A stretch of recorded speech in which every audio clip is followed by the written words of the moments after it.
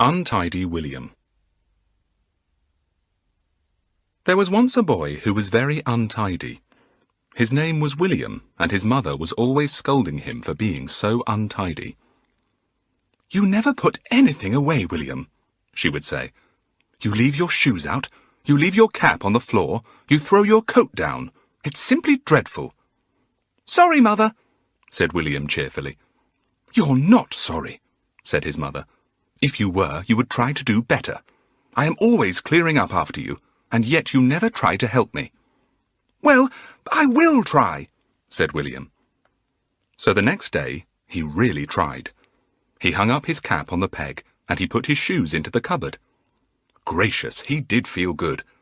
But as he dropped his coat on the floor and left his scarf on the stairs, he didn't really do very well after all. He went upstairs. He opened the desk he had there to find a favourite pencil. He couldn't find it, so he scrabbled about in the desk just as if he were a dog scratching in the ground for a hidden bone. And of course, everything went flying out of his desk onto the floor. Did William pick them up? Of course not. Hadn't he hung up his cap on the peg and put his shoes away in the cupboard? Well, that was tidiness enough for one day as far as William was concerned. Then William sat down on the clean bed cover and creased that. He knocked his pyjamas onto the floor and didn't pick them up. His mother came in to speak to him and saw the untidy mess in his bedroom. "William, I thought you were going to try and be really tidy today," she said. "And you seem to be worse than ever." "Well, Mother, I like that," said William. "Didn't you see how I had hung up my cap on its peg and put my shoes away in the cupboard? I do think you might have noticed that." "All I noticed was that your coat was on the floor in the hall and I tripped over your scarf as I came upstairs," said his mother. "William, I don't know what to do with you." She went out of the room. William sat and thought for a minute. Then he got up. "I've often read in stories that people can get spells from the fairy folk to put things right when they are untidy and untruthful or greedy," he thought. "I've a good mind to go to old Dame Goody and ask her if she knows of one to keep me tidy. Then I wouldn't keep getting into trouble with Mother. It would be so nice to be tidy without having to keep on remembering it." He put on his outdoor things and went up to the hill where old Dame Goody lived. She was a funny little old lady, and she had most peculiar eyes. Sometimes they looked grey, and sometimes they looked green. That was because her grandmother had been first cousin to a fairy.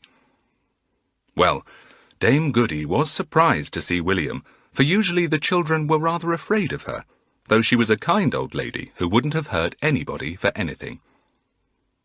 "Good morning, Dame Goody," said William. "I expect you know that I'm awfully untidy, don't you?" "Well, I can see it," said the old woman, looking down at William's shoes, which were both undone, and at his coat, which had the buttons done up wrongly. "Do you think you could possibly give me a spell to make me tidy without my bothering much about it?" asked William. "I would so much like one. I could pay you for it. I've got a shilling in my money box." "Well, I believe I have got an old spell tucked away somewhere that my grandmother had by her," said Dame Goody, her eyes suddenly looking very green. "And if it would do for a tidy spell, you can have it for a shilling." She went off into the back room, and William heard her hunting in drawers for the old spell. At last she came back, smiling. She held a funny little tin in her hand. It was bright blue, and at the top it had a head instead of a lid. "I've found the spell," said Dame Goody. "I'll scatter it over you, and then you will find that your things will all be terribly tidy." "But I want to be tidy," said William, "not my things." "Well, it's easier to make your things tidy than you," said Dame Goody. "Now stand still, please." William stood still. Dame Goody took off the funny little wooden head that was on the top of the tin instead of a lid, and scattered a blue powder all over William. "I feel as if you are peppering me," said William, beginning to sneeze. "Achoo!" Dame Goody muttered a string of magic words that sounded very strange to William. Then she clapped the lid onto the tin and nodded her head at him. "The spell will work tomorrow morning," she said. "I hope it's all right. It's rather old, you see. It may have gone a bit wrong." "What should it do?" asked William. "Well, it should make anything belonging to you put itself neatly away," said Dame Goody. "Your pencils should put themselves away in the box. Your cap should hang itself up on the peg. Your clothes should fold themselves up neatly when you take them off and put themselves on a chair or away in a drawer." "That sounds marvellous," said William, pleased. "Thank you, Dame Goody. I shall now be known as the tidiest boy in the country." He went off, smiling, wishing that the next day would come quickly. It came. William awoke, dressed himself, and then threw down his pyjamas on the floor on purpose to see if the spell was working. And do you know, those pyjamas solemnly got up, folded themselves neatly, and put themselves into the pyjama case on the bed. It was most extraordinary to watch them. "This is great," thought William. "Simply great." He threw his toothbrush onto the floor. It at once flew up into the air and settled itself calmly into the tooth-mug. William was very pleased indeed. He went downstairs in good time for breakfast. His father was there, reading the newspaper, and he looked up as William came in. "Hello, son," he said, and then buried himself behind the paper again. "Sit down and get on with your porridge," his mother called from the kitchen. "I'm just getting the bacon and eggs." William sat down. He was just about to put sugar on his porridge when something most peculiar happened. His shoes came off and his socks unpeeled from his legs. William looked down in astonishment. Whatever could be happening? To his enormous surprise, he saw his shoes hopping neatly together over the floor. They went out of the door, and he heard them going to the hall cupboard. Well, well, well! His socks rolled themselves into a neat ball, and then bowled themselves out of the door too. They went upstairs and put themselves into a drawer. Then William's jacket took itself off William and flew away to hang itself up. His shirt and tie came off, and his shorts. They all folded themselves up very neatly indeed, and then went upstairs to put themselves away. And there was William sitting at the breakfast table in his vest. He simply didn't know what to do. "My goodness, the spell has gone wrong," he thought in dismay. "Instead of waiting until I was untidy, my things have put themselves away now. I'd better creep upstairs before anyone sees me and dress again." Well, William was just about to creep away when his mother came into the room with the bacon and eggs. She saw William sitting at the table in his vest, and she almost dropped the dish in amazement. "William, why haven't you dressed? Don't you know that you are only in your vest? Really, is this the way to come down to breakfast? What in the world are you thinking of?" Daddy looked up in surprise. How he stared when he saw poor William in nothing but his vest. "Is this a joke?" he asked. "Because if so, I don't think it is at all amusing. Boys who come down in their vests ought to be punished." William fled upstairs. Goodness, this was dreadful. He didn't like it at all. William found his things in the drawers and in his cupboard and dressed himself again. He tied his shoelaces firmly in a knot in case his shoes thought of hopping off again. He did up all his buttons tightly. "It would be simply dreadful if they all came off again," he thought. "I really don't know what Daddy would say." Well, nothing happened at breakfast time except that a spoon, which William dropped, hopped up to the table again on its own and put itself neatly by William's plate. "Now that's good," thought William. "That's the sort of thing I wanted the spell for. If only it goes on working like that, it will be fine." But it didn't. William put on his cap, jacket, scarf and gloves and went to catch the bus to go to school. And in the bus, his cap, jacket, scarf and gloves all undid themselves and sailed away out of the bus door. They fled home, hung themselves up or put themselves in a drawer, and there was poor cold William shivering in the bus without any of his outdoor clothes. There was only an old man in the bus besides William. The conductor was on the top of the bus. The old man was rather astonished to see William without any cap or coat, but he said nothing. But Mr. Brown, his teacher, said quite a lot. "William, How is it that you have come to school like this? Really, what are you thinking of to come without your cap or jacket? You will catch a dreadful cold on this bitter winter day." William couldn't say that his things had flown away by themselves, so he said nothing. He went into his classroom and sat down. And immediately all the pencils, rubber and pocket knife in his pocket hopped out to the desk and put themselves tidily into his pencil box. Mr. Brown heard the noise and looked up. "Is it really necessary to make all that noise with your pencil box, William?" he asked. William said he was sorry and glared at his pencils and rubber and knife. His pencil box lid shut down with a snap. And then the books on William's desk decided that the right place for them was the bookcase. So they took a jump and landed on the bookshelf with a crash. Everyone looked up. "William, did you throw your books onto the shelf?" asked Mr. Brown. "What can be the matter with you today?" "I didn't throw them," said William. "Well, I suppose you will tell me that they jumped there themselves," said Mr. Brown. "That's just what they did do," said poor William. "Any more of this behaviour and you will stay in at the end of the morning," said Mr. Brown sternly. William looked worried. He did hope that the spell wouldn't work any more that morning. Oh, why had he ever tried to get a tidy spell? It was getting him into great difficulties. After playtime that morning, the children settled down to a history lesson. Mr. Brown was teaching them about the people of long ago. William listened well, for he loved history stories. And then he felt his right shoe twisting about on his foot. The spell was beginning to work again. The shoe wanted to take itself home and put itself away into the cupboard, but William had tied the laces very tightly, and it couldn't get itself off. William tried to keep his foot still, but the spell worked very hard, and the shoe twisted about so much that it twisted William's foot with it. "William, is it you fidgeting?" cried Mr. Brown at last. "Keep your feet still."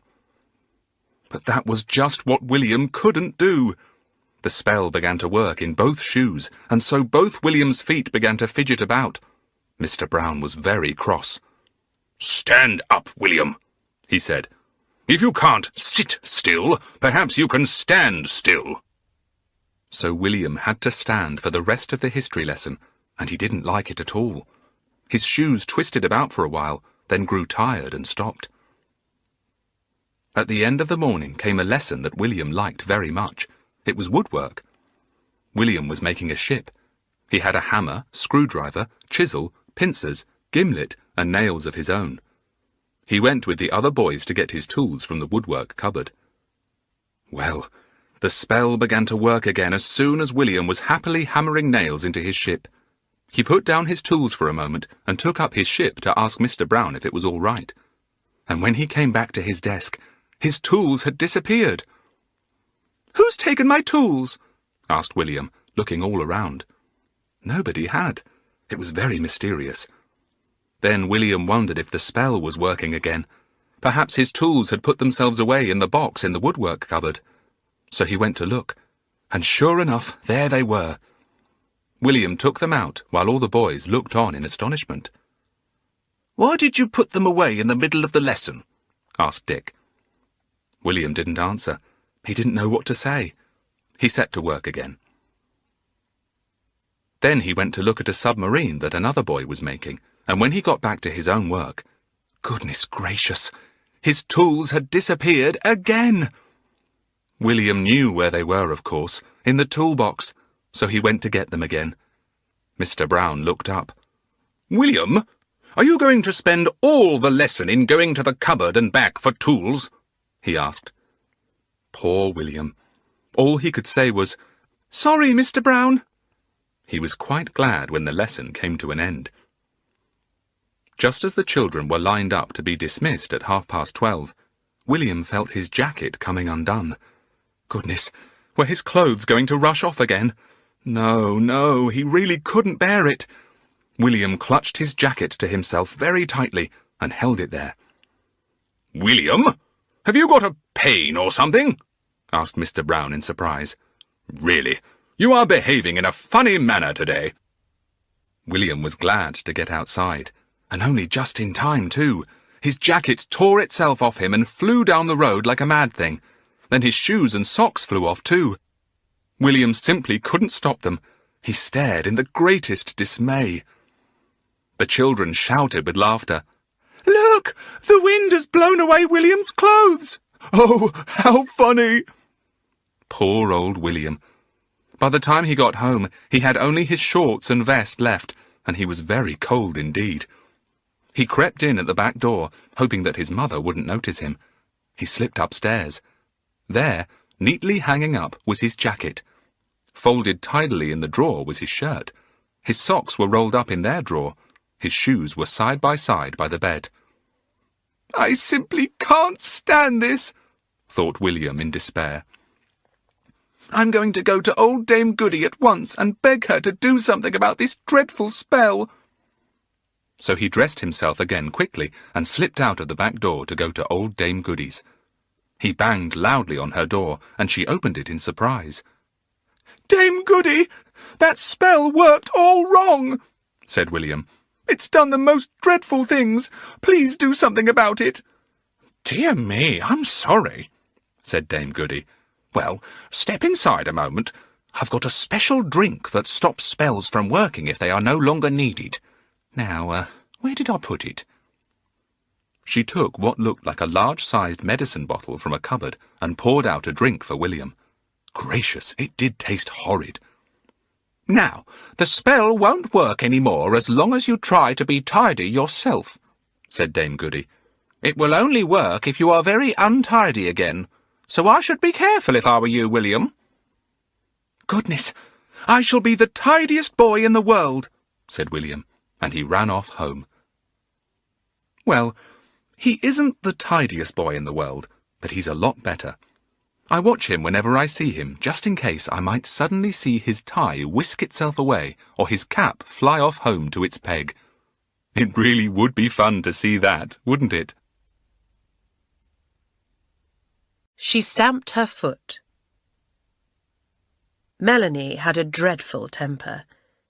When she was in a rage, she went red in the face, shouted, and then stamped her foot. "Melanie, please don't stamp your foot at me," said her mother crossly. "No matter what you want, I shan't give it to you if you stamp like that. It's rude." Melanie stamped her foot again. It wasn't a bit of good. She was just sent up to bed. So after that, she didn't stamp her foot at her mother any more, only at her friends. They couldn't send her to bed, but they didn't like her at all when she stamped her foot at them. One afternoon, Melanie went to pick blackberries in Farmer Giles's field. She knew where there was a fine hedge of them, and as they were the last of the autumn's feast of blackberries, she meant to have a very nice time. But she found a little old lady there, picking quickly and putting the big, juicy blackberries into her basket. Melanie stared in rage. "I came to pick these blackberries," she said. "So did I," said the old lady, still picking. "I saw them the other day, and I said to myself that they should be mine and no one else's," said Melanie, going red in the face. "How funny. That's just what I said to myself," said the old lady, still picking hard. Melanie stared crossly. "I want those blackberries," she said. "So do I," said the old lady. "You can share them, can't you?" "You've picked all the biggest. You're greedy," said rude Melanie. "What an unpleasant child you are," said the old lady, staring at Melanie out of curious green eyes.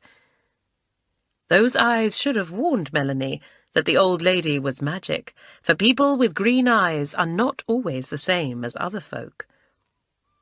"You're not to talk to me like that," said Melanie, and she stamped her foot. "You're not to, you're not to." "Don't stamp your foot at me, or you'll be sorry," said the old lady, and her eyes looked rather fierce. But did Melanie care? Not she. She lost her temper all in a hurry and began to shout and stamp. "I want those blackberries!" Stamp, stamp. "I want those blackberries!" Stamp, stamp. "I want those blackberries!" Stamp, stamp, stamp! The old lady looked at Melanie in the greatest surprise. "My dear little girl," she said, "you shouldn't have been a child at all. You should have been a pony. Then you could do all the stamping you please." "Give me those blackberries!" shouted Melanie, and she stamped so heavily on the grass that she squashed it flat. "I don't mind horses stamping at me, but I won't have little girls behaving like this," said the old woman, and she waved a thin brown hand at Melanie. "Be a pony. Run away and stamp all you like." And then, to Melanie's enormous dismay, she found that she was no longer a little girl, but a small brown pony with a white star on its head. She had 4 legs and a long tail. She stamped with her forefoot on the grass and opened her mouth to shout, but she neighed instead. "Nay, hay!" "Well, if you want hay, go and get it," said the old lady, going on with her picking. Melanie was frightened by her hoarse voice and ran away round the field. Oh dear, this was dreadful. She was a pony. Fancy that, a pony. She couldn't speak like a little girl. She couldn't pick blackberries, for she had no hands. She could still stamp, and she could wave her long tail about. How very, very frightening. Melanie wanted to go home, so she ran to the field gate, but it was shut. Melanie stamped her foot, and the old lady laughed. "Stamp away. I always love to see a horse stamping with its hoof. It's right for horses to paw the ground. Stamp all you like, little pony, and enjoy yourself." But Melanie wasn't enjoying herself one bit. Supposing the farmer came by and put her between the shafts of a trap to take people for rides? Suppose he wanted to ride her? He was such a big, heavy man. And what about her food? Would she have to eat grass? Melanie put her big pony head down to nibble the grass to see what it tasted like. It was horrid. She still had the tastes and feelings of a little girl, although she had the body of a pony. Whatever was she going to do? Why, oh why, had she stamped at that old woman? Just then, George, John, Lucy and Rob came into the field. "Look!" cried Rob. "A new pony! Let's ride him!" Melanie was full of horror. What? Let those children ride on her back? Never! She ran away to a corner of the field, and the children followed. The pony stamped her foot at them, and the children laughed. "He's like Melanie," they cried. "He stamps his foot just like Melanie." Just then the children's mother came along and called to them.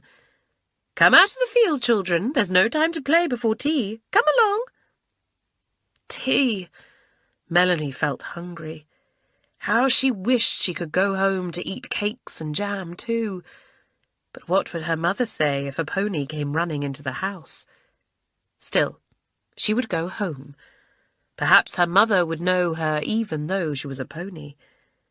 Melanie cried a few big tears out of her large pony eyes. She cantered out of the gate that the children had carelessly left open and went down the lane to her home. The door was open. The pony cantered inside, and there was her mother, laying the tea. "Good gracious! A horse coming to tea!" said Melanie's mother. "I've never heard of such a thing. Shoo! Shoo! Go out at once!" Melanie went right into the room and put her big pony head on her mother's shoulder. Tears ran down her big brown pony nose. "Well, look at this!" cried her mother in greatest amazement. "A pony crying on my shoulder. Poor creature, what's the matter? Now, pony, don't be silly," said her mother, pushing it away. "Do you think you're a little dog or something, trying to get on my knee? You'll be borrowing my handkerchief to wipe your eyes next. Dear, dear, I don't understand this. I must be in a dream." A voice spoke from the doorway. "No, you are not in a dream. That is Melanie, but she stamped her foot at me, so I changed her into a pony for a time. Horses may stamp when they please, but not children." "Oh dear, cried Melanie's mother, putting her arms round the pony's neck. Now I understand what this poor pony wants. Old woman, you are magic. Change my little girl to her own shape, please. I am sure she will never, never stamp her foot at you again." "Will you ever stamp your foot again, Melanie?" the old lady asked the pony. It shook its big head at once. The old woman waved her hand, and lo and behold, the pony disappeared, and there was Melanie, looking rather small and scared. "Goodbye," the old lady said to her. "Remember that only horses stamp, so be careful you don't change into one again. You never know." She went out with her basket of blackberries. Melanie looked at her mother. "Don't let me stamp my foot any more," she wept, glad to find that she didn't neigh this time. "Well, you must try and remember yourself," said her mother. "I can't tell your feet what to do." Melanie laughed through her tears. "I'll try and remember," she said. "I don't want to eat grass any more. And you don't want a pony stamping about the kitchen, do you, Mummy?" "All the same, I hope I'm there if Melanie ever does stamp her foot again. It will be so surprising to see her change into a pony." He was a bit too quick. Whenever any of the 3 children had a sore throat, Mother always made them a cup of blackcurrant tea. It was lovely. She took out a pot of blackcurrant jam, put a big spoonful into a cup, and then poured boiling water onto it.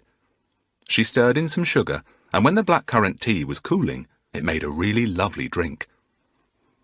"It's almost worthwhile having a sore throat to be able to drink a cup of Mother's blackcurrant tea," said Judy. "And my throat is always better after it, always." "So's mine," said Jack, and Pat said the same. When George, their cousin, came to stay with them, they told him about the blackcurrant tea too. "Judy's just had a bad throat, and Mother made her some blackcurrant tea," said Pat. "It made her throat much better, so Mother gave her another cup of it, and after that her throat was well. It's simply lovely stuff." Now, George was an artful boy and very greedy too. He thought that blackcurrant tea made from jam would be a lovely thing to have, much nicer than lemonade. But what a pity to have to wait for a sore throat before he could have any. And then he suddenly had one of his ideas. He could easily pretend he had a sore throat. "If I go around coughing a bit and saying my throat hurts, Aunt Susan will be sure to give me blackcurrant tea," he thought.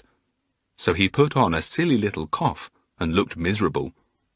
"My throat hurts," he told the others.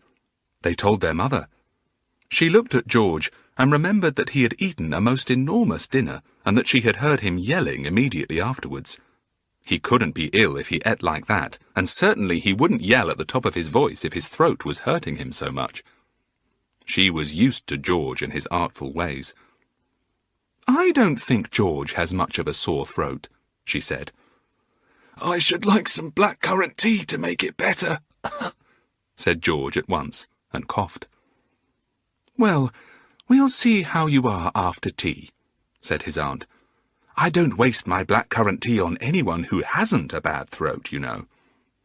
George scowled. Then he made himself cough so much that his throat really began to feel quite sore. His aunt took no notice, but went out of the room. "I think your mother's unkind," said George to Pat. "She's not," said Pat at once. "I expect she's gone to get the blackcurrant jam. You'll find it all ready for you to drink soon." George hoped Pat was right. He waited for his aunt to come back, but she didn't. He went up to his bedroom, took down a book, and sulked over it for a long time. Horrid Aunt Susan! His mother always made such a fuss of him if he so much as pricked his finger. After some time, he went downstairs to find the others. They had gone out for a walk. George went into the kitchen, scowling and cross. How horrid everyone was! But then his face brightened. In the middle of the table was a cup of some purplish stuff. Blackcurrant tea, thought George. Was it for him? Well, he'd drink it anyhow, whether it was for him or not. It looked lovely. He tipped up the cup and drank the purple liquid straight off. He put the empty cup down and made a face. Oh, what a nasty taste! Well, if that was blackcurrant tea, he certainly didn't want any more. How simply disgusting! However could the others like it so much? It wasn't even sweet. He decided not to say anything more about his throat at all, in case his aunt offered him some more of that horrible tea. So when the others came home, he announced that he was quite well again and ready for a game. "Is your throat better, then?" said Judy in surprise. "Yes, I drank a cup of your mother's blackcurrant tea, and it got quite well," said George. "What game shall we play now?" "Pat doesn't feel very like a game," said Judy. "She's got a sore throat now. It came on when we were out. She's gone to ask Mother for some blackcurrant tea." Soon Pat came in with her mother. She held a cup full of purplish stuff in her hand. George shuddered. He looked at his aunt. She carried a cup too. "Here you are, George," she said, holding it out to him. "Drink this. You asked me for it before. It will be good for your throat." "No, thank you, Aunt Susan," said George. "I've already had 1 cup of blackcurrant tea, and it's made my throat quite better." His aunt stared at him in surprise. "Who gave you the tea? I haven't made any till now." "I found a cup of it on the table there," said George. "It was delicious, Aunt Susan. I drank it all up, and my throat's better." To his surprise, Judy, Jack and Pat suddenly began to scream with laughter. Mother was surprised too. "Oh dear! What do you think George has done?" cried Judy at last. "We painted in our painting books this afternoon, and when we went out we cleared up except for the paint water. We left it in a cup on the table, and George must have thought it was blackcurrant tea and drank it up. Oh, George!" George went scarlet. His aunt laughed and laughed, and the others clutched each other and roared helplessly. "He drank our dirty painting water. Was it lovely, George? Have some more?" "Well, George," said his aunt, "I'm very, very glad to hear that you've cured your bad throat with a dose of painting water. How clever of you. I shall know what to give you next time you have a bad throat." So now poor George never dares to say he has a cold, just in case his aunt remembers what she said and gives him painting water to drink. Well, he shouldn't have pretended, should he? The Poisonous Berries. "Let's go for a walk and see if the nuts are getting ripe," said Harry. "Yes, let's," said Jane. "We'll get Anna and Jack too, and perhaps George will come if he's done his work." "Are you going out?" called Mother. "Well now, be careful not to eat any berries that you don't know. You're safe with blackberries and bilberries, but no others, mind." "Mother does fuss over us," said Harry impatiently. "We should know by the taste if any berries weren't good for us. Hi, Anna. Hi, Jack. Coming for a walk to see if there are any nuts ripe yet?" "Yes, rather," cried Jack. "George, have you finished your homework? Come along too." So the 5 children went for a good long walk to the woods. By the time they got there, they were hungry. "Oh, I could eat about 100 nuts," said Jack. "I do hope we find some." "There ought to be some blackberries too," said Jane, looking all about. "But I think heaps of people must have been here before us. There's not a single berry to be seen. And we couldn't find a single bilberry either, as we came across the common," said George. "Well, let's hope there are some nuts. Oh, look, there's a big cluster up there in that hazel tree." But alas, not one of the green nuts was ripe. It was too early in the autumn for them. The children were disappointed. "I do wish we'd brought some chocolate or something with us," said Harry. "I really am hungry." "Look, don't those berries look gorgeous?" cried Jane, suddenly pointing to some brilliant red berries growing on a small plant in a wet ditch. "Shall we taste them?" "Of course not," said Anna at once. "You know what our mothers say. We must never eat strange berries." "Well, I don't see that a taste would do any harm," said George. "I'm jolly hungry. If they taste sweet and good, they'll be all right." "Let's taste them," said Harry. "I think you're very silly," said Anna. "Old prim and proper," said Jane, laughing. "You needn't have any." The children picked the berries and put them into their mouths. Jack spat his out at once. "Don't like it," he said. George rolled his round his tongue and then spat it out too. "Not sweet enough for me," he said. Harry tried to swallow his, choked and spat it out. "It doesn't taste too good," he said. "Spit yours out, Jane." But Jane wouldn't. She was always more daring than the rest. "It's nice," she said. "Lovely and juicy. I'll have 1 or 2 more." "You're silly," said Anna. "I shall tell your mother you're being dangerous." "Tell, tale, tell, tale," shouted everyone, dancing round Anna. She went very red. "I don't care," she said. "There are times when tales have to be told, when it's only sensible to tell them. Suppose Jane gets ill and nobody knows what's the matter with her. Wouldn't you all be glad if I'd told her mother and she knew how to make her better then?" "I shan't be ill," said Jane, dancing about, chewing the berries. "You're an old fusspot." But do you know, long before they got home, Jane began to feel rather ill. Her face went white and she felt sick. She didn't say a word to the others. She didn't want Anna to say, "I told you so." She ran indoors when she got home and went up to her bedroom. She really felt very sick indeed, but she wasn't going to tell Mother. She just wouldn't. But Anna did. She went into the kitchen where Jane's mother was ironing some clothes and spoke to her. "Please, Mrs. Brown," she said, "I don't think Jane is very well. She looked very white when she was coming home." "Oh, dear," said Jane's mother in alarm. "What do you think is the matter with her?" "Will you think I am telling tales if I tell you?" asked Anna. "Of course not.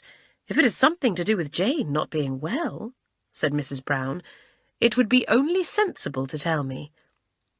"Well, Mrs. Brown, Jane ate some bright red berries out of the ditch," said Anna. "I'm afraid they were poisonous." "Thank you for telling me," cried Mrs. Brown, and she rushed upstairs to find Jane. Jane was very ill.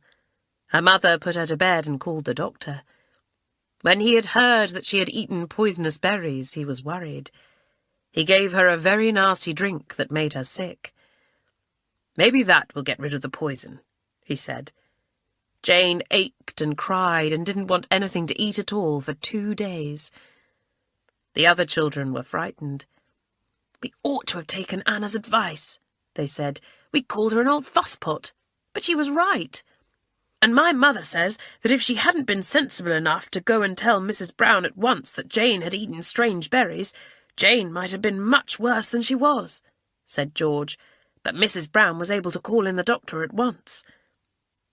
"Well, there's one thing I've made up my mind about," said Jack, "and that is, I shall never eat any berries I don't know in future." Jane got better in 4 days. She still looked rather white when she came downstairs. She was pleased to see Anna when she called with some barley sugar for her.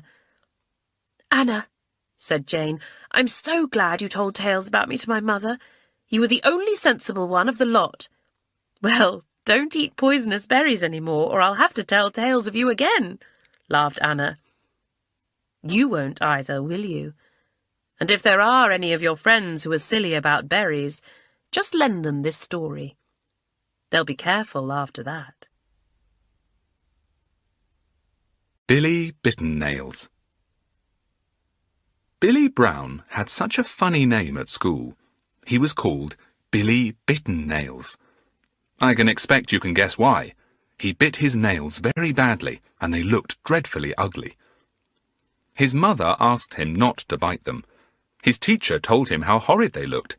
His friends laughed at him and said, "His nails must taste nice because he always seemed to be eating them." But nothing that anyone said made any difference to Billy Bittennails. He just went on biting them. Now, one day Billy did a good turn for the pixies. He happened to be going through the woods when he heard somebody making such a fuss. "Look at that!" cried a little high voice. "Right up in the tree where I can't possibly reach it. It's too bad of the goblins to play a trick like that on me. I can't possibly get it again. It's much too high in the tree." Then Billy heard other little voices, and he peeped round the tree to see what all the fuss was about, and to his great surprise he saw 3 small pixies looking up into a prickly holly tree. "Hello," said Billy. "What's the matter? What is up in the tree?" "My best hat," said one of the pixies. "The goblins came along a few minutes ago, snatched my hat off my head and threw it up into the tree. I can't get it because it's too high up, and the tree is terribly prickly." "Well, I'll get it for you," said Billy, picking up a stone. "I can aim very well. I'll knock your hat out of the tree in a twinkling. Stand away, or the stone may hit you." Billy threw the stone hard at the hat. It hit it. Bang! The hat fell down out of the tree, almost onto the waiting pixie's head. He gave a squeak of delight and caught it. "Thank you, you kind boy," said the little fellow. "It's so good of you to help me. I'll do something for you in return. Now, let me look at you.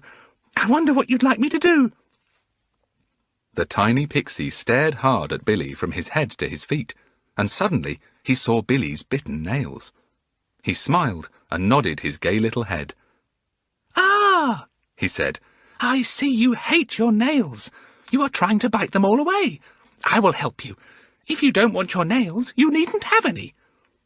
Before Billy could say anything, the little pixie touched all his nails one after the other with his own tiny fingers. As he touched them, he said such a magic word that Billy trembled. He had never heard a magic word before, and it had a very strange and curious sound. "There you are!" cried the pixie in delight.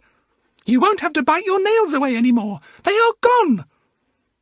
Billy looked down at his hands, and how he stared. All his nails were gone. Yes, really, his fingers were very queer-looking indeed. Just fingers right to the top without any nails at all. Whatever would everyone say?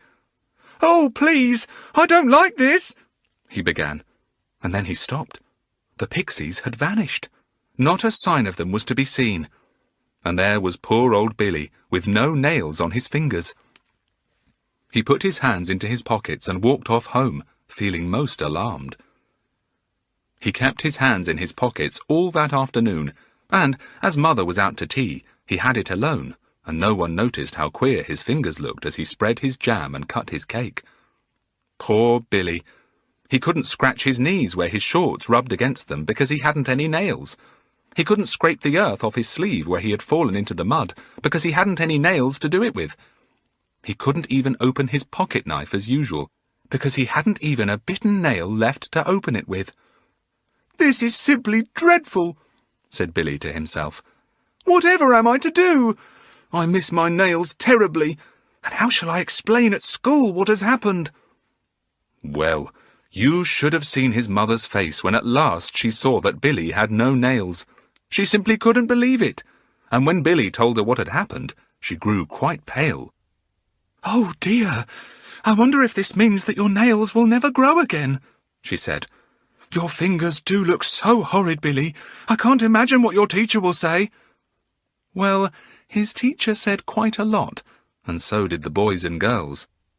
"I don't know which is the more horrid of the two, Billy," said his teacher. "To have bitten nails, or to have no nails at all. You are a most unfortunate little boy. First you make your own fingers ugly, and then the pixies make them even uglier. Well, you must do the best you can without nails. You must get the other children to open your pocket knife for you when you want to sharpen your pencils." Billy didn't say anything. He wished and wished that he had never in his life bitten his nails. It was very bad luck that just when he had seen and helped the pixies for the first time, the reward they had given him was something he didn't want. "I'll go through the woods again and call the pixies," thought Billy to himself. "Perhaps they will give me my nails back again." So he went. He stood beneath the big holly tree and called loudly, "Pixies! Pixies! It is Billy calling you! I want you!" Up ran the tiny pixie whose hat he had got from the tree. "Hello, Billy," he said. "What's the matter?"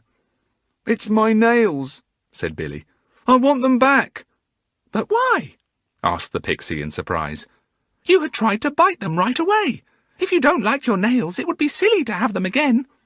"I do like my nails," said Billy. It was a silly habit I got into. Please give them back to me." "Well," said the pixie, "I can make them begin to grow again, Billy, but I'm afraid they won't be quite the same sort of nails that you had before. If you bite them, they will squeal out, because they will be magic nails. You will hurt them if you bite them." "Well, I won't bite them," said Billy. "Please make them grow again."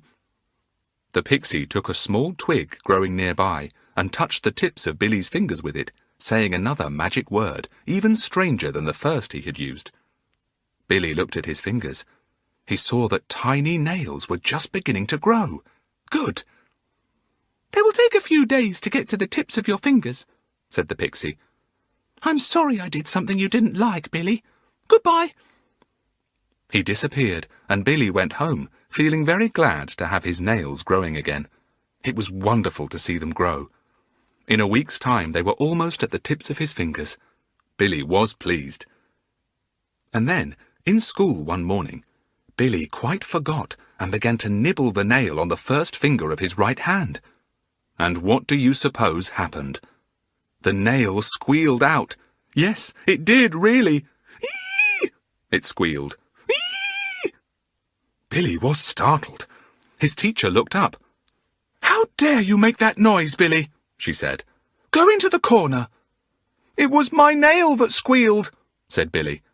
"Don't tell me such silly stories," said his teacher. And Billy had to go into the corner. The next time that Billy bit his nails, he was in church on Sunday. Oh dear, oh dear. He bit the nail on the little finger of his left hand, and it squealed out loudly. "Ee! Ooh! Ee!" Billy's father was so angry. He took Billy by the arm and marched him straight out of church. Billy didn't dare to tell his father that it was his nail that had squealed, because he felt sure his father wouldn't believe him. He was in disgrace all that day. The next time that Billy bit his nails, he was at a party. It was a most exciting one, and Billy began to bite his nails. "Ee!" said one nail. "Ooh!" said another. "Owie, owie, owie, ow!" said a third. Everyone looked at Billy. "Poor little boy, he doesn't feel well," said the lady who was giving the party. She took Billy's arm and went out of the room with him. "You had better go home, Billy," she said. "You are not well." "It was my nails that squealed like that, not me," said poor Billy. "Oh, no, dear," said the lady. "You mustn't tell silly stories like that. Here's your coat. Run home and tell your mother you don't feel well." Billy went home, and on the way he made up his mind that never, never again would he bite his nails. It was simply dreadful to have them squealing like that. He would let them grow properly, and perhaps in time they would be like everyone else's nails. So he hasn't bitten them again. He showed them to me yesterday. They are so nice and round and long. But I do wonder what will happen when he cuts them. Perhaps they won't mind that. Perhaps it is only biting they don't like. What do you think? The Forgotten Canary. There was once a little canary called Feathers. He lived in a blue cage in Katie's nursery, and he belonged to Katie. At first, Katie loved Feathers and looked after him well. Each day she cleaned his cage, gave him new seed and fresh water. At tea time she gave him a lump of sugar, and every day she looked for a bit of groundsel to give him for a treat. Then, when it was no longer fun to look after him, Katie began to get tired of him. She gave him no groundsel. She forgot his lump of sugar. One day she didn't clean his cage. Another day she didn't give him any fresh seed because she thought he had enough. She didn't guess how he looked forward to turning over fresh seed every morning. And then, worst of all, she forgot his water. Mother saw that he had very little water and scolded Katie, and the little girl was ashamed. For 4 days she cleaned his cage properly, gave him food and water, and even picked a bit of groundsel for him, and put in a dish of water for a bath. Then she forgot again. Feathers was very unhappy. He could not sing because he was so thirsty. 20 times a day he went to his water dish and looked at it with his head on one side, hoping and hoping that there might be just a drop of water there. But of course there wasn't. "Tweet, tweet!" called Feathers loudly. Katy was putting her dolls to bed and took no notice. "Tweet, tweet!" called Feathers again. It wasn't a bit of good. "I'm in this little cage, and I can't get out to find food and water for myself," thought the canary sadly. "If I were a sparrow, I could hunt for seed for myself. If I were a chaffinch, I could go to the nearest pool for a drink. But I'm a canary in a cage, and I can't look after myself at all." Poor little canary. He had no drink for 2 days, and the seed in his little dish was nothing but husks. It was dreadful. He drooped his little yellow head and thought he would die. "Have you fed the canary this morning?" said Mother, putting her head in at the door. Katy knew she hadn't, and she knew that Mother would be very angry with her if she found out that her canary had no food. So what did the naughty little girl say? "Oh, yes, Mother, Feathers is quite all right." It was a naughty story, and Katy was ashamed of herself for telling it and went very red. But Mother didn't see her red face. She was busy and went off to do some ironing. "I can give Feathers some food and water at once," Katy said to herself. "Then it won't be a story." But it was a story, wasn't it? And do you know, just as Katy was going to take down the cage to clean it, Mother called her. "Katy, I want you to go and get some cakes for me. Hurry now, because there isn't much time." "I'll do the canary afterwards," thought Katy, and ran off. She didn't remember to do the canary when she came back, though Feathers was hoping and hoping that she would. The next morning, very early, a little brown sparrow looked in at the nursery window.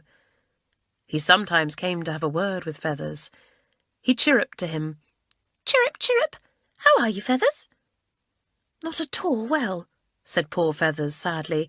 "I've had no food and no water for a long time. I think I shall soon die." "I'll bring you something to eat," said the sparrow. He flew off and came back with a few seeds in his beak. He sat on the cage wire and dropped them through to Feathers. "I can't bring you water," he said. "I don't know how to. But, Feathers, I'm going to tell the little pixie who lives in the rockery. She may be able to help you." So he flew off to tell Binks the pixie. Binks was angry and sorry to hear about poor Feathers. "I won't let that horrid Katy have a canary," she said. I won't. I'll rescue Feathers myself and set him free." "But, Binks, if you do that, everyone will see him flying about and he'll be caught again," said the sparrow. "You know what a bright yellow he is. If only he were a common brown like us, he'd never be noticed." "Don't bother me for a moment," said Binks. "I want to think." So she thought hard while the sparrow sat by in silence. "I believe there is a pot of brown paint in the gardener's shed," said Binks at last, getting up. "I'll rescue Feathers, paint him brown, and let him live with you sparrows. You can teach him how to find seeds, can't you?" "Certainly," said the sparrow, pleased. "May I come with you and see what you do, Binks?" He went with Binks. The pixie flew in at the nursery window. Katy was having her breakfast downstairs with her mother. There was no one in the nursery. Binks set down the brown paint on the windowsill and flew to the cage. "Feathers, are you well enough to fly out of the window if I open your cage door and set you free?" she asked. "I think so," said the poor canary, who felt very weak indeed. "I'll try. But what will Katy say when she finds my cage empty? Hadn't we better leave a note for her to say that I've gone?" "Yes," said Binks, "we will leave a note, and I will write it."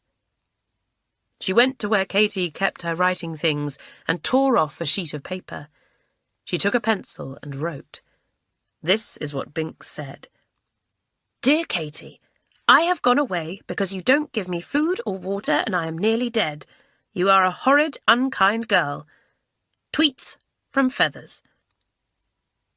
Binks opened the door of the cage and Feathers flew out. He managed to get to the windowsill, and there he perched, feeling rather wobbly. Binks put the note at the bottom of the cage and then shut the cage door again. She flew to the windowsill and picked up the pot of paint. "Just come with me to the holly tree," she said. "It isn't bare like the other trees, and you can hide there while I paint you brown. Then you'll be like the sparrows." They went to the holly tree, and in the shade of its prickly leaves, Binks painted Feathers a plain brown colour. She even painted a little black bib under his chin, just like the father sparrows were wearing then, and little bars of white in his wing feathers. When he was finished, he sat in the sun to dry. He looked like a sparrow, except his legs were a pinker colour and not quite so thick as a sparrow's. The sparrows came round him and made him welcome. "Come, and we'll show you where the best seeds are to be found," they chirruped. "You shall be one of us." So Feathers went with them and soon became very clever at finding food and water. How lovely it was to drink from puddles and to peck at wild bits of groundsel whenever he found them.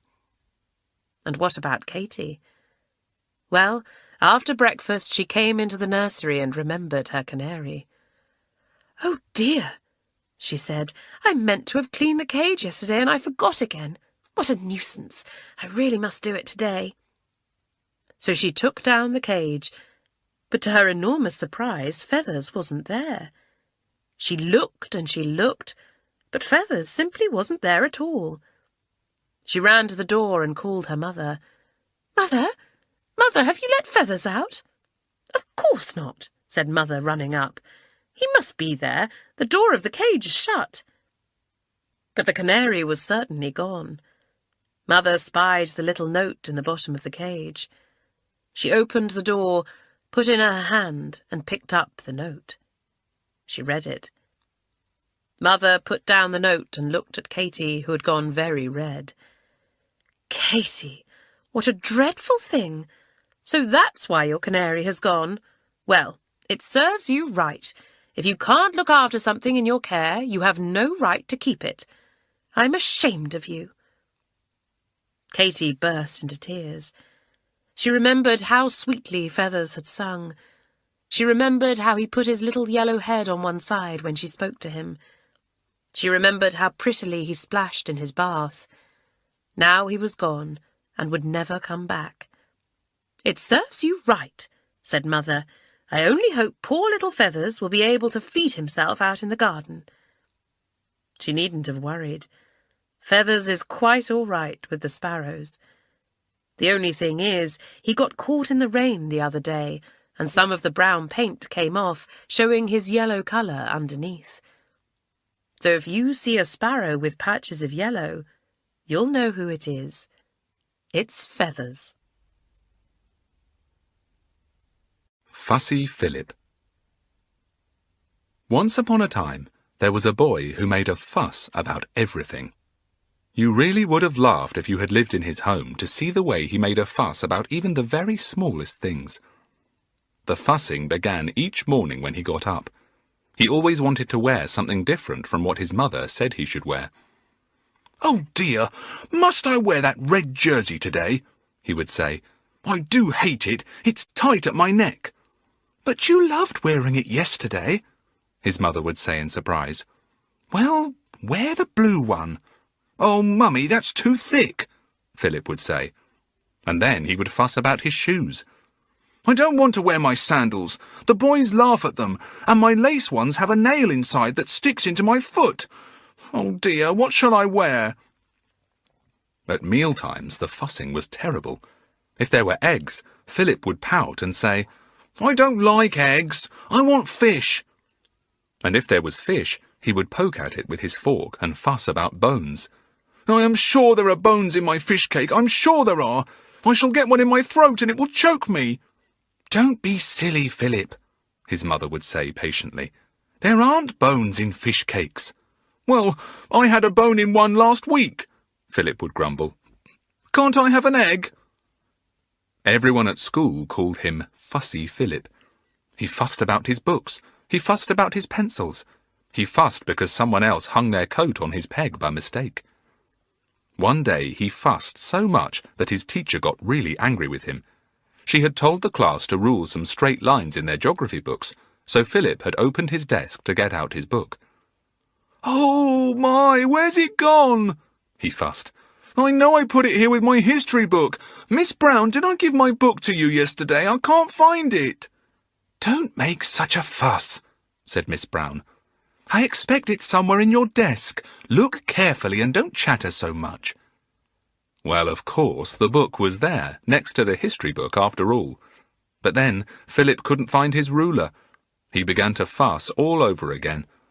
"Who's taken my ruler? Has anyone borrowed my ruler? Oh, bother, bother, now my ruler's gone. Miss Brown, I've got my geography book, but I haven't got my ruler." "Be quiet, Philip," said Miss Brown, who was getting very tired of him. "Borrow John's. He's finished ruling his lines." "But, Miss Brown, what can have happened to my ruler?" fussed Philip. "Honestly, it was here this morning. I don't want to borrow John's. It's a bit broken at the edge and it doesn't make nice lines. I want my own ruler." "Philip, if you don't borrow someone else's and get on, the lesson will be over before you've even begun it," said Miss Brown. "Look, isn't that your ruler on the top of your desk?" "Oh, good gracious me, yes it is," Philip said. "Of course, I remember now. I got it out first and put it there. And all this time I've been hunting in my desk. How funny." "It's not a bit funny," said Miss Brown crossly. "It's just silly. Do stop fussing and get on." John, who sat next to Philip, took up his pen and shook it. It was a fine new fountain pen, just filled with ink. A drop flew from the nib and landed on Philip's jersey sleeve. How he fussed again. "Miss Brown! Oh, Miss Brown, do look what John has done! He's shaken a blob of ink onto my jersey sleeve! Oh, Miss Brown, my mother will be cross, won't she?" "Philip, be quiet!" said Miss Brown in quite a fierce tone. "Your jersey is dark blue, and the ink is dark blue, and the blob won't show at all when it's dry. Press a bit of blotting paper on it." "Miss Brown, now my blotting paper is gone," said Philip, rummaging through his desk in a hurry. "Oh, goodness, who's borrowed that now? It was such a nice new piece. My mother gave it to me yesterday. Miss Brown, may I have a new piece out of the cupboard, please?" "Philip, I'm tired of you," said Miss Brown suddenly. "I never met such a fusser in all my life. If you say one word more about anything in this class, you can just put on your coat and cap and go home.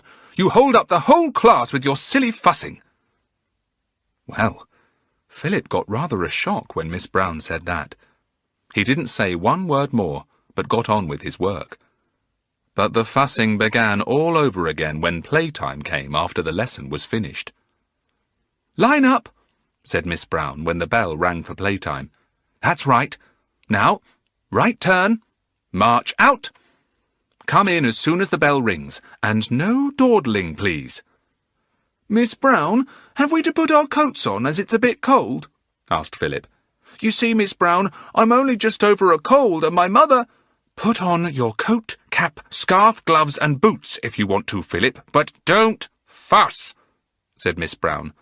"Oh, but Miss Brown, I didn't come in boots," said Philip. "Do you think I ought to have? Nobody else did." The other children marched out and soon ran into the garden to play. Only Philip was left. "Philip, I'm so tired of you that I simply wouldn't care if you went out to play in your bare feet," said Miss Brown. "I don't even care whether you go out to play at all. In another second I shall probably tell you to sit in the corner over there and think for 15 minutes about fussing and how silly it is." "Oh, Miss Brown, don't do that," said Philip in alarm, and he tried to go out of the schoolroom in such a hurry that he fell over a little table and knocked down the pile of papers there. My goodness me, how he fussed over that. "Oh dear, oh dear! Those are the papers I arranged for the painting lesson. Look, Miss Brown, they're all upset, and I did pile them together so neatly. This one's got dirty. Shall I get another sheet out of the cupboard?" "Philip, you can stay and fuss all by yourself," said Miss Brown. "I'm going into the garden. Goodbye."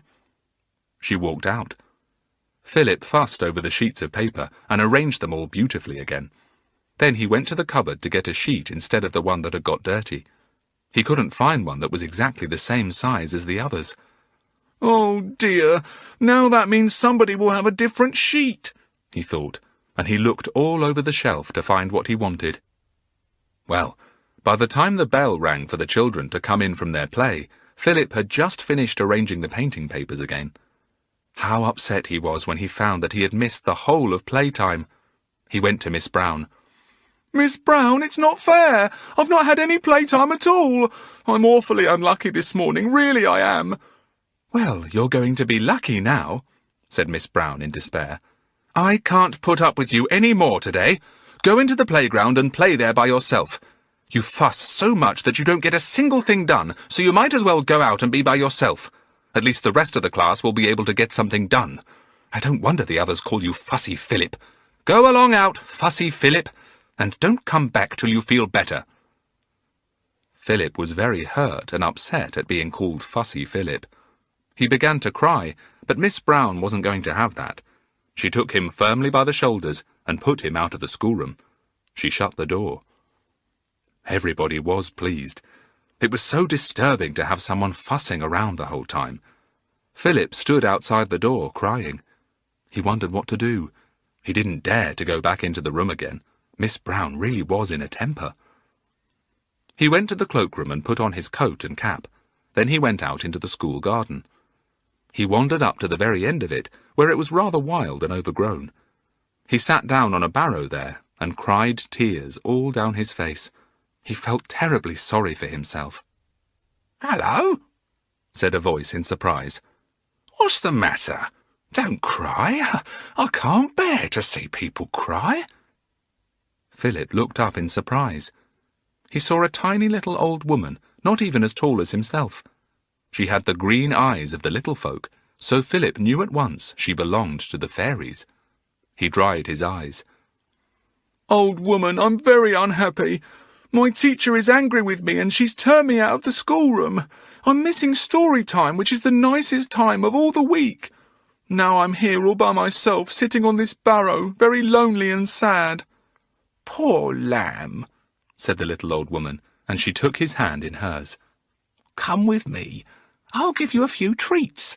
I'm just on my way to catch the bus to go to the Silver Pixies party. You come too. You'd love that." "Oh," said Philip, his eyes shining and his heart jumping for joy. "That would be marvellous. I'll come with you now." "Well, we've got to hurry," said the old woman. "The bus is due at the old oak tree in about 2 minutes. Come along." Off they went, through a small gap in the hedge. Philip felt very pleased. "Ha! Miss Brown has been horrid to me, but I'm going to have a good time. Won't she be surprised when I go back and tell her?" Philip and the little old woman hurried across the field to the old oak tree. But on the way, Philip got a tiny little stone in his shoe. It really wasn't much bigger than a grain of sand, but you know what a fusser Philip was. "Oh, I've got a stone in my shoe," he said, and he began to limp as if he had a stone as big as an egg there. The old woman stopped at once. "Dear, dear, let's get it out," she said. "But, I wonder if we'd better not stop. We may miss the bus." "It does hurt me dreadfully," fussed Philip, limping badly. "Oh, dear me, what an unlucky boy I am." "I can't bear to see you limping like that," said the old woman. "Sit down on the bank and I'll get the stone out for you." Philip simply loved being fussed over. So down he sat and let the old woman take off his shoe. She shook out the tiny little stone and was just going to put his shoe on again, when there came a rumbling noise. "It's the bus!" cried the old woman. "Quick, run!" Philip jumped up and ran, with only one shoe on. He trod on a thorn and yelled. He trod on a big stone and yelled again. Come on, said the old woman, and pulled him across the field to the bus. But alas, they missed it. The bus conductor, who, most surprisingly, was a large brown rabbit, didn't see them, and the bus rumbled away without them. "Oh, bother," said the old woman. "It's gone. What a pity you fussed about that tiny stone. It really couldn't have hurt you. Now we'll have to walk to the Silver Pixies, and we shall be late." How can I walk with only one shoe on? Said Philip crossly. Have you got my left shoe? No, said the old woman. Didn't you bring it with you, you silly boy? No, said Philip. We'd better go back for it. So back they went to look for it, but they couldn't find it anywhere. Well, you'll have to walk in one shoe if you want to go to the party, said the old woman. Come on. I do wish I hadn't missed the treat of going in that funny bus, said Philip, limping along. It had a rabbit for a conductor. The driver is a weasel, said the old woman. The tickets are biscuits. You eat them instead of throwing them away. Gracious, said Philip. What a very good idea. I wish they'd do that on our buses. They walked on for a good way, and at last came to an enormous tree. The silver pixie lives at the top, said the old woman. It's too tiring to climb up. We'll fly. She undid her shawl and shook out 2 beautiful wings that had been folded neatly underneath, rather like 2 fans. Philip stared at them in surprise. Oh, what gorgeous wings, he said. I haven't got any. I can't fly up the tree. I'll get you some, said the old woman, and she rapped on the trunk of the tree. A little door flew open, and an old brownie peered out. What do you want? He asked. Will you lend this boy a pair of wings, Longbeard? Asked the old woman. We want to fly up the tree. Come in, said the brownie, and the 2 went into his round tree house. Philip couldn't help feeling excited. The brownie put a box on his table and opened it. It was full of wings of all kinds.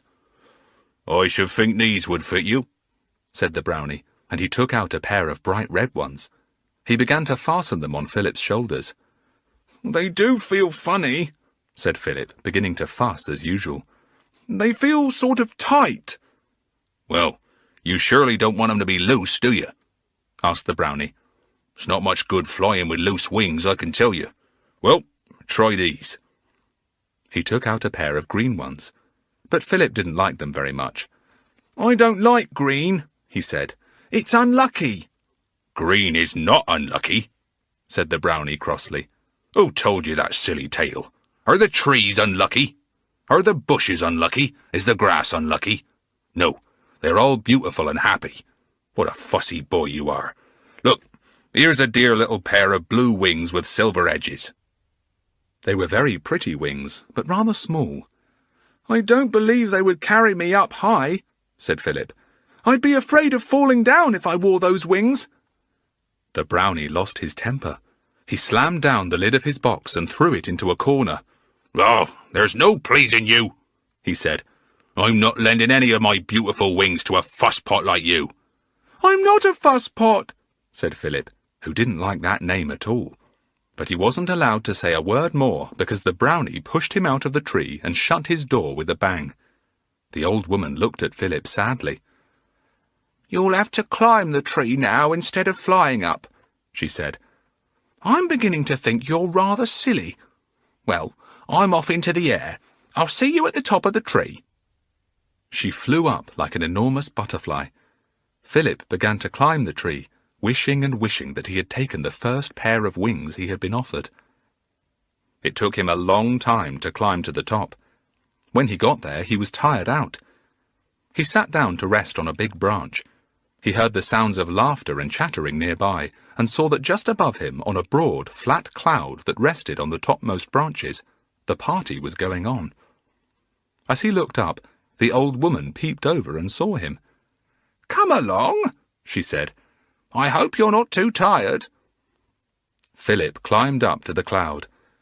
I'm dreadfully tired, he said. My poor arms! How they ache with trying to pull myself up higher and higher, and my left foot is sore because I haven't its shoe.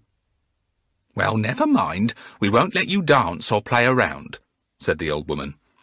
Oh, but I'd like to, said Philip, looking joyfully at all the little folk having a merry time on the flat, soft cloud. No, no, said the old woman. It would be bad for you. Look, here is the silver pixie. Say how do you do to him. The silver pixie was a tall and beautiful creature dressed in shining silver. He even had silver hair and teeth, and he was the grandest person that Philip had ever seen. "You must have something to eat," he said. "Hey, servants, bring jellies here." 2 small elves brought a big dish on which trembled a large yellow jelly. It looked marvellous. "I like pink jelly the best, really," said Philip, taking the spoon and plate offered him by the silver pixie. "But this looks lovely." "Fancy fussing about whether the jelly is yellow or pink," whispered an elf. The silver pixie turned and spoke to them. "Take this yellow jelly away and see if you can find a pink one." The elves carried away the big dish. They didn't come back for a long time. When they arrived again, they were empty-handed. "The pink jelly is all eaten," they said to the pixie. "Oh, well, never mind.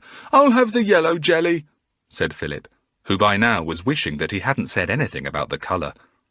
But alas, when the yellow jelly dish was found, it was empty. The guests had eaten it all. "I'm afraid you won't be able to have any jelly," said the silver pixie. "I'm really very sorry. I'll have some ices sent to you." But before the ices could arrive, a tall brownie got up and clapped his hands.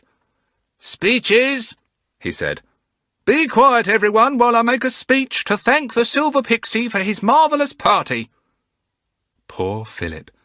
Everyone sat still, even the servants, so no one brought him any ices or any other food either. He was very sad. He saw the old woman nearby and thought he would ask her to get him a biscuit. So he crept over the cloud to where she sat listening to the brownie's speech. But suddenly, Philip reached a thin place in the cloud, and he fell through it. Down he went, and down and down. He fell through the tree branches. Bump, bump, bump. What a dreadfully tall tree! And then, bump! He was on the ground. The door in the trunk flew open, and the old brownie looked out at him. "Gracious! I wondered whatever it was coming down the tree like that," he said. "Is that the way you usually come down trees?" "No," sobbed Philip, feeling his bumps and bruises. "Oh, what an unlucky fellow I am! I've missed every single treat I might have had. I didn't ride in that funny bus. I didn't get a pair of wings from you. I didn't get any jelly to eat at the party. And now I've fallen down the tree from top to bottom." "If you take my advice, which you won't, I could cure you of your bad luck," said the brownie. "I know what's the matter with you, my lad. It's fussing. Didn't you know that people who fuss always miss the best things in life? You'll miss all the treats while you're a boy, and when you grow up into a fusser, nothing will ever go right for you. You're a fussy, fussy fusser." Philip tried to catch the old brownie, but he ran into his house and shut the door. The boy limped back to school crying. All the children had gone home, and the school was shut. Philip sat down on the step and thought hard. "It was all because of my stupid fussing that things went wrong," he said to himself. "But how can I stop? Oh, I wish I could." Well, I expect he will try, but it's very hard to stop once you've really begun. So for goodness sake, don't you be a fussy Philip, will you? I wouldn't like you to miss all the good things going. You're much too nice. The Magic Hummybugs. There were once 2 naughty little children called Thomas and Polly. They were both greedy, and if they could possibly take a cake from the cake tin, a biscuit from the biscuit jar, or a sweet when nobody was looking, they did. So you see, they were not at all honest. Sometimes they were caught and well scolded, and sometimes they were not caught. Their mother was unhappy about them, but she couldn't seem to make them any better. But one day they took sweets belonging to old Dame Quickeyes. That was a silly thing to do. I'll tell you all about it. Dame Quickeyes lived in a little cottage all by herself. She sometimes did people's washing, and she sometimes did people's mending. Polly often took her a basket of socks and stockings to darn, and the old dame was glad of the work to do. She had such good eyes that she could see perfectly well without spectacles. Now one morning, on their way to school, Thomas and Polly had to leave some pillowcases for Dame Quickeyes to wash. They knocked at her door, but nobody answered. "She's out," said Polly. "Shall we leave the parcel on her doorstep?" "No, we'll put it in at the kitchen window," said Thomas. "It's usually open." So they went round to the back, and sure enough, the kitchen window was open. Polly pushed the parcel onto the table there, and then she caught sight of something. It was a bag of humbugs. Do you know what humbugs are like? They are those lovely big striped peppermint sweets that last such a long time. Well, Dame Quickeyes was very fond of humbugs, and always had a bag of them by her side when she did her mending. And there was the bag she had bought the day before, lying on the table. "Oh!" said Polly and Thomas at the same moment, staring at the lovely bag of humbugs. "Let's take one each," said Thomas. "She won't know." So those bad children took one big humbug each out of Dame Quickeyes' bag. They were big, black and white striped sweets, and the children knew they would not have time to suck them before they got to school. So Thomas tore 2 pages out of a notebook he carried and wrapped one humbug up for himself and one for Polly. Polly put hers in her pocket, and Thomas put away his. They meant to suck them at playtime. Off they went to school. They took off their hats and coats and went to take their places. Thomas sat in the middle of the class, and Polly sat at the back. Now, although the children didn't know it, those humbugs had been bought at a little pixie sweet shop in the middle of Ho-Ho Wood. Dame Quickeyes sometimes did washing for the pixies there, and she always bought her sweets at this shop because they were so delicious. Now, those pixie humbugs had a little magic in them that made them hum whenever they got warm. You may have wondered why they should be called humbugs. Well, of course, it is because any bit of magic in them makes them hum loudly as soon as they get warm. In fairyland, they are called hummy-bugs, but we just call them humbugs for short. Well, it wasn't long before the humbugs in the 2 children's pockets began to get warm, so of course they started to hum. Zzz went the humbug in Thomas's pocket, and zzz went the one in Polly's. The 2 children opened their eyes wide in surprise when they heard this noise. It sounded like a bumblebee buzzing. Polly and Thomas looked around their desks to see if a bee was there. "Zzz, zzz," said Thomas's humbug loudly. "Zzz," said Polly's humbug too. "Who is making that noise?" said the teacher angrily. Nobody said a word except the 2 humbugs, and they answered cheerfully and loudly, "Zzz, zzz." "Somebody is humming," said the teacher. Somebody or something certainly was. Zzz! Everyone stared at Thomas and Polly, for there was no doubt the noise came from them. "Thomas, Polly, stop making that noise at once," said the teacher. "Please, we're not making any noise," said Thomas. "Zzz," said the humbugs both at once. "You naughty, disobedient children," said the teacher angrily. "Be quiet at once." "Zzz," said the humbugs, quite enjoying themselves. "Come out here," said the teacher sternly. Polly and Thomas walked out and stood in the front of the class. "Now you'll just stay standing out there until you can behave yourselves," said the teacher. "If you hum any more, I shall keep you in at playtime." Zzz, went the humbugs as loudly as ever they could. The teacher stared at the 2 red-faced children in surprise. She couldn't think how they dared to disobey like that. "Is it something you have got in your pockets that is making this noise?" she said suddenly. "Turn out everything you have there, please." The 2 children turned out their pockets.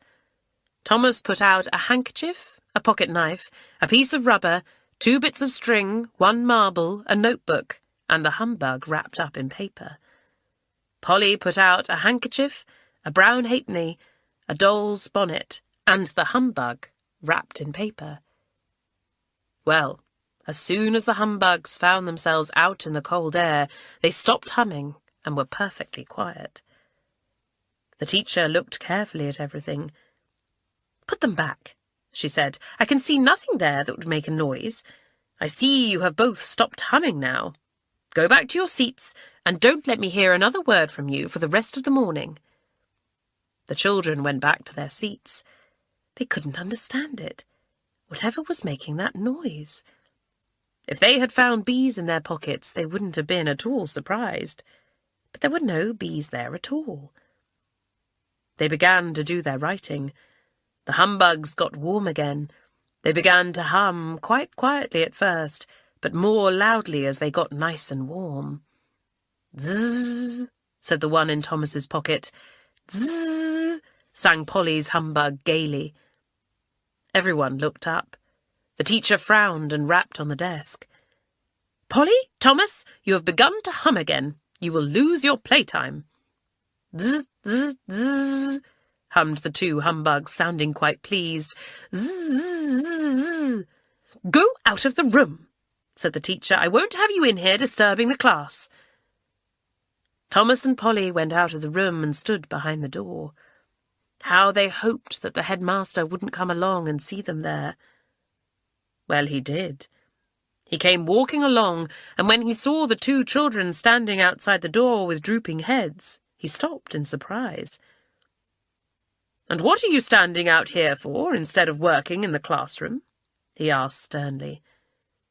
Thomas and Polly opened their mouths to answer, but the humbugs got in first. "Zzz," they hummed, and the headmaster stared in the greatest astonishment. "You had better come to my study," he said. The 2 children followed him, wondering what was going to happen. "I believe it's those humbugs we took from Dame Quickeyes," whispered Thomas to Polly. "I believe they are humming. There must be some magic in them. We'd better throw them away when we get the chance." But they didn't have a chance, for they were soon in the headmaster's study. He sat down and looked at the 2 children sternly.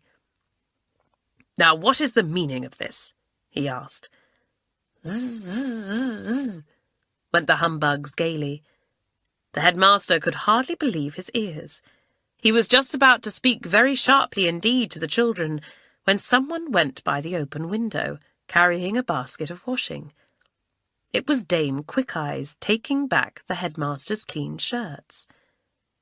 Now Dame Quickeyes had quick ears as well as eyes, and as soon as she heard that humming sound, she knew quite well what it was. She peeped in at the window. "Zzz," went the humbugs cheerfully. Dame Quickeyes grinned. She guessed at once that the 2 children had been to her house and taken her humbugs. When the sweets had begun to hum, the children had got into trouble. It served them right. Dame Quickeyes called in through the window. "Good morning, Mr. Headmaster. I think I can tell you what is making that noise. Look in the children's pockets and you will find some of my hummy-bugs. It is they that are making that noise." It wasn't long before the humbugs were on the headmaster's desk, but of course they stopped humming as soon as they were out of the warm pockets. "Pick one up in your hand and warm it, sir," said Dame Quickeyes. The headmaster did so, and at once the humbug, feeling the warmth there, began to hum cheerfully. "Zzz," it sang, "zzz." "Good gracious me," said the headmaster in the greatest surprise. "Where did these come from?" The children went very red. Polly began to cry. "We took them out of the bag we saw on Dame Quickeyes' table this morning," she sobbed. "That is stealing," said the headmaster sternly. "I've a good mind to make you keep these humbugs in your pockets for a week or 2, so that they may tell everyone of your naughty ways." "Please don't," begged Thomas and Polly. "We'll never, never do such a thing again." They didn't. They threw the humbugs away on a rubbish heap, and there they will stay till someone lights a bonfire. And then what a surprise the gardener will get. You know what he'll hear, don't you, as soon as those humbugs get warm? Zzz, zzz, zzz. A little thing that made a big thing. John had a ball. It was a fine ball because it could bounce higher than John himself, and it was bright red and green. Wherever John went, that ball went too. "I don't think you had better take the ball out into the street with you," his mother said. "I don't like to see children playing ball in the street. Sooner or later the ball always goes into the road, and that makes motorists very nervous indeed." "All right, Mother," said John. But he didn't do what he was told. Instead of leaving the ball at home, he put it into his pocket when he went to tea with his Auntie Sue. He was late when he went, so he ran all the way and didn't play with his ball. But he had plenty of time when he was on his way back. He took out his precious ball and bounced it. My goodness me, how that ball did bounce! John bounced it harder than ever, just to see how high it really would bounce. It flew above his head and then fell. John put out his hand to catch it. But he missed the ball, and it fell to the ground onto the pavement. John was at the top of the hill that led down to the town, so the ball began rolling. John sprang after it. His foot touched it, and it shot out into the road. John ran after it. Did he look and see if anything was coming? No. Children hardly ever do when they play with a ball in the street. They see the ball and nothing else. John was just like that. He darted after his ball. There was the screech of brakes being put on hard, and everyone looked round. John was scared at the noise, remembered that he was in the road, and hopped back quickly to the pavement where he was safe. He looked to see what had made the noise. A car had been coming along over the top of the hill at a fast speed. It had suddenly seen John rushing out, and had put on its brakes very suddenly, making the screeching noise that everyone had heard. It swung to the other side of the road to avoid John, and crashed into a barrow of apples being wheeled by Mr. Pip, the apple man. The barrow was smashed. Mr. Pip jumped to safety. Hundreds of apples were spilt and went rolling down the street. The milkman was coming up the hill, driving his horse.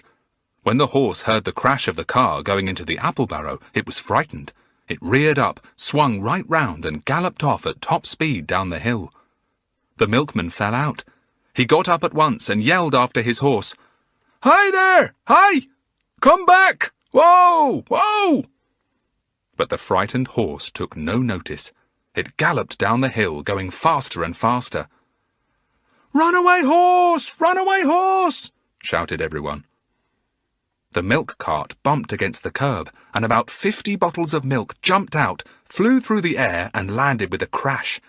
Creamy milk began to pour down the hill in a steady stream. The grocer's cat was delighted, and went to lick up what she could. The horse galloped on.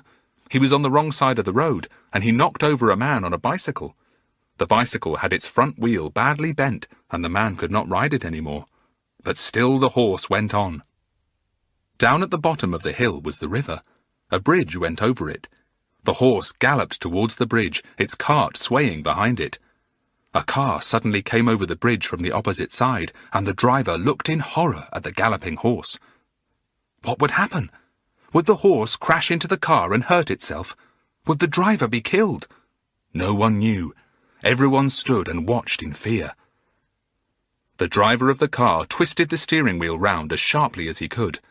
He could not stop his car at once because he was going too fast. The car ran over the pavement, crashed through the bridge railings, and fell with a terrific splash into the river below. "Get the driver out! He'll be drowned!" everyone cried. By now the galloping horse had been stopped by a big policeman, who tied it to a post and then ran to help the man in the car. John had watched everything in the greatest horror. He ran down the hill after the milk cart. He saw the man being knocked off his bicycle. He saw the car swerve and fall into the river. He knew that car. Yes, John knew that car quite well. "It's my daddy's car," he thought, and he felt suddenly sick. It's Daddy in that car! He's fallen into the river! He'll be drowned! Oh, Daddy, Daddy! He saw his father taken out of the sinking car. He watched him laid on the banks of the river while men tried to bring him to life again. John cried so bitterly that he could hardly see at all. His father opened his eyes at last. John flung himself on the wet, cold man. "Daddy, I was afraid you'd be drowned. Oh, Daddy, it was all my fault."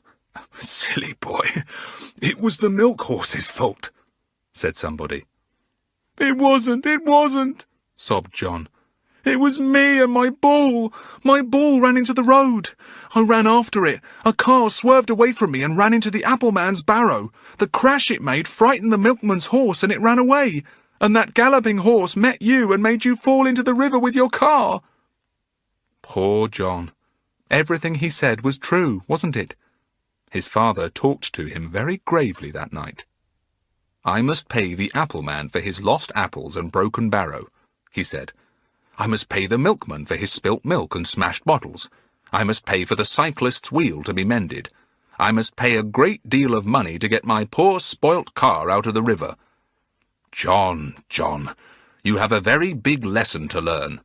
A little thing may be a very little thing, but it may cause a very much bigger thing. See what running into the road after your ball has done." "I wish it could be put into a story for other children," said John. "Then they will know it too." So it has, and you've just heard it.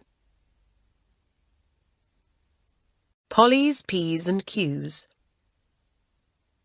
Have you ever heard anyone say to a boy or girl, "Now just mind your P's and Q's"? Well, Polly was a little girl who didn't mind hers. She was always forgetting her pleases and thank yous.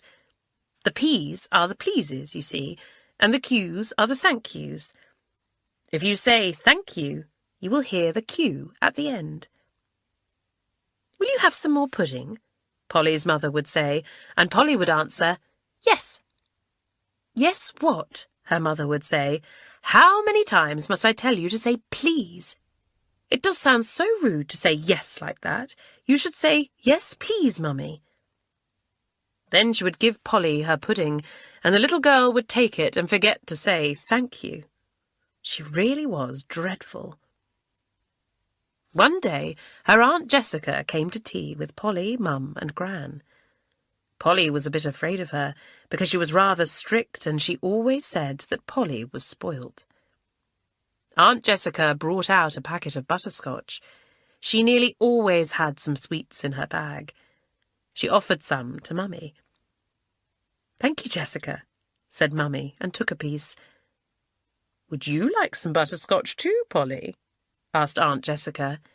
"Yes," said Polly at once. She loved butterscotch. Aunt Jessica glared. "I'll give you another chance, Polly," she said crossly. "Would you like to have a piece of my butterscotch?" "Yes," said Polly. She didn't think of saying please, you see. "No pleases today, I see," said Aunt Jessica, putting away her packet of sweets. "Well, no pleases, no butterscotch." "Please," said Polly. Aunt Jessica looked very cross still, but she undid the packet and offered it to Polly. Polly took a piece and began to unwrap the paper. But Aunt Jessica put out her hand and took the butterscotch from her. She wrapped it up again and put it into the packet. "You bad-mannered little girl," she said. "Not even a thank you now." "Oh, thank you," cried Polly, but it was too late this time. Aunt Jessica put the butterscotch away in her bag. She turned to Mummy. "Alice, I can't think why you don't teach Polly her manners," she said. "I'm really ashamed of my niece. What must people think of her when she goes out to tea and never says please or thank you?" "I don't know," said Mummy, looking worried. "I do try to teach her, Jessica, I really do, but she forgets so often. I really do not know what to do. Could you tell me what to do? You're so clever with children." "Dear me, yes, I can tell you what to do," said Aunt Jessica at once. "Every time she forgets her P's and Q's, pin one onto her. She won't like being hung with them, I am sure, and they will remind her of what she keeps forgetting." "Well, that's a good idea," said Mummy with a laugh, and she began to cut out lots of letter P's and Q's from some white cotton stuff. When she had about 30, she stuck a safety pin into each one. "There," she said, "they're all ready. Polly, here are your P's and Q's. Every time you remember one, it shall go into the waste paper basket. But every time you forget one, it shall come to you." Polly thought it was a horrid idea. She made up her mind she wouldn't have a single one of those nasty letters pinned to her. She sat looking sulky. Aunt Jessica and Mummy went on talking about something else. Polly's gran came into the room with a rosy apple. "Would you like an apple, Polly?" she asked. "Yes!" shouted Polly, and she ran to take it. She didn't say please, and she didn't say thank you. Aunt Jessica at once took up a large white P and a large white Q from the table. "Come here, Polly," she said. Polly went to her slowly. Aunt Jessica pinned the P onto the front of her jersey and the Q onto her skirt. "There," she said. "There's the please you forgot and the thank you forgot. They have both come to live with you." Polly was ashamed. But do you know, she had got into such a bad habit of forgetting her P's and Q's that she forgot them 3 more times before Aunt Jessica went home. So she had 3 more P's and 3 more Q's pinned onto her, back and front, before bedtime came. "Can I take them off now?" asked Polly when she undressed. "Oh, no," said Gran. "Mummy says you must keep them on till you remember. It will be strange for you to put on your jersey and skirt tomorrow with all these funny white letters on. I do think you are silly not to remember your P's and Q's. Other children do." Well, Polly didn't at all like putting on her skirt and jersey next morning with so many white letters pinned there. She was glad that Daddy had gone to town before he saw her. He would have laughed at her. At breakfast time, Mummy said to Polly, "Would you like sugar or treacle with your porridge this morning, Polly?" "Treacle," said Polly, and then she suddenly remembered. "Treacle, please, Mummy," she said. "Good girl," said Mummy. "I will unpin one of the P's. Come here." So one of the horrid P's was taken away and thrown into the waste paper basket. Polly was glad. "Oh, I'll soon get rid of them all," she thought. But it wasn't so easy. She twice forgot to say please to Gran, and 3 times forgot a thank you. So Gran had to pin 5 more letters on her. And Mummy pinned 7 more by the end of the morning. Wasn't it dreadful? "Well, this just shows you what bad manners you have, Polly," said Mummy sadly. "I can hardly believe you forget so often." That afternoon, Alan came to ask if Polly could go home to tea with him. "Can I, Mummy, please?" asked Polly. Mummy unpinned a P and threw it away. "Yes, you may go," she said, "but dear me, I shouldn't like to go all pinned up with P's and Q's." "Oh!" cried Polly in dismay. "Must I take them with me?" "Certainly," said Mummy. "You've got to get rid of them by remembering them." "Then I shan't go out to tea," said Polly, and she began to cry because Alan was laughing at her skirt, all pinned over with white letters. So she didn't go out to tea, and she was very sad indeed. She sat in a corner and cried. Gran was sorry for her. "Cheer up, Polly," she said. "You know quite well that you can get rid of all those letters if you really try. You only need to think hard when you answer anybody. Cheer up, do. Shall I read to you for a while?" "Yes, Gran, please," said Polly at once. Gran unpinned a P. She took down a book and Polly got on her knee. "Thank you, Gran," said Polly. Off came another Q. Good. When Gran had finished the story, Polly spoke to her. "Please, Gran, will you read another?" Off came another P. This was fine. When the story was finished, Polly said, "Thank you, Gran, I loved that." Off went a Q.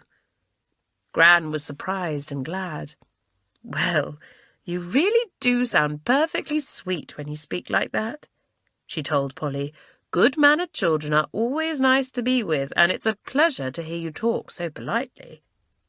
You will hardly believe it, but before that day was done, Polly had had every single P and Q unpinned from her skirt. Not one was left. They were all in the waste-paper basket. "I wonder if I ought to cut some more for tomorrow," said Mummy. "I'd better, I think." "No, Mummy, thank you," said Polly at once. "I'm always going to remember now." "Well, I hope you do," said Mummy, "because Aunt Jessica is coming again tomorrow." She came as usual, and this time she had a box of chocolates. She offered one to Polly. "Thank you, Aunt Jessica," said Polly. Aunt Jessica looked surprised, but she didn't say anything. She talked to Mummy for a bit, then she turned to Polly. "Would you like to show me your garden?" she asked. "Yes, please, Aunt Jessica," said Polly, jumping up, pleased to show her pretty garden. "Bless us all," said Aunt Jessica, staring in astonishment at Polly. "How did she learn such nice manners all of a sudden? Don't tell me it was the P's and Q's." "It was, Jessica," said Mummy, laughing. "You should have seen Polly yesterday morning, covered with P's and Q's from head to foot. She did look silly. But she suddenly made up her mind she couldn't bear it, and before she went to bed she had got rid of them all and had learnt the nicest way of speaking you can imagine."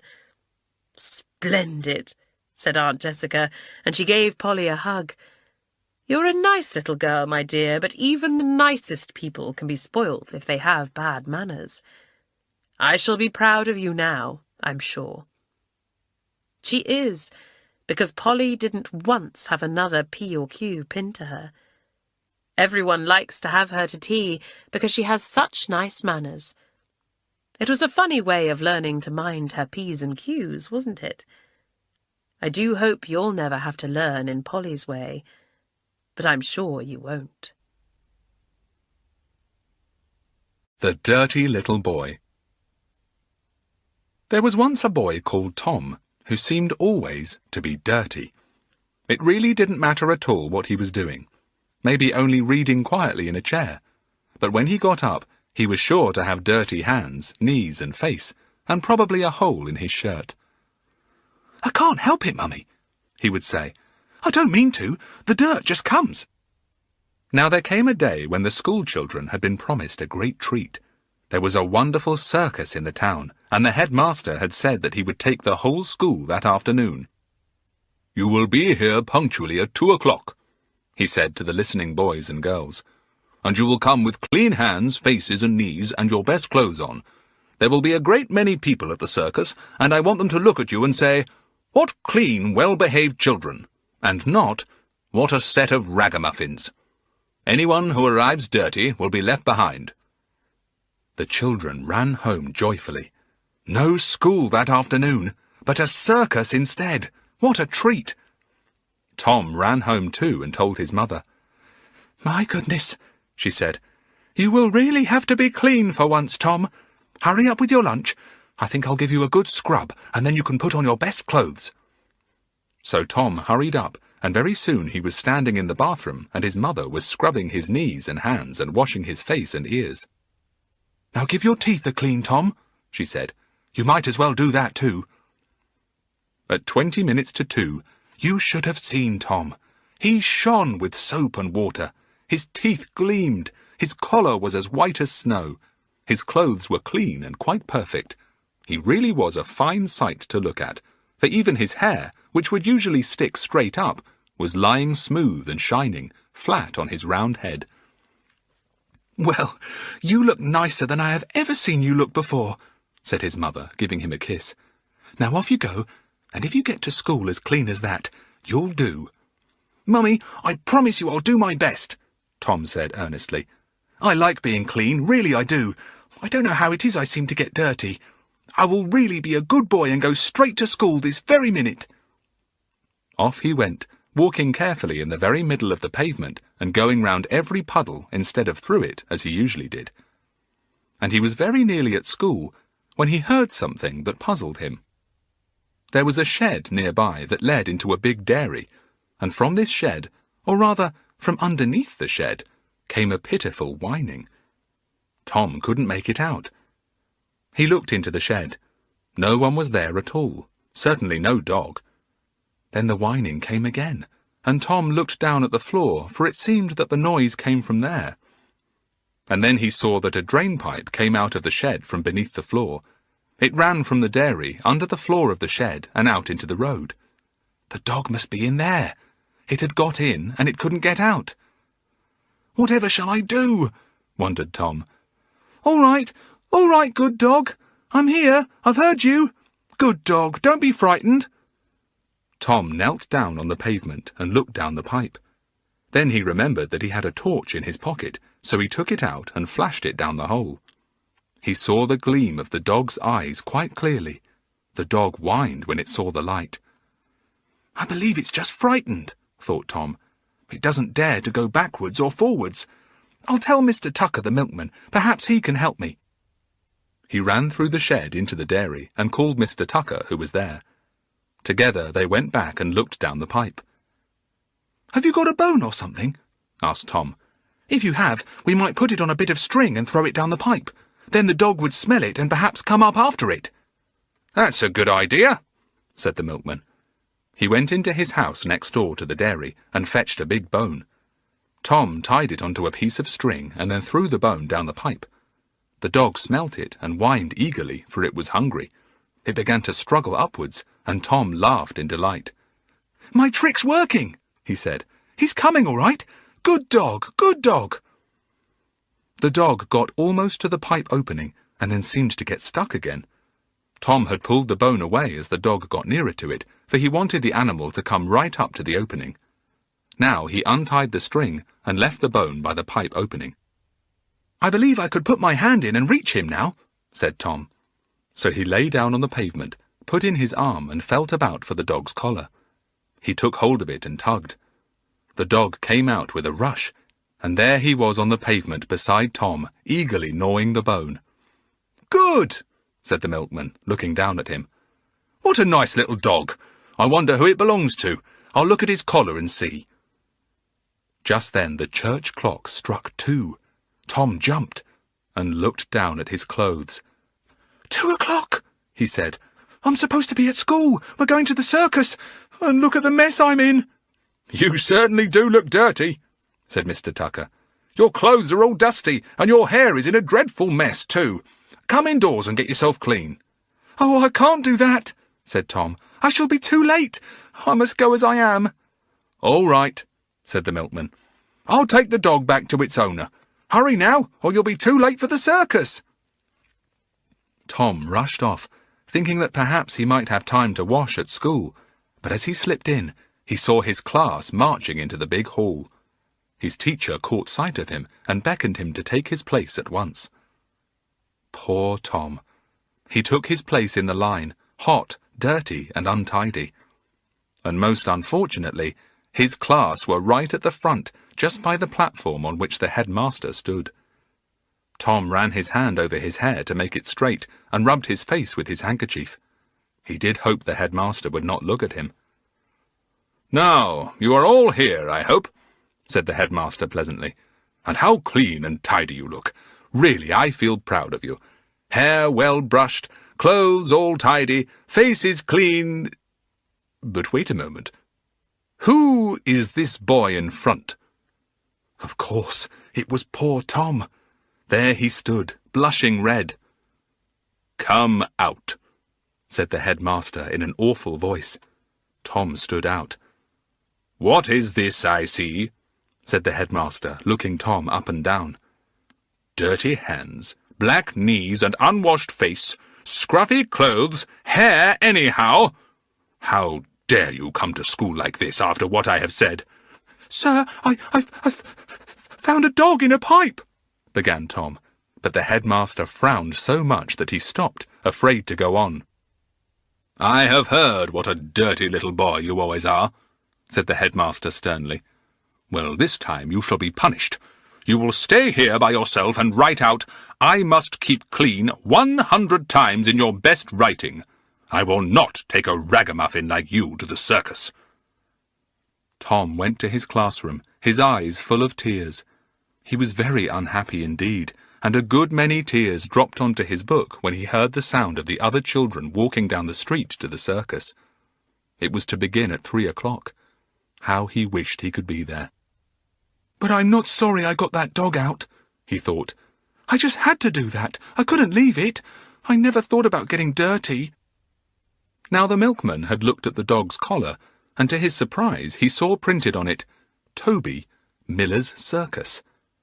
"Why, it's a circus dog," he said in astonishment. "I'd better take him back at once. He may be wanted this afternoon for all I know. Perhaps he is a performing dog." So he put the dog on a lead and took him to the gate that led into the circus field. He told the man there about the dog, and he was at once taken to a caravan behind the tents. "Hey, Joe," called the gate man. "Here's someone with your dog. Just in time, too." A man looked out of the caravan. He had the white face of a clown and was dressed in clown's clothes. When he saw the dog, he gave a whoop of delight and ran down the caravan steps at once. "Why, Toby, Toby boy," he said. "Where have you been? I was getting so worried about you." Then he turned to the milkman. "That's the cleverest dog in the circus," he said. "He always performs with me, and the things he does. He's a clown dog, I always say. I didn't know what I was going to do without him, I can tell you. I am much obliged to you for bringing him. Would you like free tickets for the circus?" "Well," said the milkman, "you oughtn't really to thank me. I didn't get him for you. He was down a drainpipe under my shed, and a small boy found him there and got him out by means of a bone on a string. Your dog had got stuck there through fright or something. He might have been there for days if young Tom Allen hadn't found him." "Well, I'll have to go and thank him then," said the clown. "I expect he'll be with all the school children at the circus this afternoon, won't he? There they are, look, in the seats over there, just sitting down in them." The milkman looked. "I can't see young Tom," he said, "but I expect he'll be there. Oh, look, that's the headmaster. If you go and ask him, he'll tell you which boy is Tom Allen. Now, I must go. Goodbye, and good luck to the show." Off went Mr. Tucker. The clown finished dressing himself, and then dressed Toby the dog in a clown's costume too. At once the little dog began to prance about and behave very comically. He knew quite well that the circus was about to begin. "Come on, Toby, we'll go and find your rescuer now," said the clown. So with Toby jumping beside him, he walked into the ring and up to the headmaster, who was sitting in the front row. "Good afternoon, sir," said the clown. "Would you mind telling me which of your boys is Tom Allen? He rescued my dog from a drainpipe this afternoon, so I've been told, and I've got him back just in time for the show. I'd like to thank the boy who got him out of the pipe." "Tom Allen?" said the master. "Why, we left him behind. He came to school so dirty and untidy that I couldn't bring him." "I suppose he got like that getting Toby out of the pipe," said the clown. "Well, it's rather hard that because he helped someone belonging to the circus, he's not allowed to come and see it." "I'd no idea that was what he had been doing," said the headmaster. "Is that so, really? Well, we must see what can be done. Perhaps he could come tomorrow." "Look here, sir, there are 10 minutes still before we begin," said the clown. "Will you let me go and get the boy? It won't take me more than 5 minutes on my bike. I don't like to think of him there all alone when he did such a good turn for my dog." "Very well," said the headmaster. "I don't like to think of it either. Poor Tom. Go to the school and tell him I know all about it and that he can come back with you." Off went Joe the clown.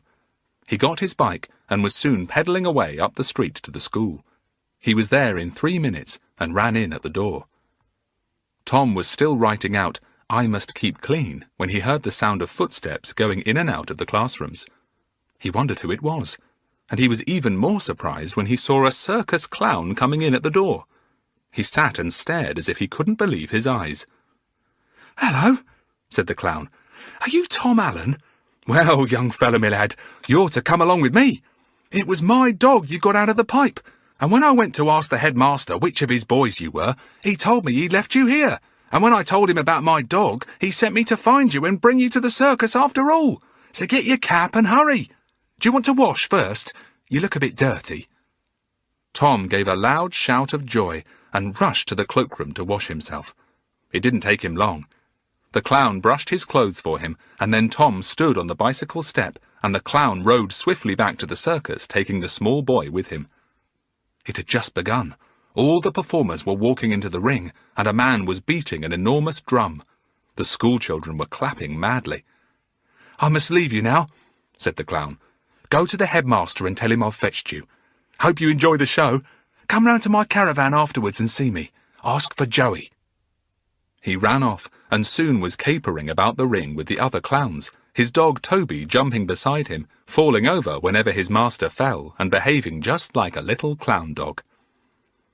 Tom made his way through the children and came up to his headmaster. He stood behind his seat, and at last the head turned and saw him. "Hello, it's you, Tom," he said. "So the clown fetched you, as he said. Well, it was all a mistake. For once in a way you really couldn't help being dirty, could you? Sit down here beside me and join us." How they laughed at the clowns and cheered the beautiful horses dancing in time to the music, and stared in wonder at the acrobats. It was the finest circus you could imagine, and how glad Tom was that he was not left behind at school writing out, "I must keep clean" 100 times. "Thank you for my seat, sir, and for sending Joey to get me," said Tom at the end. "And, sir, I will try to look a bit cleaner in future. I won't let you down again." "I take your word for it," said the head, and patted him on the shoulder. "Now, I suppose you want to go and say goodbye to your friend the clown, don't you? Well, hurry off, and see you come clean to school tomorrow morning." Tom shot off and found his way to the caravan where Joey sat eating an enormous tea of shrimps, new bread, and iced cake. He was pleased to see Tom. "Sit down," he said. "Have some tea? Go on, there's plenty. Toby and I are pleased to share anything with a boy like you. We won't forget things in a hurry, will we, Toby?" "Huh," said Toby, and wagged his tail. "You can come to the circus each day we are here," said the clown generously. "Tell the man at the gate that you're Joey's friend, and he'll let you in, see?" "Oh, thank you very much indeed," said Tom, delighted. "I say, I am lucky. I thought when I was left behind this afternoon that I wasn't going to go to the circus at all. And I've been after all, and I'll go every day as well." "Ah, you never know your luck," said Joey wisely. "The best thing is to do what you can for others, and sure enough, others will do what they can for you. Isn't that right, Toby dog?" And Toby wagged his tail hard and said, "Ruff." So Joey must have been right. Sulky Susan. Susan was a sulky little girl. You know what sulky means, don't you? It's when you are cross and won't smile or talk nicely, and your mouth turns down instead of up. Well, Susan was nearly always like that. Everyone called her Sulky Susan. "Susan's in the sulks again," her friends said when they saw her mouth turning down. "Look at her, poor old Susan." One day, an old man met Susan running down the lane. She didn't look where she was going, and she bumped into him. Bang! He was quite astonished, and so was Susan. "Little girl, you should really look where you are going," said the old man. "You might have hurt yourself, and me too." Now, any other child would have said, "Oh, I'm so sorry. I'll look next time." But not Susan. Oh, no. She didn't say a word, but just went into one of her sulks. She stared up at the old man, her mouth sulky and her forehead one big frown.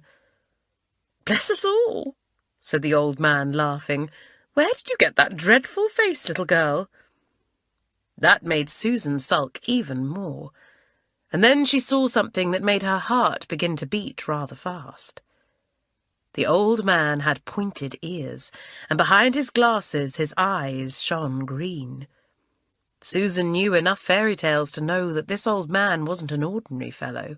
No, he must belong to the fairy folk. She had better be careful.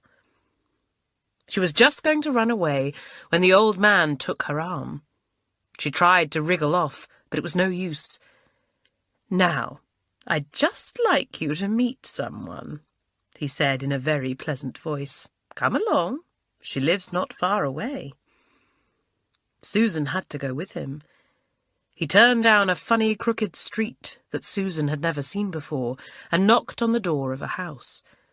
A girl about 14 years old opened the door. Susan thought she had a most unpleasant face. She frowned at them and spoke in a sharp voice. "What do you want?" "Only to see you for a moment," said the old man. "Susan, dear, this is Susan Hill, aged 14.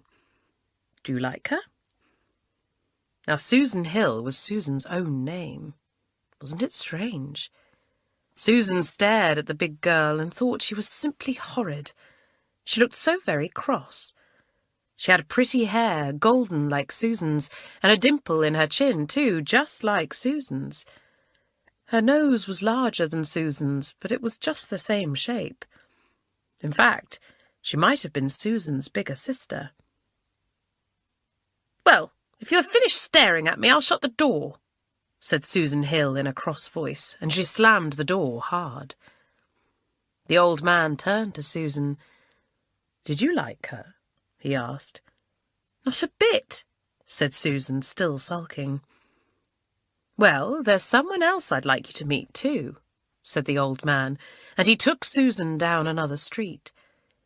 He called to a young woman who was hanging out clothes in a garden.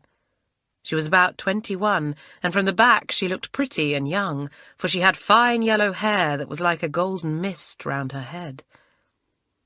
The old man called to her, "Come and meet a little friend of mine." The young woman turned, and what a shock Susan got. She wasn't at all pretty from the front, because her face was so sulky and cross. Her mouth turned down, and she had 3 wrinkles across her pretty forehead. "This young woman is called Susan Hill," said the old man to little Susan. "Shake hands." "I haven't time to waste bothering with children," said the young woman crossly. "I've all these things to peg up on the line." Susan stared at the cross young woman, puzzled. She was so like the young girl she had seen, but older. And her name was Susan Hill, too. How funny. "Do you like her?" asked the old man. "No," said Susan. "She's so cross-looking. I thought she was going to be so pretty and nice from the back, but from the front she was horrid." "You're right," said the old man. "There seem to be a lot of people living about here with the same name as mine," said Susan. "Are there any more?" "I can show you 2 more, if you like," said the old man. "Look, here comes one." Down the street came a rather large and ugly woman. She would not have been so ugly if only she had smiled, because her hair was so pretty and soft round her face, and there was a dimple in her chin that could have gone in and out when she smiled. But she really was a most unpleasant woman, for she had lines from her nose to her chin, her mouth was turned right down, and she frowned all the time. Susan thought she was horrid. "It's funny that none of the Susan Hills are married," she said. "Not so very funny, really," said the old man. "Nobody likes sulky people or unkind people, do they? So why should anyone want to marry them? I wouldn't." Susan began to feel a little uncomfortable. She thought that all this was very strange indeed. She wished she could go home. "Where is the other Susan Hill?" she asked after they had walked a good way. "There she is, coming along, tap, tap, tapping with a stick," said the old man. Susan looked, and dear me, she nearly ran away in alarm. A most cross-looking old dame was coming along the road. Her face was thin and wrinkled, her mouth was cross, and her eyes had almost disappeared under the wrinkles that had come with frowning. "That's Susan Hill," said the old man. "How do you like yourself all through your life, Susan? It is yourself you have been looking at, you know. Susan Hill, aged 14, Susan Hill, aged 21, Susan Hill, aged 45, and Susan Hill, aged 70. Do you think you will like to be her?" Susan stared at the old man in horror. "It can't be me," she cried. "It can't! Oh, don't let me be like that." "I can't help you, my child," said the old man. "You can only help yourself. You have the prettiest golden hair that is meant to frame a smiling face. You have blue eyes that should twinkle, and a pretty mouth that should turn up and not down. And you have a dimple in your chin that should always be there all your life. You make your own face, you know. Look at yours in the glass and see what it is like now." Susan looked up at the old man's green eyes twinkling behind his glasses, and then a very strange thing happened. She wasn't looking into those green eyes. She was looking into her own eyes. She was in her own bedroom, looking into her own little mirror. She saw her sulky face. She saw her eyes drooping at the corners. She saw her cross mouth turning down. She saw a very ugly little girl. "Now let's see the difference when I smile," said Susan to herself. So she smiled into the glass. And the ugly child turned into a pretty one at once. The blue eyes lit up and shone. The dimple danced in and out. The frown went. The mouth curved upwards and showed Susan's pretty white teeth. "It's like magic," thought Susan. "Just like magic, my own magic. That old man said I could make my own face, and I will make it too. I'll make it sweet and smiling, happy and pretty, not like those dreadful Susan Hills he showed me. And I'll begin from this very, very minute."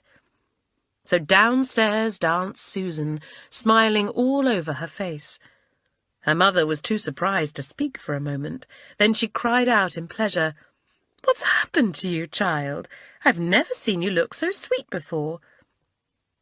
"Well, I saw Susan yesterday, and she's a darling, with her twinkling eyes and her upturned mouth, and she'll still be a darling no matter how old she grows. I hope you will too.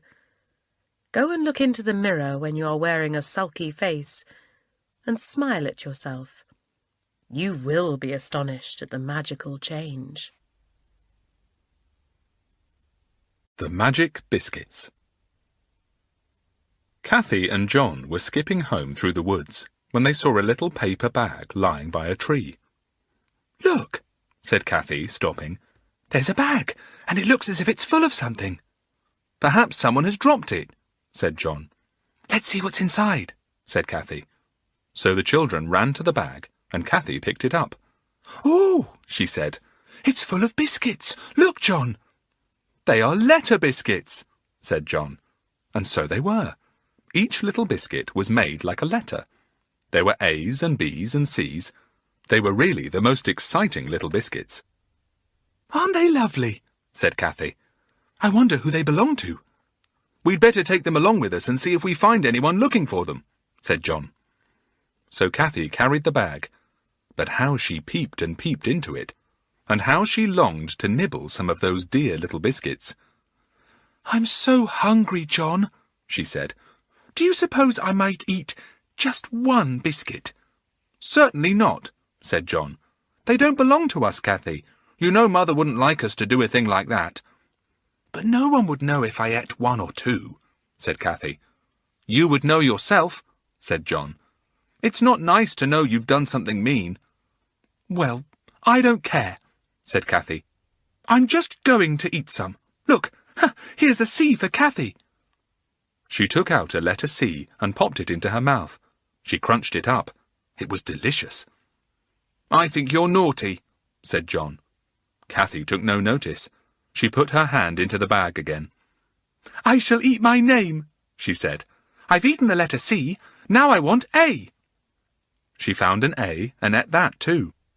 Really, the biscuits were the very nicest she had ever tasted. John longed to have one too, but he wouldn't. It was bad enough having a sister who took what wasn't hers. "Now I want the letter T," said Cathy, and she hunted about for a T. "I've had a C and an A. T comes next in my name." She found a letter T and put it into her mouth. She crunched it up and swallowed it. John walked on crossly. Meow. Suddenly came a voice. Meow. John looked round in amazement. Where was the cat?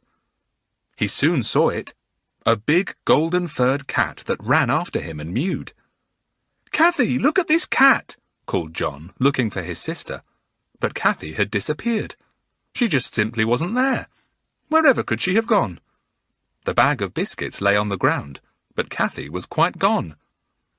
"Meow, meow, meow," said the golden cat, and purred and rubbed herself against John's legs.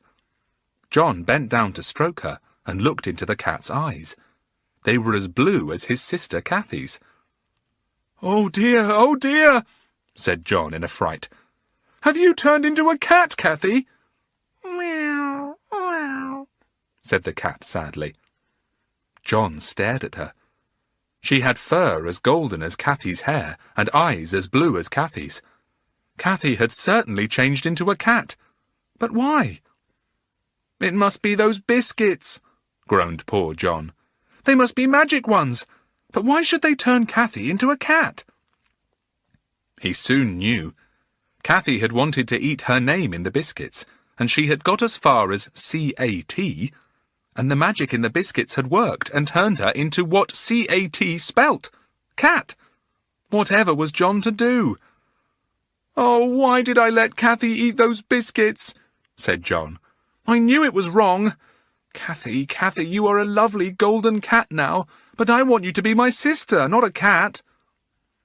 The little boy picked up the bag of biscuits and looked all around. If only he could find out who they belonged to. Perhaps the owner would help him and turn Cathy back to her right shape again. He walked on between the trees and at last came to a small yellow cottage that he was sure he had never seen before. With the cat at his heels, he walked up the path and knocked at the door. "Come in," called a voice. John opened the door and looked inside. He saw a bent old gnome there, stirring something in a big black pot over the fire. "Good morning," said John. "Morning," said the gnome, turning round and blinking at John. "What do you want? Are you selling anything?"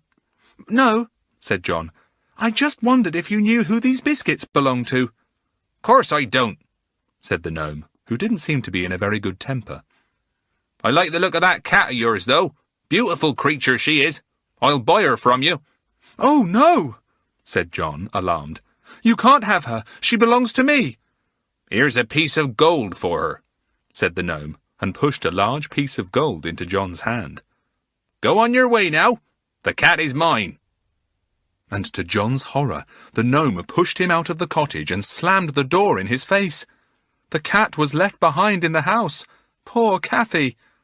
"Meow, meow," she cried and tried to get out, but the door and the window were both shut. John banged at the door, but it was locked. He couldn't think what to do. He still had the bag of biscuits in his hand. If only he could find the owner and get some help. The little boy wandered off again, hoping he would meet someone. And at last he did. He met an old woman, bent double under a pile of sticks which she was taking home for firewood. She had a red face and twinkling eyes, and she looked so kind that John ran to ask her help. "Do you know anyone who has dropped a bag of biscuits?" he asked. The old woman shook her head. "Could you help me with this bundle of wood?" she said. "You look a strong boy. I'll carry the biscuits for you." So John took the wood from her and walked beside her until they came to a tiny house under a tree. So tiny that John really wondered if there could be room inside to live. The old woman took the wood and thanked John. "Why do you look so miserable?" she asked. "You look as if you've lost some biscuits, not found some." "I think they must be magic biscuits," said John, and he showed her them. "They have turned my sister into a cat." "Stars and moon!" said the old dame in surprise. "Did they really? Let me have a look at these wonderful biscuits. Yes, they are magic, all right. I can tell by the smell of them. You see, my sister was eating her name in the letters. Her name's Cathy, and she got as far as C-A-T, and she turned into a big golden cat," said John. I don't know what to do about it now, because an old gnome in a cottage gave me a piece of gold for her and kept her. He pushed me out of the cottage and I had to leave Cathy behind." "He had no right to do that," said the old woman. "I know him. Mean old thing he is, too. Now let me think a bit, little boy. I'm not a witch or anybody very clever, but I've lived among fairy folk all my life and know their ways." She sat down on the low wall outside her tiny house and looked at the biscuits. "So, Cathy turned into a cat because she ate C-A-T, she said. "Well, little boy, listen. Suppose you creep back to the cottage and give the cat 2 more letters, H and Y, to finish her name. Perhaps she will change back to Cathy then. What a shock for the gnome." "Oh, that's a good idea," said John, pleased. "I didn't think of that. I'll go back to the cottage at once and see if I can give Cathy the other 2 biscuits to finish her name." So off he went back to the gnome's cottage. The window was now the smallest bit open at the bottom. John peeped in. The gnome was drying his hands on a towel at the other end of the kitchen. Cathy was lying down on a mat, mewing. "Cathy," whispered John, "eat these 2 biscuits quickly. The H first and then the Y. Hurry." The big golden cat ran up to the window. John dropped 2 letter biscuits inside, an H and a Y. Cathy pounced on them and chewed them up. And no sooner had she eaten them than she shot up into a little girl again. There she was, the same golden-haired, blue-eyed Cathy, so pleased to be herself again. The gnome turned round and saw her. He was surprised. "What are you doing here in my cottage?" he cried. "Go out at once!" That was just what Cathy was longing to do. She ran to the door, unlocked it, and raced down the path to John. How glad she was to be with him again. "Quick, let's go home," she said. They ran quickly through the wood, found the right path, and raced home at top speed. "Mother! Mother!" cried John. "Where are you? We've had such an adventure. Cathy got turned into a cat. She ate some magic biscuits." They told Mother all about it, and Mother was most astonished. "Let me see these magic biscuits," she said. "This is a wonderful story." But John hadn't got them. He had left them behind in the wood. Wasn't it a pity? And when he went to find them the next day, they had gone. "I expect the right owner found them," he said to Cathy. "I wonder if he'll notice that 5 of the biscuits are gone." "I shan't do a thing like that again," said Cathy. "It was horrid being a cat. But it was nice having a tail to wave about, John." "I don't want you to be a cat again," said John. I don't expect Cathy ever will be. Do you? The Boy Who Made Faces. Willie was a very good-looking little boy, and his mother was proud of him. She didn't know how ugly he looked when she wasn't there. He pulled faces. He made faces to frighten the little girls. He made faces behind the teacher's back at school just to feel clever. He made faces at other people just to be rude. He screwed up his nose. He squinted. He blew out his cheeks. And when he wanted to be very rude, he put out his tongue. The little girls were really frightened of him, especially when he rolled his eyes round and round and round. "One day, Willie, the wind will change when you are making a face," said old Mrs. Lambie, "and then your face will get stuck. You are a very rude little boy. I only wish your father knew the rude faces you make at me and at other people you meet." Willie didn't like Mrs. Lambie. He squinted at her and put out his tongue, and then he ran away. He really was a very rude little boy. "Pooh! Fancy telling me that old story about my face getting stuck if the wind changes," said Willie, and he laughed. "What a lot of nonsense!" And then something happened. It happened that very afternoon as Willie was going home from school. He passed the old man who sold newspapers at the corner, and, as he always did, he put his tongue out at him. In and out went his tongue, in and out, and Willie danced around as he made his face. The wind changed suddenly. One moment it was blowing from the west, the next moment it dropped, and then it blew again from the east. And Willie's face was stuck. He squinted, and his tongue went in and out. He didn't notice it at first as he ran off squinting, his tongue going in and out rudely. "Oh dear, I've squinted too hard and my eyes won't come right," said Willie suddenly. "And why won't my tongue keep in? Goodness, here comes my headmaster. I'd better cross to the other side of the road." But his headmaster called to him. "Good afternoon, Willie. Hurry along home." To Willie's horror, his red tongue came out and waggled itself at the headmaster, who looked most astonished and annoyed. Before he could say a word, Willie, as red as a beetroot, tore down the road and disappeared round a corner. He was beginning to feel very worried. He still couldn't see very well because his eyes were squinting just as much, and it was very, very difficult for him to keep his tongue in his mouth, even if he dug his teeth into it. He slipped indoors. His mother called to him, "Willie, you're late. Wash and then come to tea." Willie washed. He had managed to keep his tongue in his mouth for a little while, but he didn't know how long it would remain tucked inside his mouth. He sidled into the dining room, not looking at his mother. He began his tea, and his tongue was soon so busy helping his teeth to eat that Willie forgot about it. He looked at his mother when she spoke to him, and out went his tongue. His mother gazed at him in horror. "Willie, what are you putting your tongue out at me for? And, oh, don't squint like that. Willie, do you hear me? Don't be such a rude, silly little boy." But that tongue waggled away, and his mother got up sharply. She took Willie from his chair and sent him out of the room. Soon his father came home looking angry. "Where's Willie?" he said. "I met his headmaster when I was out, and he told me that Willie actually made faces at him when he met him in the road. I can't have that. Where is he?" "He's upstairs," said Willie's mother. "I sent him out of the room for making faces at me. Whatever has come over him?" "Well, whatever it is, I'll soon change him," said Willie's father, and he went up to find Willie. The boy heard him coming, and in a panic he got into bed, clothes and all, and pulled the sheet halfway over his face. "Oh, I hope I don't put my tongue out at Daddy," he thought. "Oh dear, this is dreadful. I must keep my teeth tightly closed, then my tongue won't come out." His father came in. "Willie," he said, "what is this I hear from your headmaster? Did you really pull faces at him? Have you gone mad?" Willie shook his head, not daring to unclose his teeth to speak, in case his tongue popped out. "Answer me properly, yes or no," said his father angrily, "shaking your head like that. And what are you squinting for?" "Oh, Daddy," began poor Willie, but he got no further because out popped his tongue and waggled itself at his astonished father. Well, quite a lot of things happened to Willie after that, because his father didn't allow boys to behave rudely to him and scolded him. "That's for being rude to your headmaster, to your mother, and to me," said his father.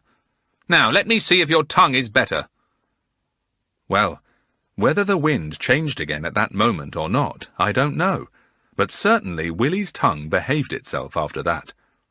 Maybe it was as frightened as poor Willie, but the dreadful thing was that his eyes didn't come right, and he still squinted. So now he has to wear glasses till they get right, and he doesn't like it a bit. He does wish he had never pulled such silly faces. The Telltale Bird. There was once a little girl called Tilly who told tales all day long. I don't like tell-tales, do you? Well, nobody liked Tilly. "Mummy, Peter pushed me today. Mummy, Anne dirtied her frock. Mummy, Pussy has been lying on your best cushion. Mummy, the postman dropped one of your letters in the mud and dirtied it. I saw him." That was how Tilly told tales all the day, and people got so cross with her. Ah, but wait. She didn't know the Telltale Bird was about. It came one day and flew in at Tilly's window as she brushed her hair before breakfast. It was a blue and yellow bird with rather a long tail, and it looked very queer because it had ears. No bird has ears like those that animals have, but this bird had feathery ones on each side of its head. "Shoo!" said Tilly, waving her brush at the bird. "Shoo! Go away! Birds are not allowed in the house." "I am," squawked the bird in a loud voice. "I am. I'm the telltale bird, I am, and I've been looking for a little girl like you for a long time. Yes, a long, long time. I've come to live with you. We ought to be friends, Tilly, for you're a telltale girl and I'm a telltale bird. Tilly didn't know what to make of it all. She decided to tell her mother about the bird when she went downstairs. So down she went, and the bird flew onto her shoulder as she went. "Mummy, Mummy, this horrid bird flew in at my window," said Tilly in her usual grumbling voice. "Tilly didn't brush her hair properly. Tilly didn't brush her hair properly," squawked the bird, jumping up and down on Tilly's shoulder in a most annoying way. "Why, it's a telltale bird," said Mummy in surprise. "I didn't think there were any left nowadays. Well, Tilly, you'll have to put up with it, I'm afraid, for as long as you tell tales, the bird will want to stay with you and be friends." Tilly pushed it off her shoulder angrily. "Nasty thing," she said. "Get away. I won't have you here." The bird flew to the electric light and swung there on the cord. "Tilly's got dirty nails," he squawked. "Tilly's got dirty nails." Tilly was sent to scrub her nails. The bird went with her.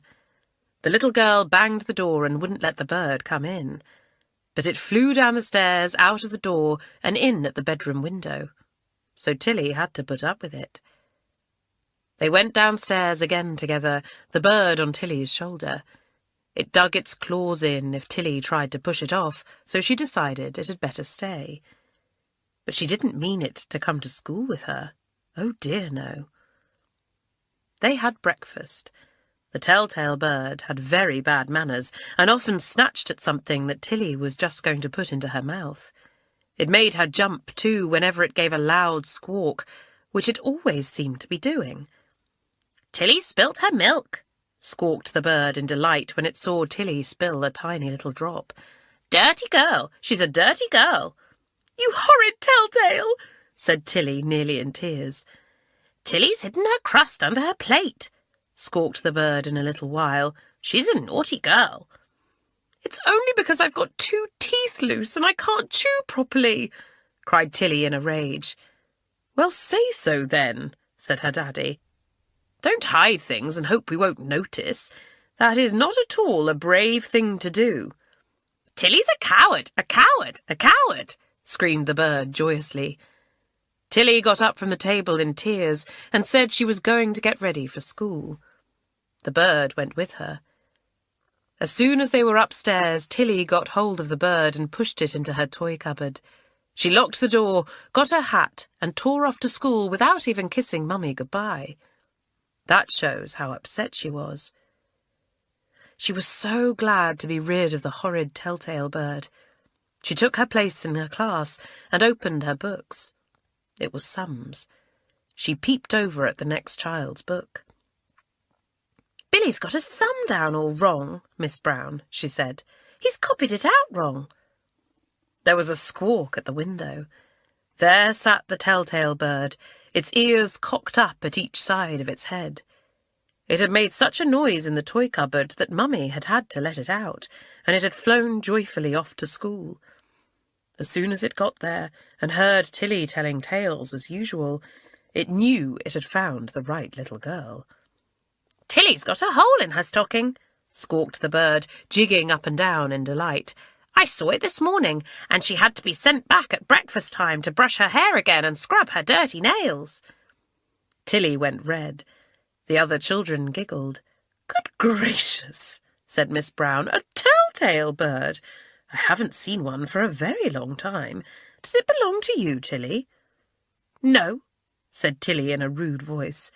"Oh, I do," cried the bird, flying to Tilly's shoulder and nuzzling its head against her cheek. "I'm Tilly's telltale bird. She's a lovely telltale. I love her, I do." "Well, do you mind sitting on the mantelpiece for a bit?" asked Miss Brown. "I really don't think Tilly can work properly with you on her shoulder."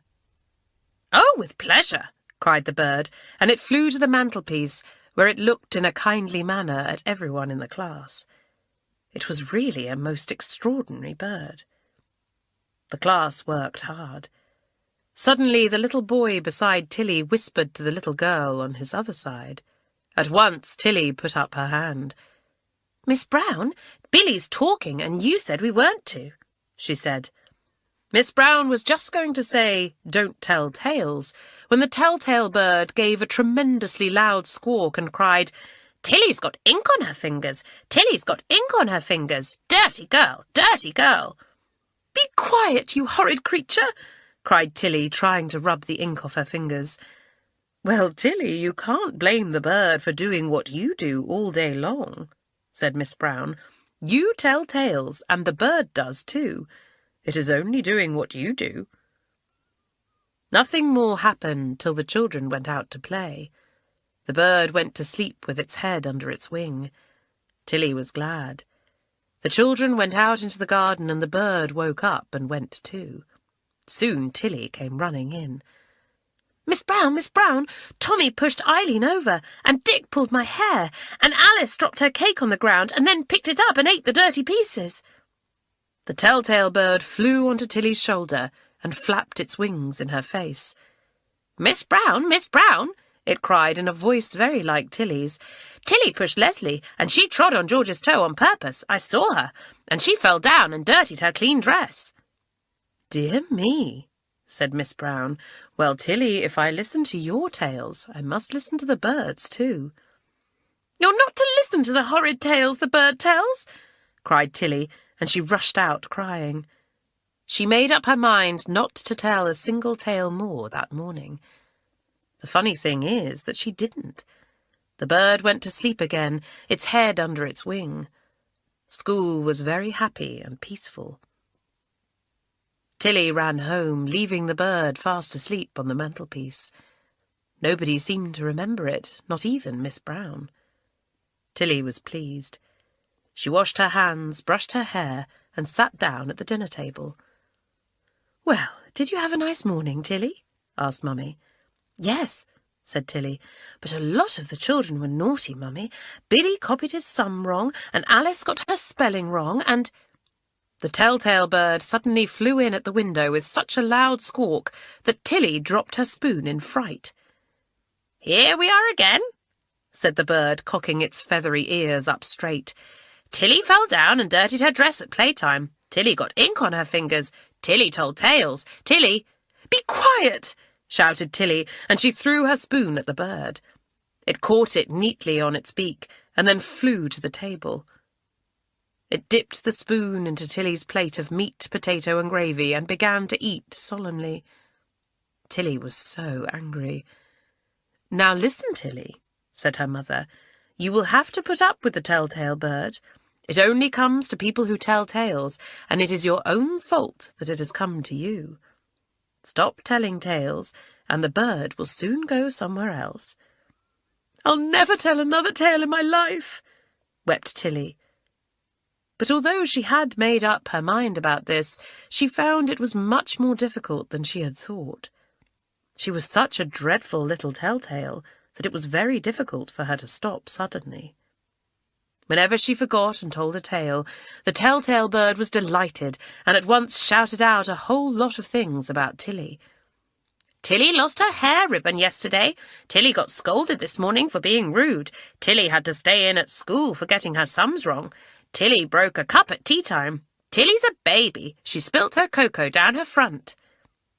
So the bird went on, and there was no way of stopping it at all, except by Tilly never telling a tale herself. In about a month, Tilly had stopped telling tales. She always thought twice before she spoke now, and became a much nicer little girl. The other children began to like her. She was asked out to tea and made a lot of friends. And one day, the telltale bird flew away. It squawked for the last time on the mantelpiece. "You're no good at telling tales now, Tilly. I'm going to look for someone else. It's no fun here now." And it spread its blue and yellow wings, flew out of the window, and disappeared. I'm not quite sure where it went to, but if you hear people say, "Ah, a little bird told me," you may be sure that telltale bird is somewhere about, telling tales and secrets, just as it did when it was with Tilly. Porridge Town. There was once a little boy called James who was very messy with his porridge at breakfast time. He liked to stir it round and round in his plate, and then it always went over the edge onto the cloth. "James, you've dirtied the clean tablecloth again," cried his mother almost every day. "Oh dear, if only you would try and eat your porridge up properly instead of getting it on the floor and on the table." After James had finished his breakfast each morning, Mummy had to take a cloth and wipe up porridge spots on the carpet, dropped off James's spoon, and she had to wipe up plenty of messes on the cloth as well. One morning, Mummy was very cross with James because he had made a bigger mess than usual. "Now, James, I am going to get a cloth to wipe up that mess," she said, "and if your porridge is not finished by the time I come back, you shall not have your nice boiled egg this morning, and you will have to sit in the corner and think about porridge for half an hour." Mummy went to get a cloth. Did James eat his porridge up quickly as soon as she had gone? No, he did not. He sat there dreaming, looking out of the window, stirring his porridge, and making some more slop over the edge of his plate. He really was a most annoying child. Then he heard Mummy coming back, and he remembered what she had said.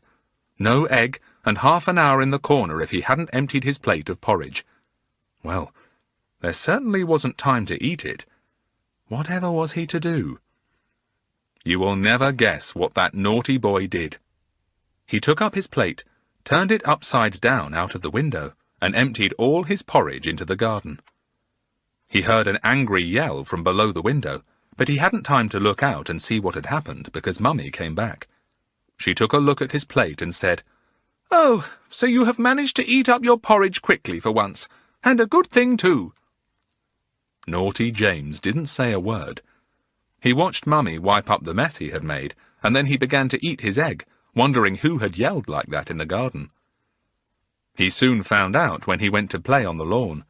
A fierce little brownie ran out from under the lilac bush and caught hold of him.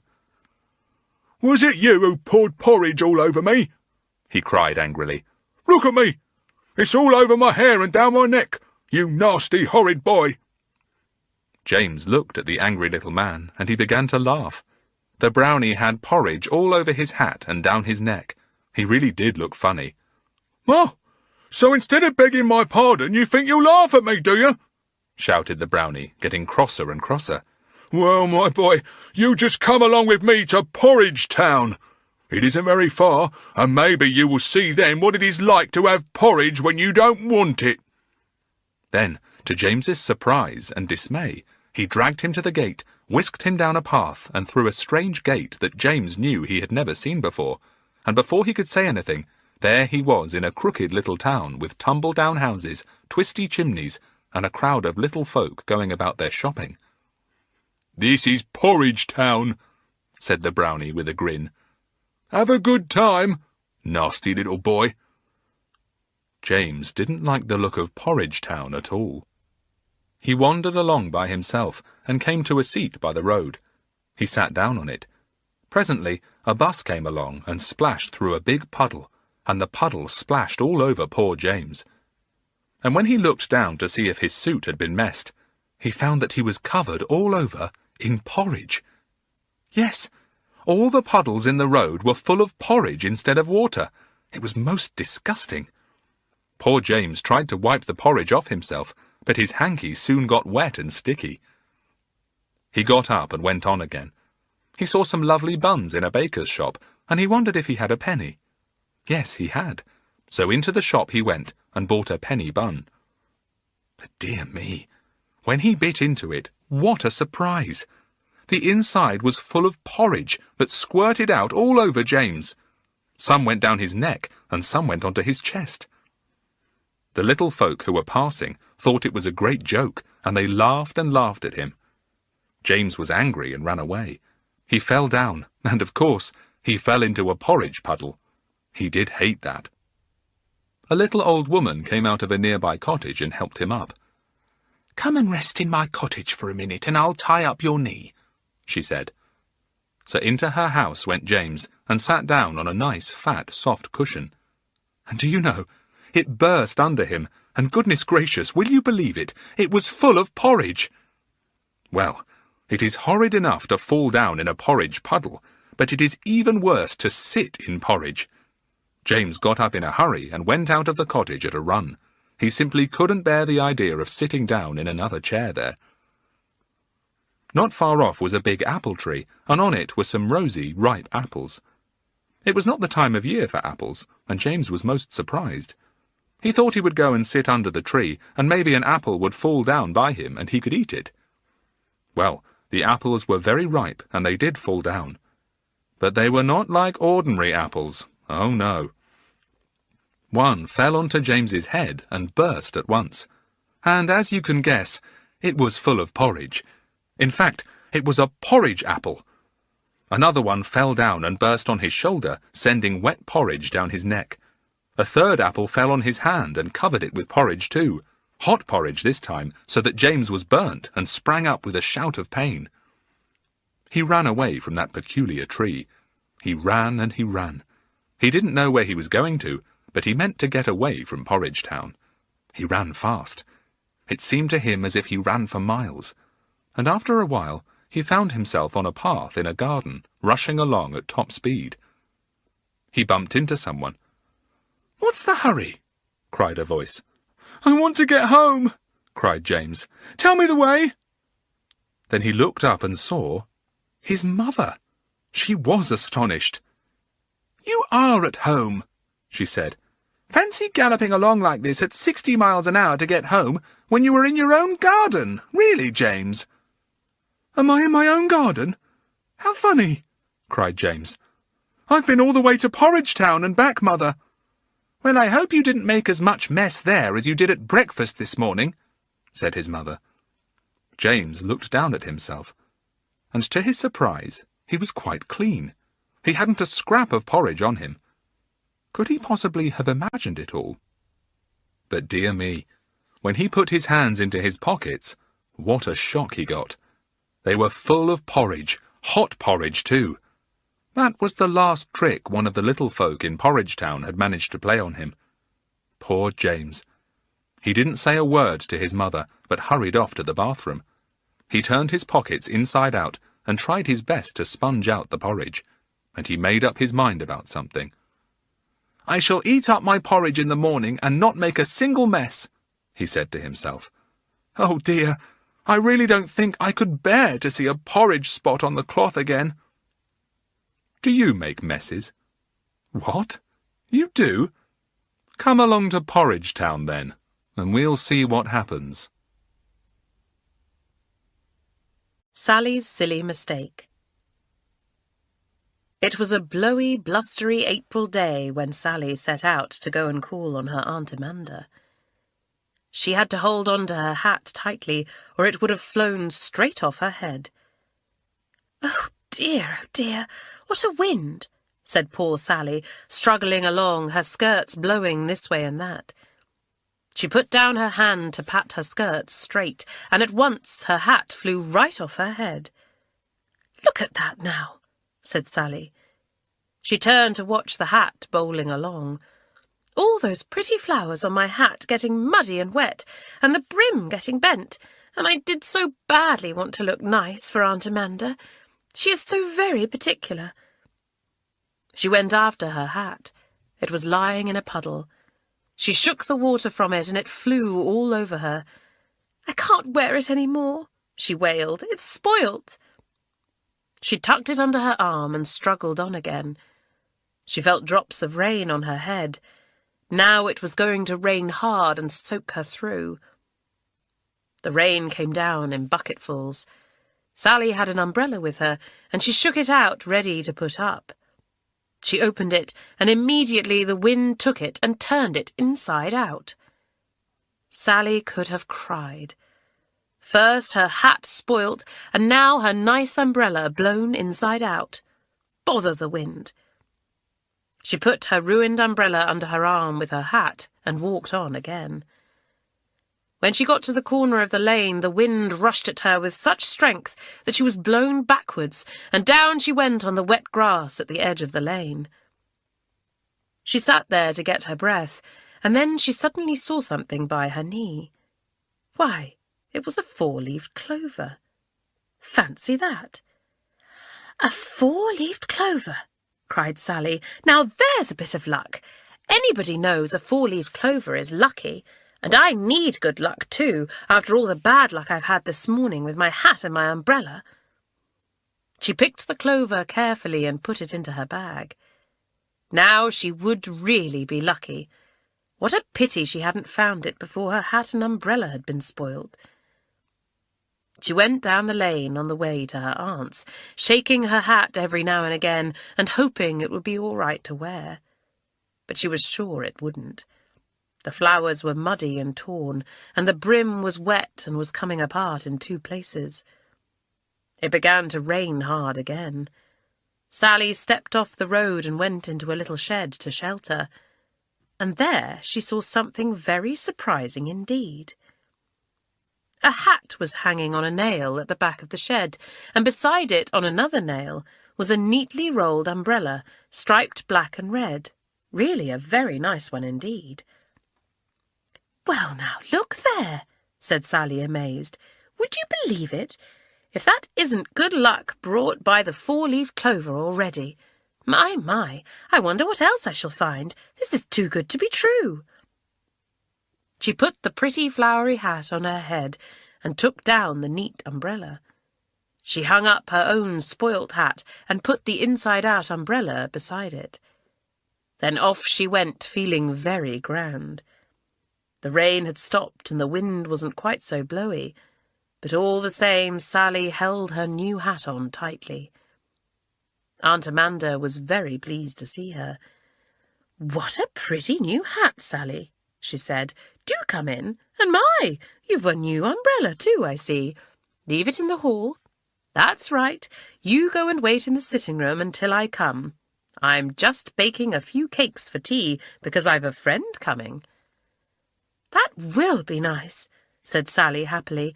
"It will be quite a party. If you're sure I can't help you, Aunt Amanda, I'll just go and look round the garden." Off she went, and spent a nice time looking at the daffodils and wallflowers and primroses. Then she heard voices from the kitchen, and she guessed her aunt's friend must have arrived. "I'd better go back to the house," thought Sally, so back she went. As she passed the kitchen window, she heard her aunt's voice. "Well, I never did. Whatever do you mean, Mrs. Smart? Somebody stole your hat and umbrella? But how did that happen?" "Well, I was going along the lane in my best hat with my best umbrella," said the friend's voice loudly, "and I saw a little lamb in the ditch. So I went to lift it through the hedge, and I took off my new hat first in case the wind should blow it off my head, and hung it in a nearby shed, and I hung up my best umbrella beside it." "And when you came back they were gone?" said Aunt Amanda, shocked. "You should go to the police, Mrs. Smart." "They were not only gone, but someone or other had left these awful old things in their place," said Mrs. Smart, showing Aunt Amanda a dreadful hat, wet and muddy, and an inside-out umbrella. "Did you ever see such things?" Sally stood outside the window, shaking at the knees. Oh my. It wasn't a bit of luck she had had after all. It was just that Mrs. Smart had put her hat and umbrella carefully out of the way when she went to get the lamb, and she, Sally, had taken them and put her spoilt ones in their place. Whatever was she to do? She stole into the house and took off the smart new hat. She hung it on a peg in the hall, just above where she had stood the neat umbrella. Her own spoilt hat was there on the peg, and the ragged umbrella in a corner nearby. Sally took them with trembling hands. She must go. Mrs. Smart would be so very, very angry if she knew what Sally had done, and Aunt Amanda would never, never forgive her. I ought to own up. I know I ought, thought Sally, but I daren't. Anyway, I'm trying to put things right again. And, I know what I'll do. I'll slip my four-leaved clover, my precious four-leaved clover, into the ribbon round Mrs. Smart's lovely hat. Then she'll get some luck, and I'll have made up to her for being so very silly. So she put the four-leaved clover into the hatband. Then she stole out of the front door, wearing her wet, raggedy hat with her inside-out umbrella under her arm. Poor Sally. It was a pity she didn't stay and own up. Mrs. Smart would have laughed, and so would Aunt Amanda, and she would have had a lovely tea and felt very much better. But she wasn't brave enough. I wish I was going to be there when Mrs. Smart suddenly sees her own hat and umbrella in the hall, don't you? She will get a tremendous surprise. Whatever will she say? The Astonishing Party. All the children in Hawthorne Village were excited. They had been invited to a party, and Dame Twinkle was giving it. Dame Twinkle was a marvellous person, as magic as can be. She knew all kinds of tricks and jokes and spells. She could tell you what the weather would be on Wednesday week. She could tell you where to find the first violet and the biggest bluebell. She knew where the juiciest blackberries grew and the finest nuts. She was jolly and friendly and amusing, and how she could scold if she was cross. It would be exciting to go to a party given by Dame Twinkle. "You'll have to behave yourselves," said Miss Brown, their teacher. "Dame Twinkle doesn't like naughty or ill-mannered children, so be careful." Well, the children all dressed themselves up nicely and went up the hill to Dame Twinkle's cottage. Its windows were like her name. They twinkled in the sun, and the garden was bright with flowers. It was a sunny day, so the children hoped they could play in the garden. Dame Twinkle welcomed them. "Good afternoon, Amy, and Benny, and Connie, and Dick, and Elaine, and all of you. How nice you look." "I hope she's got a good tea," whispered Patrick to Connie. Dame Twinkle had sharp ears, and she heard what Patrick said. She frowned. "Now," she said, "this will be rather a funny party, so be careful how you behave. There is a good bit of magic about the garden this afternoon." First of all, Dame Twinkle gave the children coloured balloons to play with. That was fun. They threw them into the air, punched them when they came down again, and had a lovely time. Then Gloria threw her balloon too near a holly bush, and it caught on a prickle and burst. Gloria burst too, into tears. She sobbed and she wailed, and Dame Twinkle came running up in alarm. "My dear child, what have you done? Broken a leg or an arm?" "My balloon's burst," wailed Gloria. "Now, my dear, you are behaving like a little goose," said Dame Twinkle firmly. And then a very strange thing happened. Gloria turned into a goose. She did, really. She still wore her own clothes, but she was a goose. She opened her beak to wail, but she cackled instead.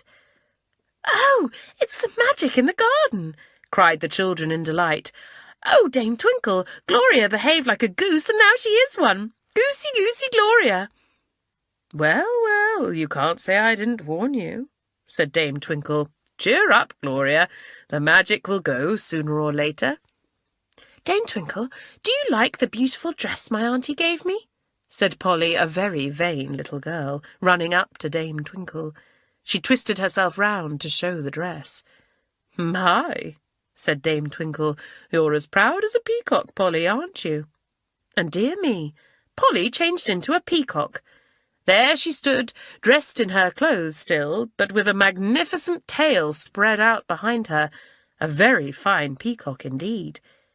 She opened her beak to cry, but made an ugly screeching noise instead. Mickey stared, afraid. He ran into a corner and tried to hide. He was always afraid of everything. Elaine pointed her finger at him. "Look at Mickey! He's as timid as a mouse!" And Mickey at once turned into a mouse, of course. A nice big one, dressed in shorts and jersey, with a waffly nose and a long tail. He had to carry it because he fell over it. He squeaked when he wanted to talk. "I say, we'd better be careful," said Connie in alarm. "There's an awful lot of magic about today." "Come and have tea, come and have tea," cried Dame Twinkle, and the children rushed indoors. They saw such a fine tea, and Patrick's eyes gleamed. He was a very greedy little boy. He sat himself down opposite the biggest plate of buns. How he ate! He stuffed himself full of buns and sandwiches, cakes and biscuits, and the other children stared at him in disgust. "You're as greedy as a pig, Patrick," said Bobby. And dear me, Patrick was immediately a pig. There he sat, grunting, his little piggy eyes staring all round, and his curly tail sticking out at the back of him. The children laughed. Patrick really did look very funny. The children were told to help themselves, and they did, all except Dick, who waited to be asked. Nobody asked him what he wanted, of course, and he felt very hurt and sat with his plate empty for a long time. He saw all the other children eating the things he liked. Soon his eyes filled with tears, and he cried. "What's the matter?" said Dame Twinkle. "Do you feel ill, Dick?" "No, but, oh, nobody looks after me, nobody offers me anything, and I've had hardly any tea," wailed Dick. "Well, didn't I tell you all to help yourselves?" said Dame Twinkle impatiently. "You are a little donkey." And he was, a dear little grey donkey with big, long ears that twitched and a voice that said, "Hee-haw," very loudly. The other children laughed and petted him. "Shall I get you some thistles and carrots for your tea?" said John. "Dear little Dicky Donkey." Martin slipped away from the table and went into the field beyond the garden. He came back with an armful of thistles which he pushed under poor Dick's nose. "Now, Martin, now," said Dame Twinkle, "you really are a monkey to go and get those thistles." And of course, as soon as she said that, Martin was a monkey, with a grinning face and a long tail that was very useful to him, for he had once jumped up to the lamp and hung downwards from it by his tail. The children squealed. What an astonishing party! Who would change next? Really, it was so sudden, you never knew what your neighbour was going to turn into from one minute to the next. Frank pushed some food into his pocket, hoping that no one would see him. Then he could eat cakes and biscuits in bed that night. But Dame Twinkle's sharp eyes did see him. She pounced on him at once. "Now, Frank, you take those things out of your pocket at once. None of your artful ways here. You're as sly as a fox, the way you behave." And a fox he was, a beautiful red fox with a pointed nose, sharp ears, and a wonderful tail. The children looked at him. "Well, Frank always was a bit like a fox," said Pam. "He had such a sharp nose, hadn't he?" "Really, this party seems to be turning into a zoo," said Dame Twinkle, looking round at the birds and animals there. "There are only a few of you left that are boys and girls. Well, well, well." She started them off on a hopping race round the garden, while she went to wash up the tea things. Hop, hop, hop, they went down the path. "Fanny's cheating," cried Annie. "She put her other foot to the ground." "You're cheating yourself," cried John. "Look at you, 2 feet on the ground now." "So are you, John," said Benny, and he gave him a push. John pushed back. The other children hopped quickly ahead. The boys rushed after them to stop them. Begin again, cried Annie. "It's not fair. Benny, don't tug at my frock, you'll tear it." John told Benny off. "You look as cross as a bear," he said. And Benny became a bear, a nice, soft, fat little bear with tears rolling down its nose because John had scolded it. He opened his big mouth to wail, but only a grunt came out. Then the children began to quarrel again about who had won the hopping race. Annie knocked Elaine over. John pushed Annie. They screamed and behaved very badly indeed. Dame Twinkle came running out, looking cross. Couldn't these children amuse themselves even for 10 minutes without squealing and fighting? "Now, now," she cried, "stop fighting like cats and dogs. I'm ashamed of you." Well, all those who were squabbling at once became cats and dogs, and there they were, tails swinging or wagging, voices mewing or barking, a most astonished lot of creatures. Dame Twinkle looked at them all. A goose, a donkey, a mouse, a peacock, a pig, a fox, a monkey, a bear, and any amount of cats and dogs, she said. What a party! Well, I meant this to be a children's party, not a zoo meeting. You'd better all go home, and I'll save the supper lemonade and biscuits till tomorrow morning. Then, if you are nicely behaved boys and girls again, you can come and get them. So the donkey, the goose, the mouse, the peacock, the fox, the pig, the monkey, the bear, and the cats and dogs all went rather sadly home, wondering what their mothers would say when they saw them. But you will be glad to know that as soon as they reached their own gates, they turned back into boys and girls again, much to their delight. So maybe they will get the lemonade and biscuits tomorrow after all. What an astonishing party! Do you think you would have turned into a bird or animal if you had been there? And if so, what would you have been? The Boy Who Was Too Clever.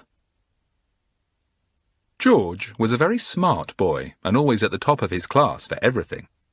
He thought a lot of himself and was sure no one was cleverer than he was. One day he went walking on Breezy Hill, and there he found a small brownie in great trouble. The brownie had got his foot down a rabbit hole, and a naughty rabbit was holding on for all he was worth. Nothing the brownie said would make him leave go. Can you help me? Asked the brownie in despair when he saw George coming along, and he told him what was happening. What will you give me If I help you? Asked George smartly. I'll give you a wish that will come true, said the brownie. Good, said George. Now I'll get you out of the fix you're in.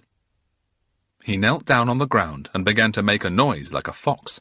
He barked sharply, just as a fox does in the night, and the rabbit below, holding on to the brownie's foot, heard the noise and was scared as could be. He let go of the brownie's foot at once and tore away down the burrow. Oh, thank you, said the brownie gratefully. Now, what is your wish? I wish that all the wishes I ever wish will come true, said George. The brownie stared at him in surprise. You'll be sorry for that, he said. You may think you're clever to think of wishing that all your wishes may come true when I've only offered you one, but you'll find you are just too clever this time. Oh, no, I shan't, said George, very pleased with himself. The brownie ran off, and George went home, thinking of all the wishes he could wish. Well, he had a grand time. He wished for chocolate ice cream bars, and he got them. He wished for treacle pudding at dinner time, and he got it. He wished for a bag of toffees and a bag of chocolates, and there they were on the table beside him. Marvellous! Then he began to feel ill because he had eaten such a lot, but he just wished he might be better. And he was! Aha!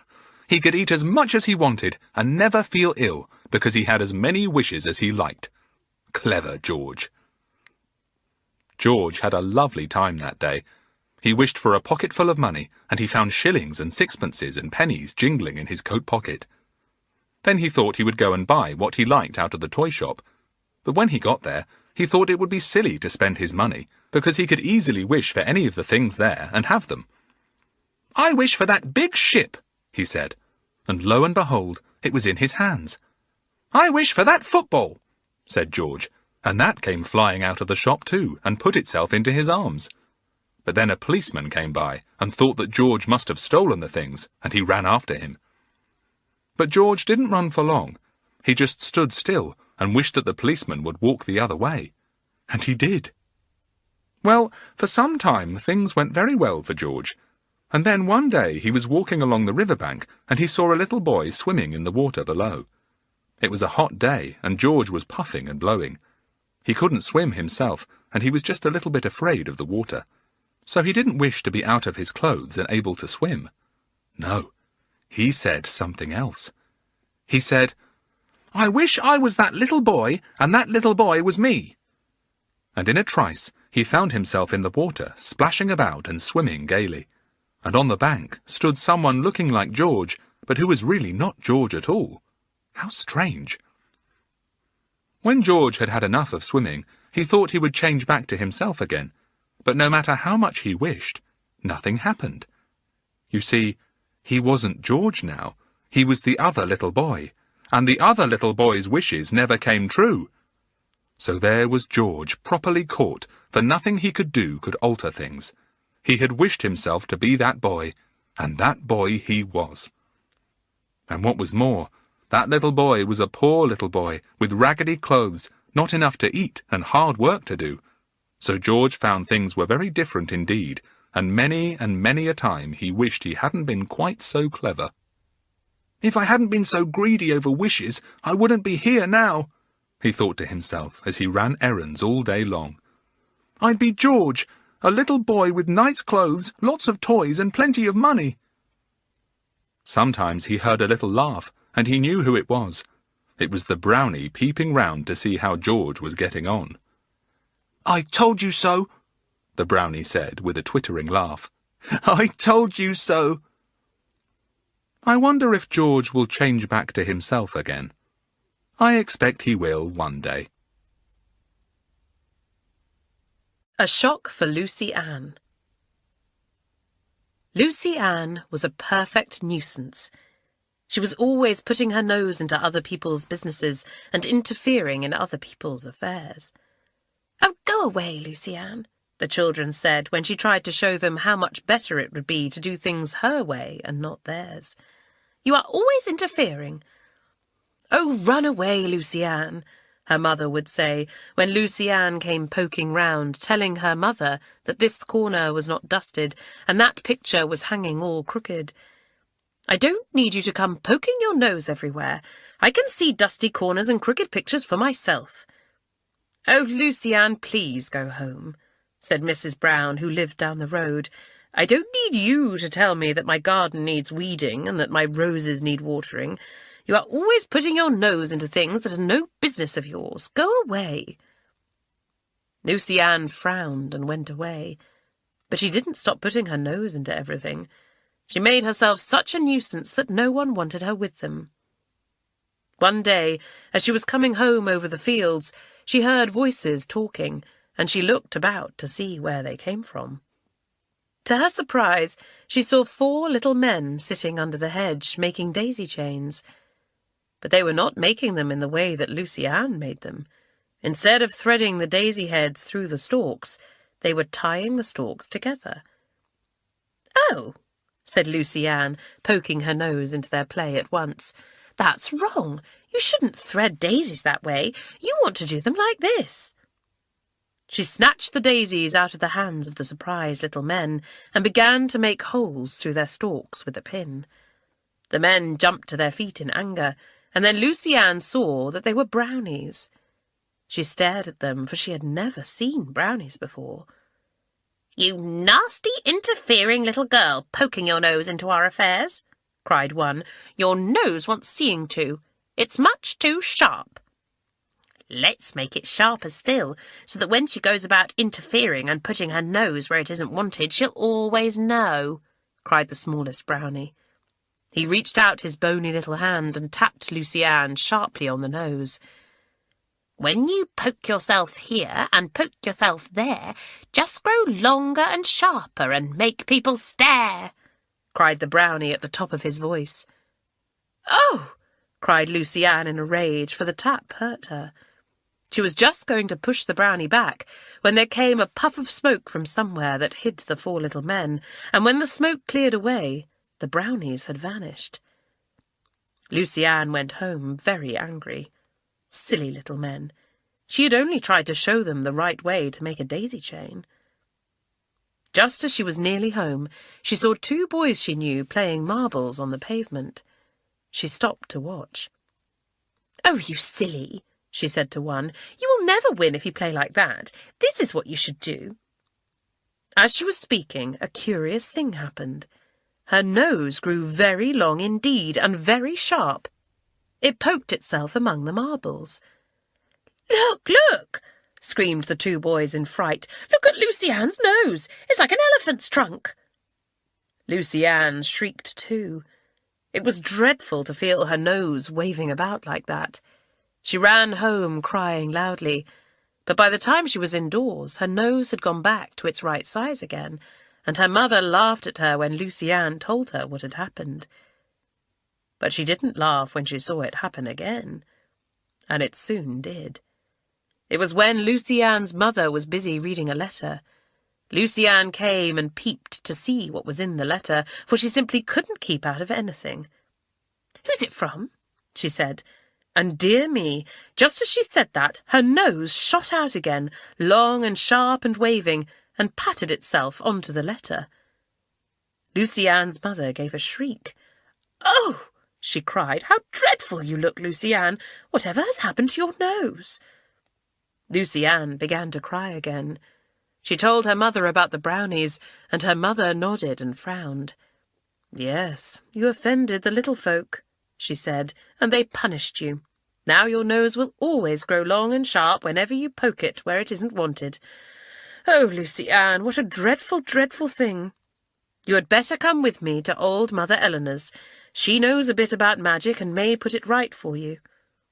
So, crying bitterly, Lucy-Anne went to Mother Eleanor's with her mother. But when Mother Eleanor heard what had happened, she laughed. "I could take the spell out of her nose in a jiffy," she said, "but I shan't." "Oh, but what will poor Lucy-Anne do?" cried her mother. "Do?" said Mother Eleanor. "Why, keep it right herself, of course. It only grows long and sharp when she pokes it where it isn't wanted, doesn't it? Well, if she stops poking her nose into everything, it won't grow long and wave about like that." Lucy-Anne went home with her mother and thought hard. Her nose would never be cured unless she cured it herself.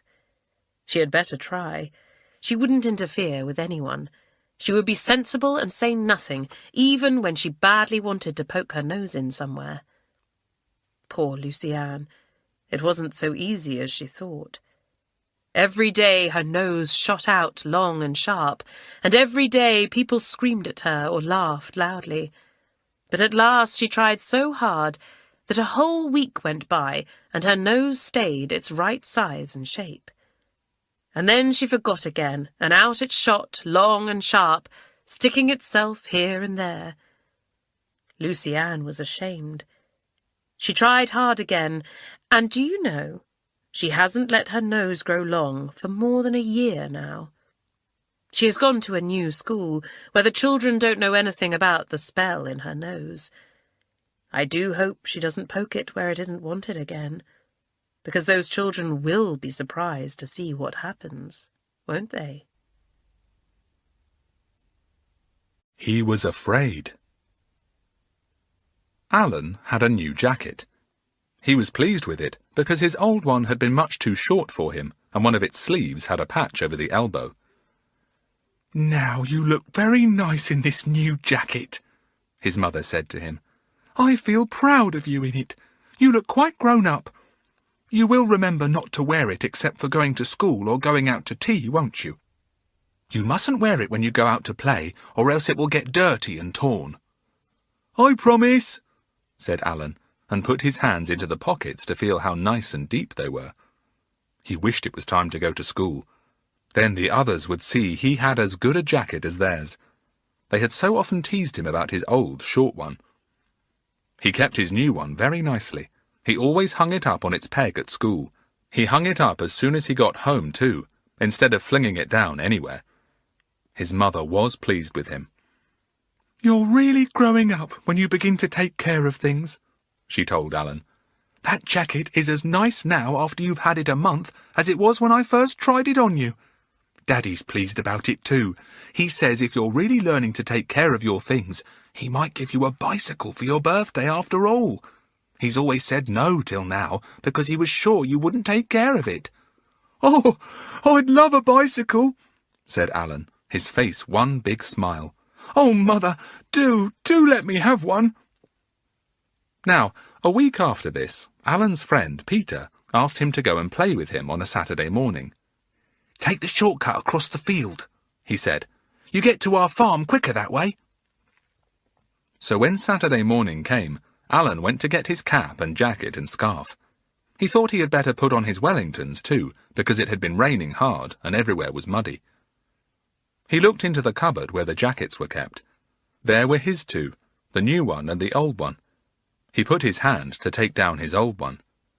Then he frowned. No, I can't wear that. It's shorter than ever now I've grown a bit. It's all right to play in at home in the garden, but I really can't go to Peter's in it. Peter's mother would think I look dreadful. Alan's mother was out shopping. Then she was going to see Granny.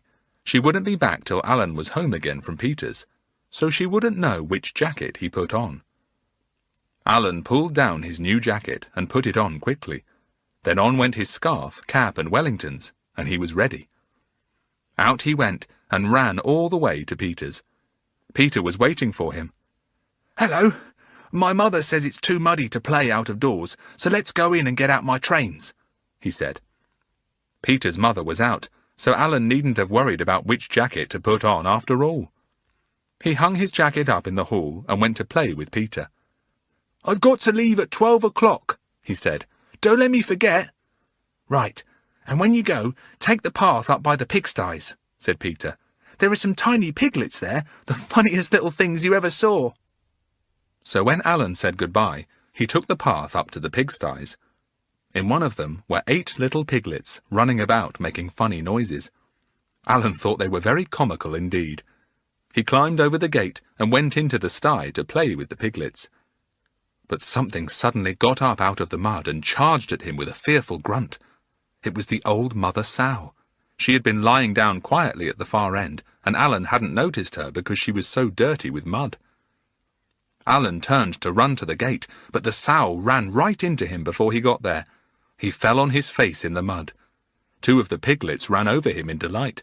The sow nosed him and grunted loudly. Alan got up, and the sow immediately knocked him over again. This time he rolled on his back. He shouted tearfully at the great animal, "Go away! I wasn't doing any harm! Stop running at me!" The sow waited till he had got up once more, and then ran at him again. But this time Alan managed to get to the gate before he was knocked over. He scrambled over and caught his jacket on a nail. There was a tearing sound, and when he looked down, he saw a large hole in it. Soon he was running home, trying not to cry. He looked at his jacket. It was covered with mud and torn down the front, and it was his new jacket. Alan stopped running. He felt frightened. What would his mother say? She had told him not to wear his new jacket when he went out to play. Now look at it. She would be so angry that she would tell his father, and he certainly wouldn't get him a bicycle for his birthday. Alan's heart sank down and down. He hated being scolded. He hated being punished. He was afraid to tell his mother what had happened. "What shall I do?" he thought. "I daren't show Mother my jacket all torn and muddy like this. I daren't." He slipped in at the garden gate and tiptoed into the house. His mother wasn't back from seeing Granny. Annie, the cook, was busy getting dinner, and he could hear her in the kitchen. It was then that the very bad idea came into his mind. He tiptoed upstairs. He went to his cupboard and took down his old jacket. He took off his muddy new one and put on the old one. Then he tiptoed downstairs with the muddy new one and went out into the garden. He crumpled up the jacket as small as he could and flung it over the wall at the bottom of the garden into some thick bushes that grew in the field beyond. He felt frightened when he had done that, but he felt glad too. Now nobody would know his new jacket had been spoilt. He wouldn't be scolded. He would get a bicycle for his birthday. He had done a dreadful thing, he knew that, and he knew he was a coward because he had thrown away his jacket instead of being brave enough to own up that he had spoilt it. "I don't care," he kept saying to himself. "I don't care. That sow shouldn't have knocked me over. It's her fault." It wasn't, of course. He knew perfectly well that he should have put on his old jacket to go and play with Peter. But he was afraid to think that, so he just kept on saying, "I don't care, I don't care." Now, the next thing was, how was he to explain the disappearance of his new jacket? He walked into the house, thinking hard. Oh dear, that would mean making up a story. Alan didn't much like that. He was the truthful boy in the ordinary way. He began to worry about what to say. Oh, what a muddle he was in.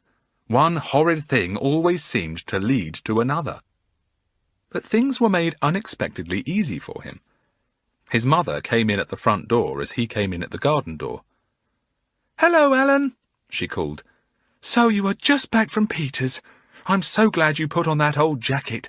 I forgot to remind you to be sure and wear that to go out to play." Alan didn't say a word. His mother came upstairs with him and stood talking while he pulled off his outdoor things. She opened the cupboard door for him to hang up his jacket, and she suddenly saw the new coat wasn't there. "Good gracious," she said. "Where's your new jacket? It was there this morning, I saw it, and you've been out all morning at Peter's wearing your old one. So somebody must have taken it while you were out. Oh dear, what can have happened to it?" She ran to the top of the stairs and called down, "Annie, has anyone been in the house this morning?" "No, nobody," called back Annie. "Well, the window cleaner came, but he only did the outside of the windows. He didn't come in." "The window cleaner," said Mother. "He must have slipped in at your window, Alan, and opened the cupboard door, seen your new jacket, and taken it. I know it was there this morning, because I took a dirty hanky out of one of the pockets." Alan was really scared when he heard all this. His mother saw his frightened face. "Now, don't you worry about it," she said. "I'll get it back for you. Don't look so scared. The man might have taken more valuable things than that." "But, Mother," began Alan desperately. She didn't hear. She had gone into her own room and was busy looking round to make sure that nothing had been taken from there. All sorts of things began to happen that weekend. That afternoon, a workman walked through the field at the bottom of Alan's garden and caught sight of the crumpled-up mass of cloth in a bush there. He stopped to see what it was. "Maybe some old coat thrown away by a tramp," he thought, and pulled Alan's jacket out of the bush. He shook it out. It didn't look nice at all, and certainly no one would have thought it was new. "Dirty and torn, but my missus might clean it up for our young George," thought the workman, and rolled it up under his arm. "I suppose somebody's thrown it away, but what a place to throw it, littering up the field like that. Still, maybe it will do for young George." When the mud had dried, George's mother took a brush and brushed the jacket hard. The mud brushed away easily. Then she mended the big tear very neatly indeed, so that it couldn't be seen at all. She called young George to her. He was a bit smaller than Alan, but the jacket looked very nice on him. "Look at that," said George's mother to her husband. "I've made a new jacket of it. Plenty of wear in that, you know. What a shame to throw away a jacket as good as that is, just because it was dirty and torn. Well, our George can wear it to school on Monday." So he did. And it so happened that Alan's mother was going shopping early, just as young George went to school. And she saw the jacket, of course. She stopped at once and stared as if she couldn't believe her eyes. What? A strange little boy wearing Alan's new jacket?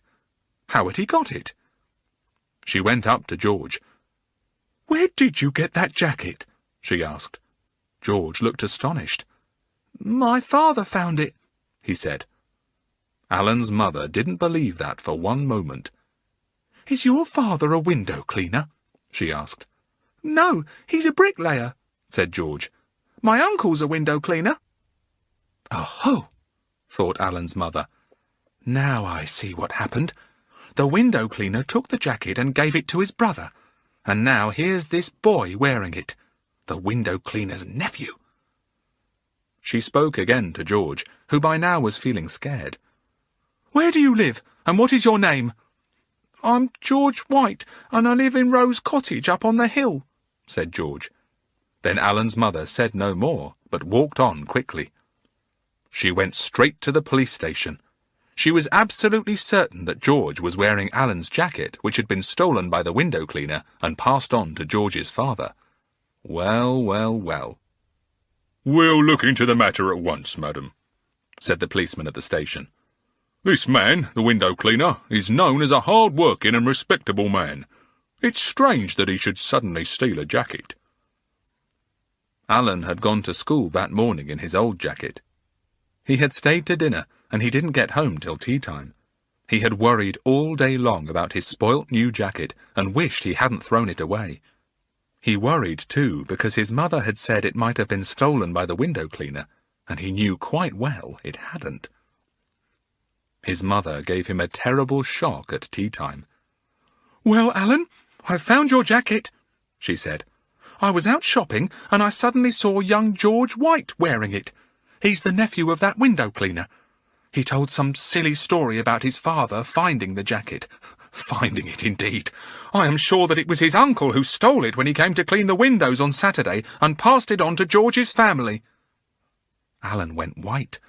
He couldn't think of a word to say. His mother went on talking.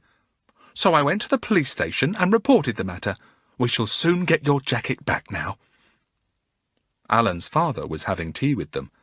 He suddenly noticed Alan's white, frightened face. "What's the matter, Alan?" he said.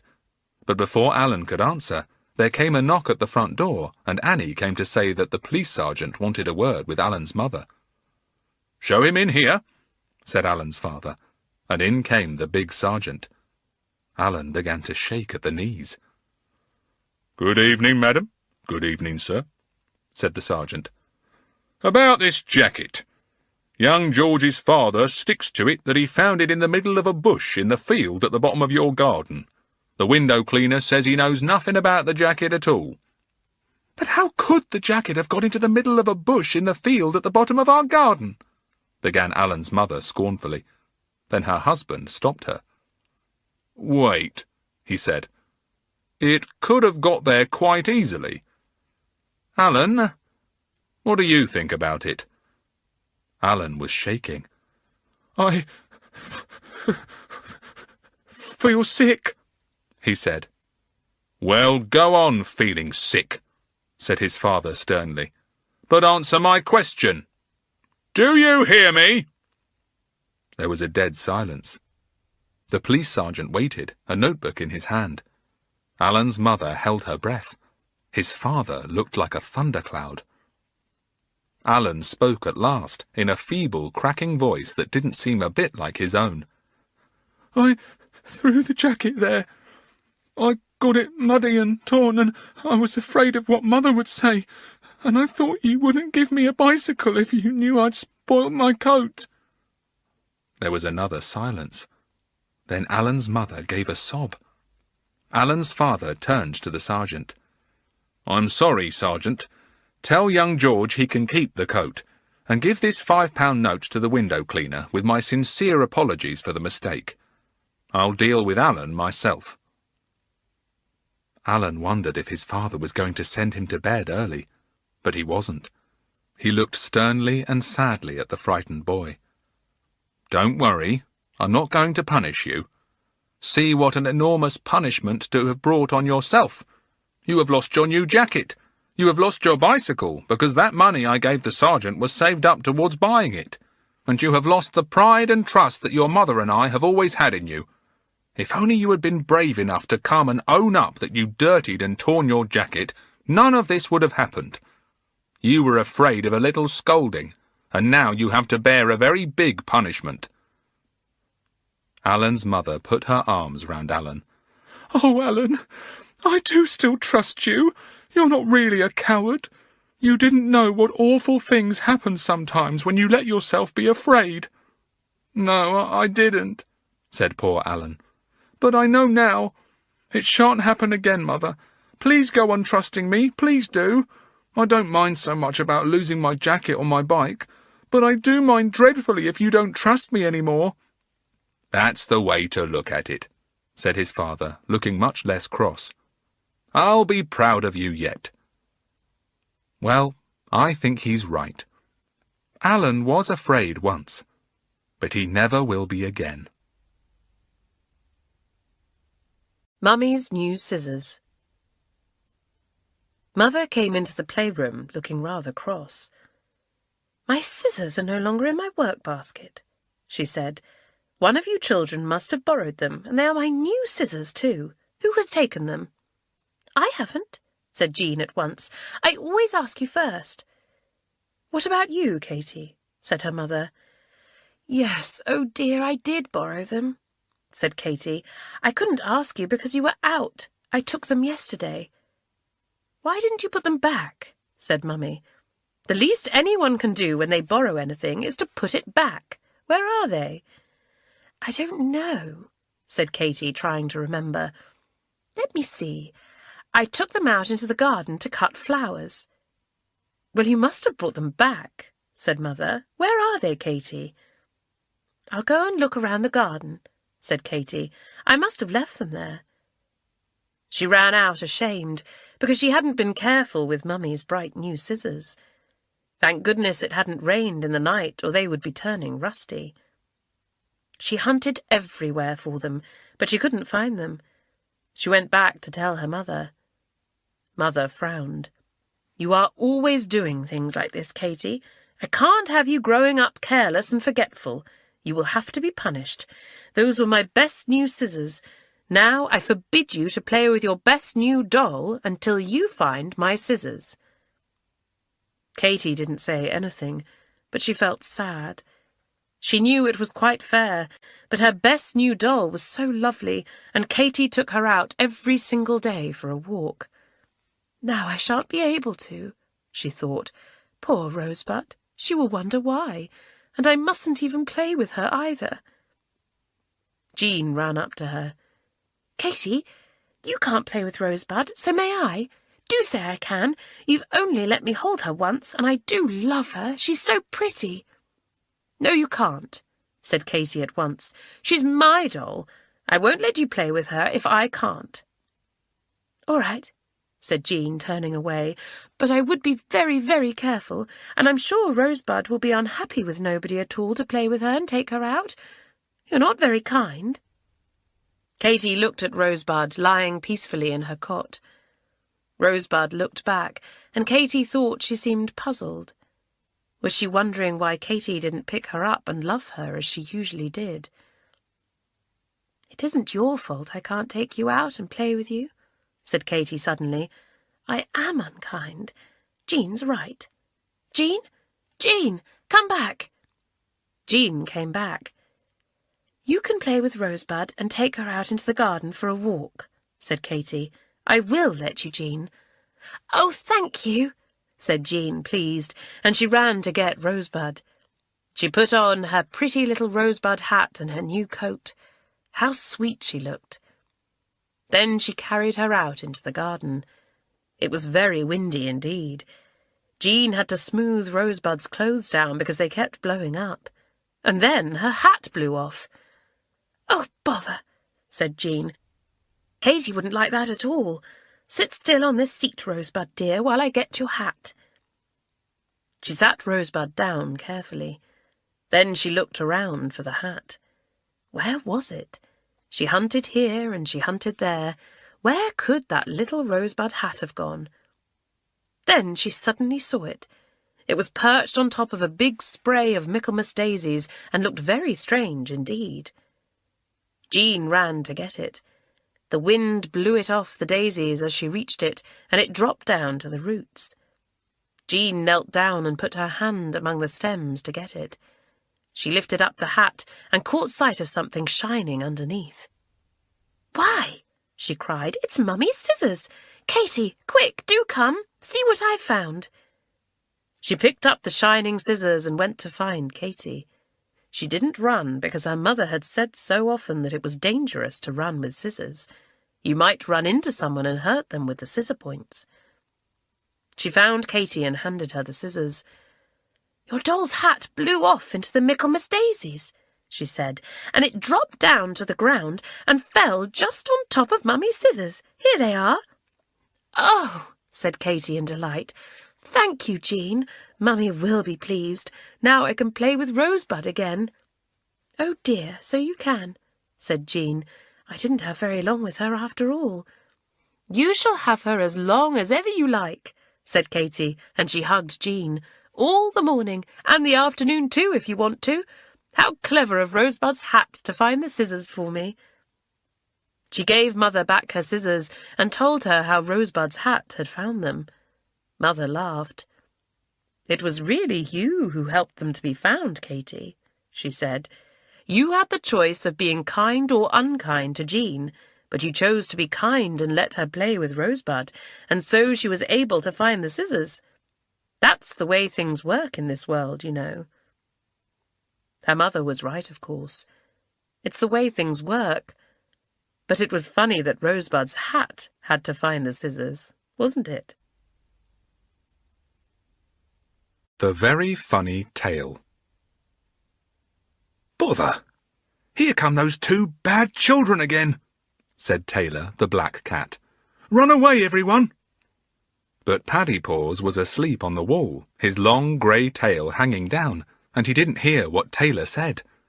The two children came nearer and saw him.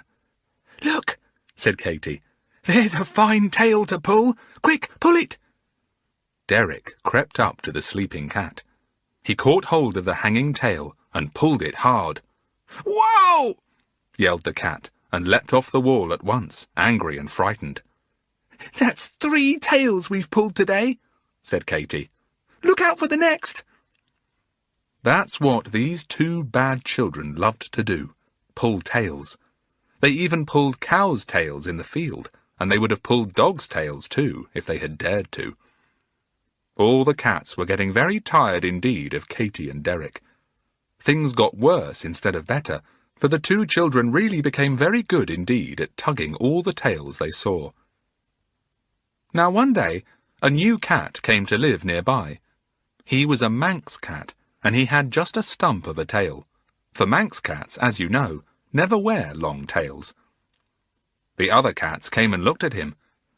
"You are very lucky," said Taylor. "Why?" asked Manky in surprise. "Because you've no long tail for Katy and Derek to pull," said Taylor, and he told Manky all about the two tiresome children. Then Paddypaws had a marvellous idea. "I say," he cried, "couldn't we play a trick on Katy and Derek? They don't know Manky, the cat without a tail, yet. Well, can't we get a tail from somewhere and tie it loosely on Manky and let him sit here on the wall with it hanging down? Then, when the two children come along and pull it, it will come off and give them such a shock they will never, never pull our tails again." "That's really a very bright idea," said Taylor, and Sooty, Fluff and Tabby nodded their furry heads. "The thing is, what about a tail?" wondered Paddypaws. "Where could we get that from?" "I know," cried Fluff, who belonged to the children's own mother. "I know. My mistress has an old fur with a tail to it. I could bite off that tail and we could tie it to Manky." "Good idea," said Taylor. "Go and get the tail." Fluff raced off. She made her way to her mistress's bedroom and found the fur hanging in a cupboard. With her sharp teeth, she nibbled and gnawed at that fur until the tail dropped off onto the floor beside Fluff. Fluff gave a giggle. The tail looked very funny all by itself. It was long and thick and silvery black. She picked it up in her mouth, and without anyone seeing her, she ran down the stairs with it and out into the garden. "Oh, good," said the waiting cats. "What a fine tail! Now we'll tie it onto Manky." But they couldn't seem to tie it very well, because their claws kept getting in the way. So they asked the little grey squirrel to help. He was used to using his paws, and he tied the tail on quite easily. "Now sit on the wall, Manky, and hang the tail down," cried Taylor in delight. So Manky sat on the wall and hung the new tail down. Really, he looked rather odd, for he was a small cat, and the tail was very big and thick. Still, it looked exactly as if it belonged to him, so that was all right. Well, soon the two children came that way home from their walk. They at once saw Manky on the wall, and they nudged one another. "Look, there's a beautiful tail to pull," said Katy. "Whose turn is it to pull one?" "Mine," said Derek, and he crept towards Manky, who carefully looked the other way. Derek put out his hand. He got hold of the tail. He gave it an enormous pull, and oh my goodness gracious me, it came right off in his hand. "Oh!" cried Derek, really frightened. "Oh, Katy, Katy, I've pulled the tail right off." Katy looked at the cat. Sure enough, it now only had a little stump of a tail. She gave a squeal of fright and began to cry. "It's got no tail now! You've pulled it off! Oh, you wicked boy! Well, you'd have pulled it off if it had been your turn," said Derek, half crying too. "No, I shouldn't! I wouldn't have pulled so hard!" cried Katy. "Oh, the poor cat! What will its people say when it goes home without a tail?" The two tiresome children were really very much upset and afraid. It was one thing to pull a tail for a joke, but quite another to pull one right off. They were so frightened that they ran to their mother, sobbing. "What's the matter?" asked Mother at once. "Mummy, we've pulled a cat's tail right off," sobbed Katy. What? Right off? said Mother, alarmed. You bad, bad children! How many times have I told you not to pull tails? Now you will get into serious trouble with the cat's owner. The children sobbed and cried, and their mother sent them to fetch the cat's tail from the lane outside, where they had left it. They picked it up and brought it to her. "This is a strange tail for a cat to have," said Mother in surprise. "It is more like a fox's tail, a silver fox's, I should think." "No, Mummy, it grew on the cat that sat on the wall," said Katy. "It did, really." "Well, I'll show you how like a fox's tail it is," said Mother. "Come upstairs and I'll show you my silver fox fur, which used to belong to Granny, and you will see how alike the two tails are." So they all went upstairs, and Mother took the fur from the cupboard. But suddenly she saw that the tail was missing. "The tail is gone," she cried. "This is the tail. You cut the tail off Granny's fur, you naughty, bad children." "Mummy, we didn't," cried Derek. "It came off the cat." "I don't believe you," said Mother. "I am quite sure that this tail belongs to Granny's fur. I think you have made up this story of the cat because you knew you would get into trouble if you owned up that you had taken the fur's tail." And do you know, nothing that Katy or Derek said would make their mother believe that they had not taken the tail. She sent them both to bed early. When Fluff heard this, she flew out to tell all the other cats. "You can't imagine how well the trick worked," she cried. "It was simply marvellous. I don't think those children will ever pull our tails again." Fluff was right, and dear me, when poor Katy and Derek catch sight of Manky, the cat without a tail, they feel quite ill and look the other way. Nobody has told them yet that Manky never had a tail, so they still think they pulled it off. Didn't they get a shock? The Girl Who Tore Her Books. Anna was a funny little girl. She took great care of her toys, especially her dolls, but dear me, how naughty she was with her books. She liked nothing better than to tear the pages into small bits. As soon as she was left alone in the nursery, she would take a book from the shelf, sit down on the floor with it, and then find a picture. In 2 seconds, the picture was torn in half. Her mother gave her old newspapers to tear up, but Anna didn't want those. It was books she loved to tear. And then one day something happened. She was alone in the nursery after tea. There was no light except the firelight that flickered everywhere. Anna crept to the shelf and took down a big nursery rhyme book that her mother had forbidden her to touch. She badly wanted to tear up the pictures of the nursery rhyme folk inside and throw the pieces over the floor. She opened the book at the page where the old woman looked out of her shoe, and just as she was going to tear the shoe in half, a strange feeling came over her. She felt giddy and shut her eyes. She opened them and looked at her book. But what was happening? The shoe seemed to be growing right out of the book. It was getting bigger and bigger and bigger. The old woman was getting bigger too. Her mouth was opening and shutting, and Anna could hear her talking. "Come to bed, children," she was saying. "Come to bed. I've got your broth ready for you." The shoe became so big that it almost filled the nursery. Then Anna saw crowds of small children running round it, shouting and laughing. The old woman clapped her hands and cried loudly, "Come along, come along." 3 of the children ran up to Anna and looked at her. "What a funny little girl," they said. "She doesn't look real. She's made of paper." Anna looked down at herself in surprise. She did look rather queer. She had gone very, very thin, almost as thin as paper. How strange! She looked as if she had been cut out of a picture book. "Mother, Mother, come and look at this funny little girl," cried the children. "Is she a paper girl?" The old woman stepped out of her shoe house and walked over to where Anna stood. She looked at her in surprise.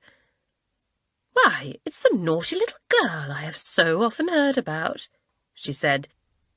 "She is the one who tears all her nice picture books to pieces. Something magic has happened. She is made of paper herself now." "Oh, Mother, do let's tear her then," cried the children, dancing round. "It won't hurt her if she's made of paper."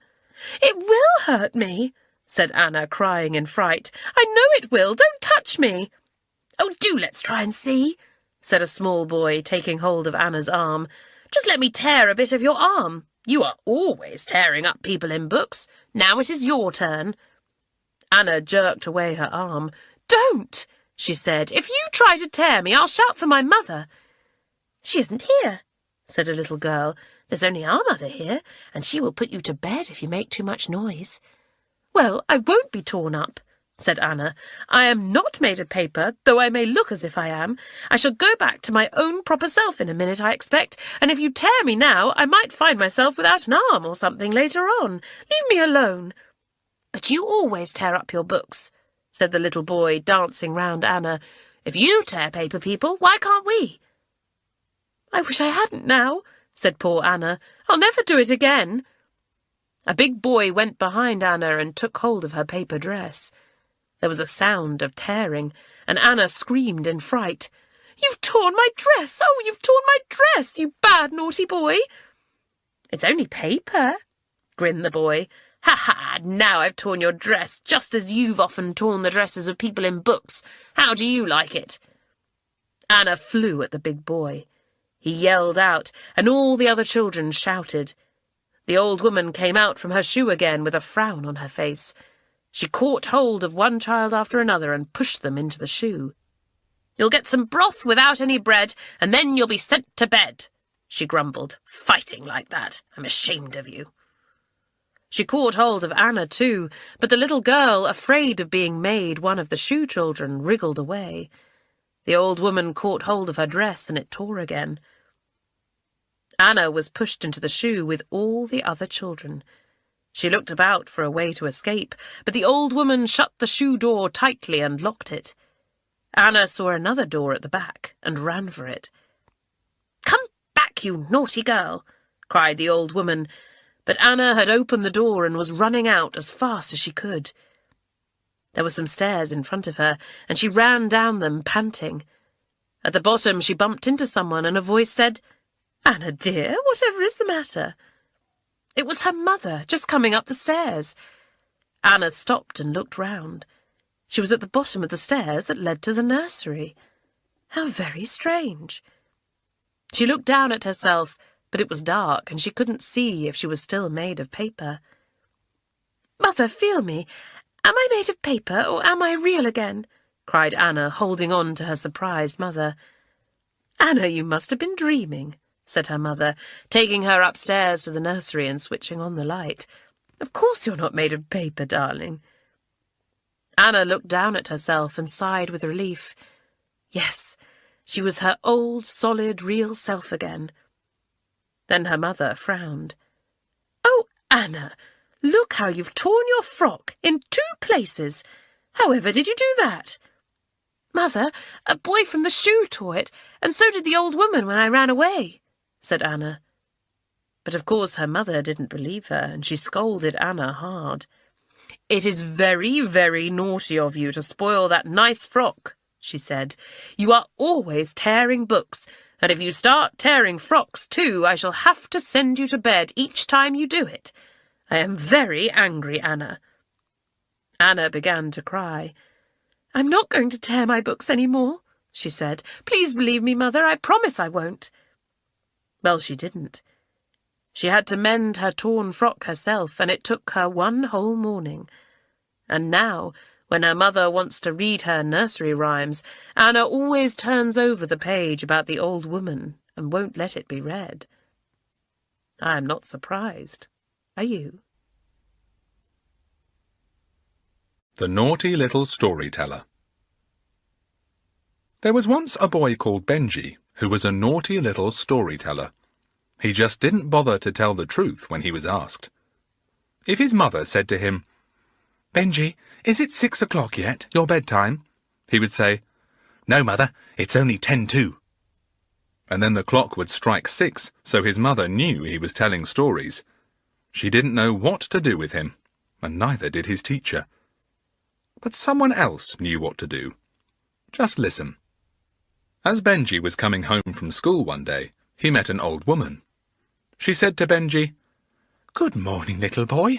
Are you going to the village? If you are, take me with you, because I don't know the way." Now, Benji was going to the village, for that was where he lived, but he wasn't going to say so because he wanted to run home and not walk slowly with an old woman.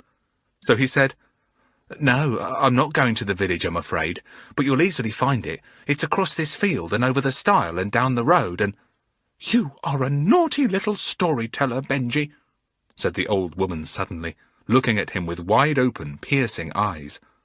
"You are going to the village. Well, you won't go there this morning, anyhow. Come with me." She took hold of his arm, and Benji had to go with her. He was rather frightened. The old woman led him through a hole in the hedge that he had never noticed before, and into a lane that was quite new to him. Down the lane they went to a village that Benji was most surprised to see, for in it were brownies, gnomes, pixies, witches, and even a big giant, who, however, was full of smiles and not at all frightening. "You might let me go," said Benji, pulling at the old woman's arm. "My mother has a chocolate pudding for my dinner today, and I'm hungry. She'll be cross with me if I'm late." "Very well, then, go," said the old dame, and she let go of Benji's hand. He darted away up the lane down which they had come. But somehow it seemed different, and to his surprise he came, before long, to a tumble-down cottage, outside which sat a long-nosed brownie, knitting a red sock. "Please," said Benji, "could you tell me the way home? I want to get to Hillside Village." "Yes, certainly," said the brownie, beaming. He pointed across a field with his knitting needle. "Just trot across that field, and you're there." So away trotted Benji across the field. But dear me, on the other side of the field was a broad river, and he couldn't possibly get across. He frowned angrily at the water. "That horrid brownie told me an untruth," he said. "I know my home isn't this way." He saw a little man coming up the river path, and he called him. "I say, which is the way to Hillside Village?" "Catch the bus at the corner," said the little man, pointing to where a lane turned a corner nearby. Benji ran to the corner and stood there. He stood there for 5 minutes. He stood there for 10 minutes. He stood there for 20 minutes. Still no bus. Then he saw a brownie boy and shouted to him, "How soon does the bus come along?" "What bus?" asked the boy in surprise. "The bus that goes from here to Hillside Village, of course," said Benji. "There isn't one," said the boy, grinning. "Someone's been telling you a story." Benji was too angry to speak. "If you want to get to Hillside Village, you must walk up the hill there, down the other side, across a field where you'll see some geese, and then over the stile in the corner," said the brownie boy. "But it's no good waiting for a bus, because one won't come." "Thank you," said Benji, and walked off. He climbed the hill, which was very steep. He went down the other side. He came to the field and saw some geese there. He walked into the field, and all the geese chased him with hisses and cackles till he reached the stile in the corner, and there he found a red-faced farmer waiting for him. "What are you doing in my field?" he roared. "Nothing," said poor Benji. "Only just trying to find my way home to Hillside Village." "Well, you won't find it this way," said the farmer angrily. "Disturbing all my geese. I've a good mind to punish you. You've come the wrong way for Hillside Village. You want to go right in the opposite direction." Someone's told you a story if they said come this way. This is a hateful place for telling stories, said Benji, almost in tears. Everyone tells me stories. Dear me, that's strange, said the farmer, looking closely at Benji. I wonder why they do. Is it anything to do with yourself, do you think? I don't know what you mean, said Benji, going red. Oh, well, think about it, said the farmer, going off. I just wondered. Benji sat on the stile and thought about it. Could it be that everyone was telling him stories because he himself was a storyteller? Had that old woman been punishing him like that, making everyone behave to him as he had behaved to everyone else? How perfectly horrid. I don't like it a bit, said Benji out loud. I've walked miles, all for nothing. I've stood ages waiting for a bus that didn't come. I'm hungry as can be, and I know Mother will be very cross. Perhaps she won't have saved me any chocolate pudding at all. Hello, Benji, said a voice. Benji looked round. He saw the same old woman that he had seen at first. How do you like storytellers? I don't like them at all, said Benji. Neither do I, said the old woman. They are most unpleasant people, aren't they? Yes, said Benji. And I'm going to stop being one now I know what they are like. Good, said the old woman. Well, you can go home now. Get over the stile, and you'll know where you are. Benji hopped over the stile, and to his great surprise, he found that he was just at the end of his road. How strange. He rushed home at once. His mother met him at the door with a frown. You're very late, Benji, she said. What happened? I suppose you'll tell me some story or other, so I might just as well not ask you. I'll tell you the truth, said Benji, and he told his mother everything that had happened. His mother was most astonished. Well, she said, I'll believe all this if you do turn over a new leaf, Benji, and never tell stories again. Benji always does tell the truth now, but wasn't it queer how he learnt his lesson? A story of tidiness and untidiness. There were once two little girls called Julie and Jean. They were twins and did everything together. One day their little brother caught chickenpox, and Mother didn't want Julie and Jean to catch it too. I wonder who would have you to stay with them for a little while, she said. You can't go to Aunt Kate's, she's away. I wonder if Great Aunt Jane would have you. Mother phoned to see. Great Aunt Jane said she would have Julie and Jean, but they would have to make themselves useful around the house. Well, you two girls know how to dust and sweep and make your own beds, said Mother, so you must just offer to do that for Great Aunt Jane. Off went Julie and Jean, rather excited to be going away to stay, and quite determined to do all they could to help their great aunt. Great Aunt Jane lived in a dear little cottage with a lovely garden full of flowers. She had two little puppies and a tiny kitten that played with them all day long. In the garden, she had a little round pond with goldfish in it. Julie and Jean were very excited when they saw all these lovely things. Puppies and a kitten to play with, said Julie, and a goldfish pond to sail boats on, cried Jean. What fun we'll have! The next morning, Great Aunt Jane called them into her kitchen, where she was busy feeding the puppies and the kitten. I told Mother you would have to make yourselves useful around the house, she said, looking at them over the top of her big spectacles. What can you be trusted to do? Girls don't work half as well nowadays as they used to in my young days. Great Aunt, we will work well, said Jean. We can be trusted to do lots of things. We can dust and sweep and make our beds.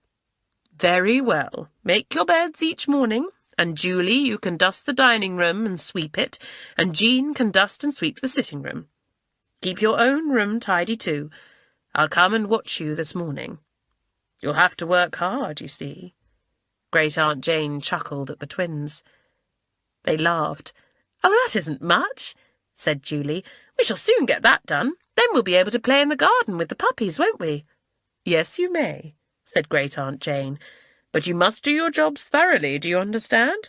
A job which is only half done is a disgrace to any girl or boy." Then she took them upstairs and watched them while they made their beds and tidied their room. Then downstairs they went and showed her how they dusted and swept. "That's very nice indeed," said Great Aunt Jane. "I hope you'll do it like that every morning." The twins ran out into the garden. "Isn't Great Aunt Jane particular?" said Julie. "It's an awful bother to dust in every corner like that." "Well, Mummy's particular too," said Jean, who liked doing things well. Julie didn't. She was an untidy little girl, and she usually left everything for Jean to do. But she couldn't at her great aunt's, because they each had different things to do. The next day, both little girls did their morning jobs. They straightened their sheets, plumped up the pillows, and made their beds beautifully, and each of them dusted and swept as carefully as could be. And out they went to play with the puppies and to watch the goldfish as it swam. But the next morning, Julie couldn't be bothered to dust properly. "What does it matter if I leave the dark corners undusted?" she thought. "Nobody will see if I don't do them. And I do so want to go out into the garden and see what it can be that those puppies are squealing about." So out she went long before Jean, who was giving the sitting room a very good dusting. Next morning it was just the same. Julie didn't bother a bit about dusting the corners. Nor did she on the next day, which was Saturday. She was out in the garden long before Jean. But as Jean was dusting carefully behind a big saucer on the china cabinet, she came across a funny, flat little parcel. She picked it up. On it was written, "For Jean, with Great Aunt's love. Buy a boat with this to sail on the goldfish pond."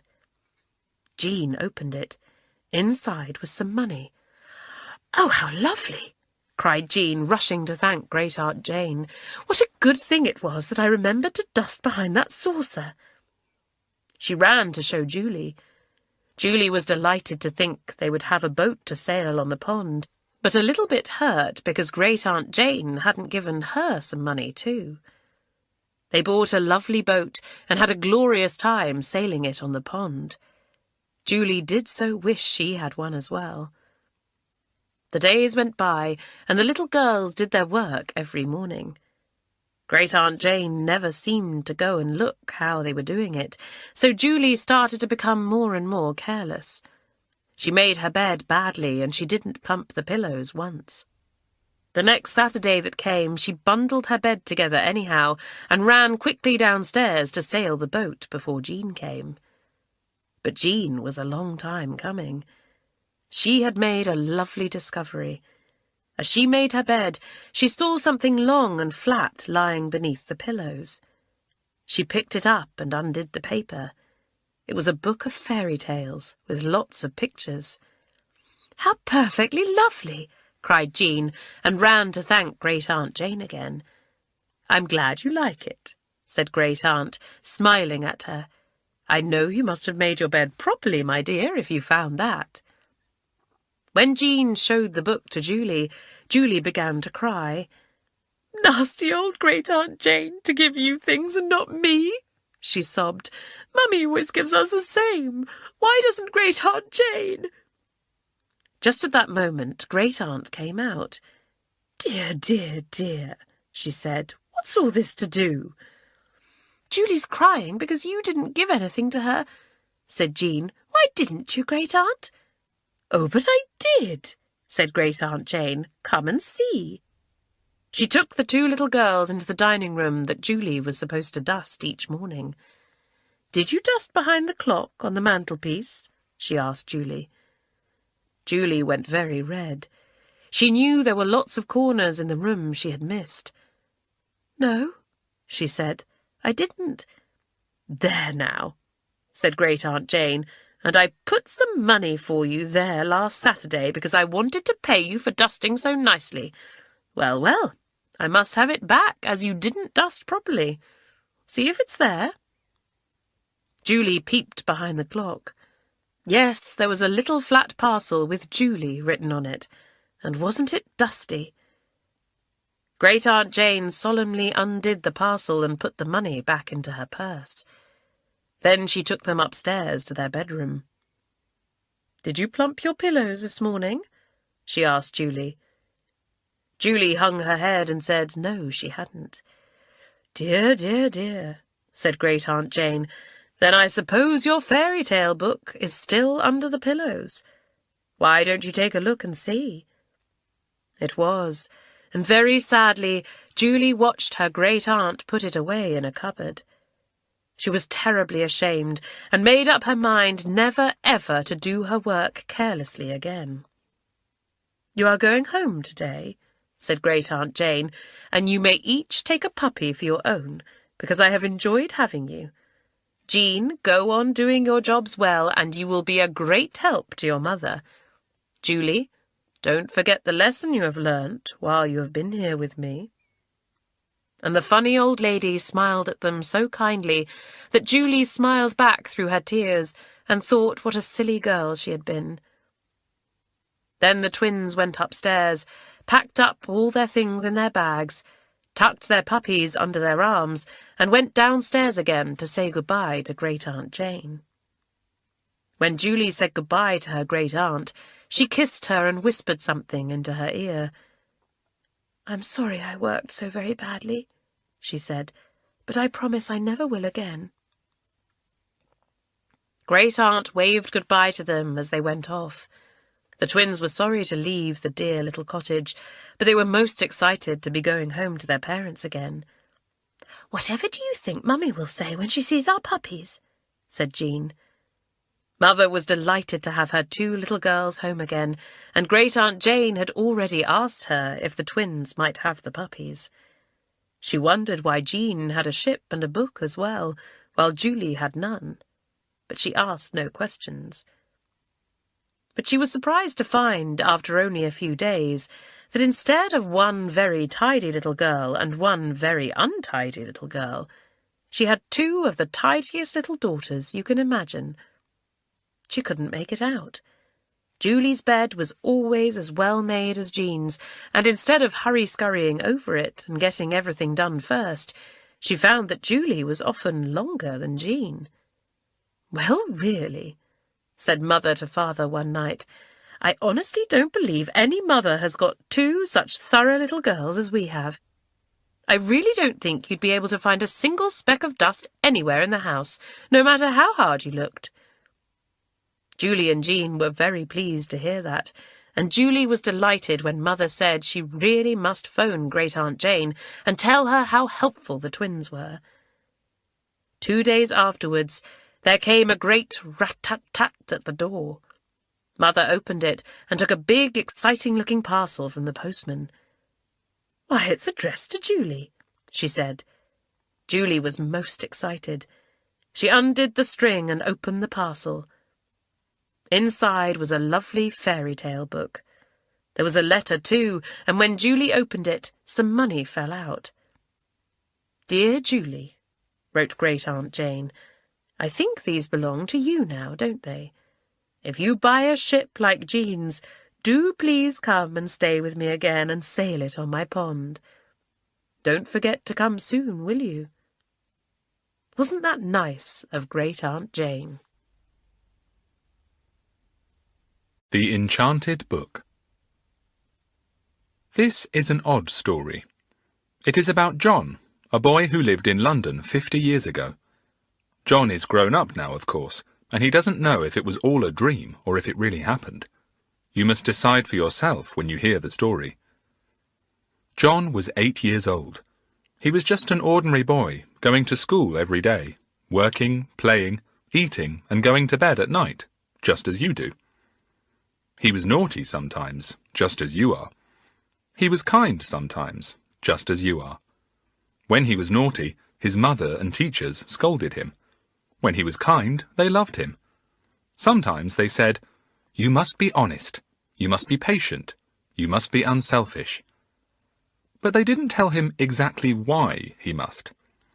He thought about it a little, and then he said to himself, I don't see that it matters very much if I tell a little lie now and again. No one will know. And if I buy sweets and eat them all myself, why shouldn't I? No one will know. And what does it really matter that I took Harry's rubber the other day and didn't give it back? He didn't know I took it. As long as nobody knows, I can't see that it matters. And then one day something happened to him that showed him the real reason why all those things did matter. At that time, John was sort of half and half. That is, he sometimes told the truth, and he sometimes didn't. He was sometimes kind, and sometimes unkind. He was sometimes quite honest, and sometimes not. A lot of children are like that. John could be very mean and spiteful and rough, but he could also be very generous and unselfish and gentle. He was just about half and half good and half bad. Now one day, when he was still a half and half, he went shopping by himself. He went down an old street in London, peering into shops that sold old things. They were dusty, and they looked sad and forgotten. There were curious mirrors with dragons carved round the frames. There were old china ornaments, spotted dogs and funny cats, and some shepherdesses with sheep. There were old chairs, some of them so big that John half wondered if they had belonged to giant men. He saw a dear little work-basket that had once belonged to an old lady many years ago. On the lid were 2 letters made of mother-of-pearl. They shone prettily. The letters were M.L. John stared at them, and a thought came into his head. M.L., he said to himself. Mother's name is Mary Lomond. What fun if I bought that basket for her birthday. I'll ask how much it is. He went into the shop.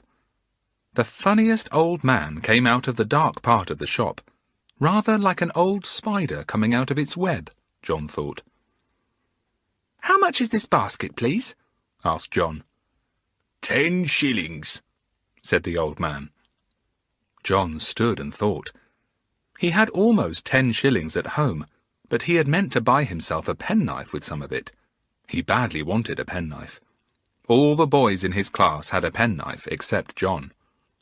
If he spent all his money on the basket, he wouldn't be able to have the penknife. So, after thinking for a while, John shook his head. I've only got about 5 shillings, he said. This wasn't true, but he didn't want to explain to the man that he almost had enough, but wanted to spend some on himself. The old man nodded.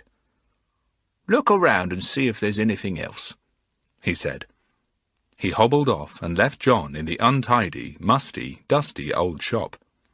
The boy began to look around. He looked at a set of old games. He tried all the drawers in a funny old desk. He looked at some of the old books on a shelf. And it was there he found what he always afterwards called the enchanted book. It was an enormous book, and the cover shone strangely, almost as if it was on fire.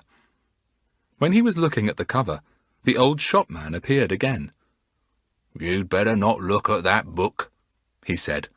That's a dangerous book. It's got you in it. John was startled. What do you mean? He said. It's a strange book, said the old man. Anyone who looks well into it will see himself in the future. I wouldn't look if I were you. You might not like what you see. Why not? Asked John, puzzled. I'm going to be a doctor. I'd like to see what I look like as a grown-up doctor. I'm going to be a clever doctor. I'm not only going to make people well, I'm going to make a lot of money too. I wouldn't look in that book if I were you, said the old man, and he tried to take the book away. Look here, my boy. I'm old, and I know a lot. You got a mouth that looks a bit hard to me. You got a wrinkle over your eyes that tells me you can be unkind. You've a look in your eyes that tells me you don't always speak the truth. Don't you look into that book.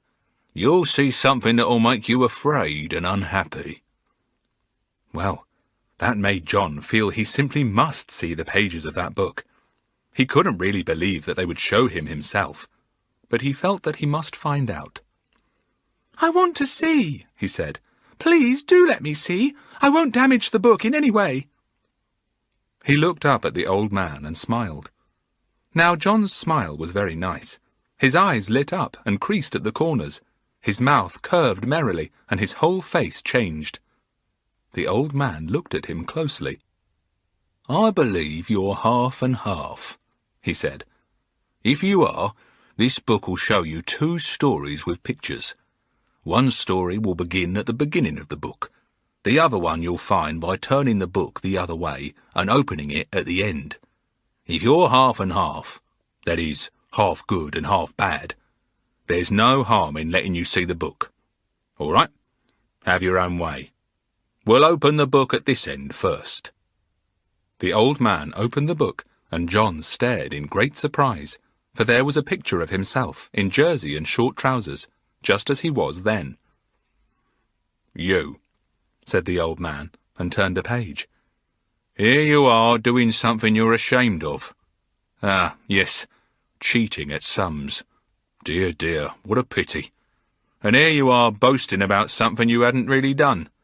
And look, what's this picture? You're bigger here. About 2 years older, I should think. You're telling an untruth without even going red.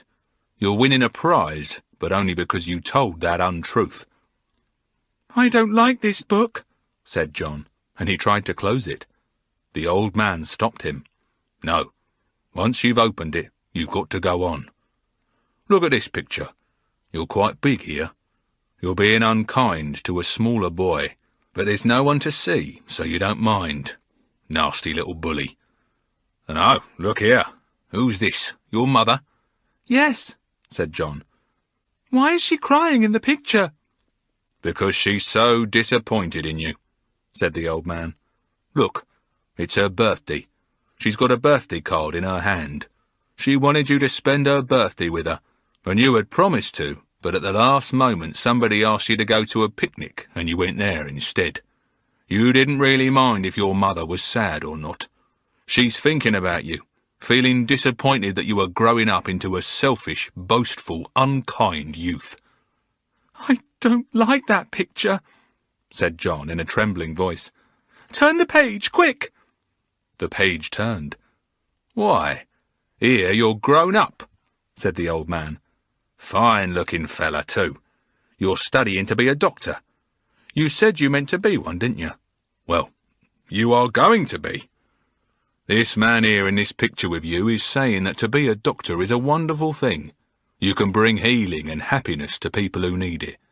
But you are laughing and saying, 'That's all very well, I'll do that all right, but I'll be a rich man too. I'll make people pay all I can.'"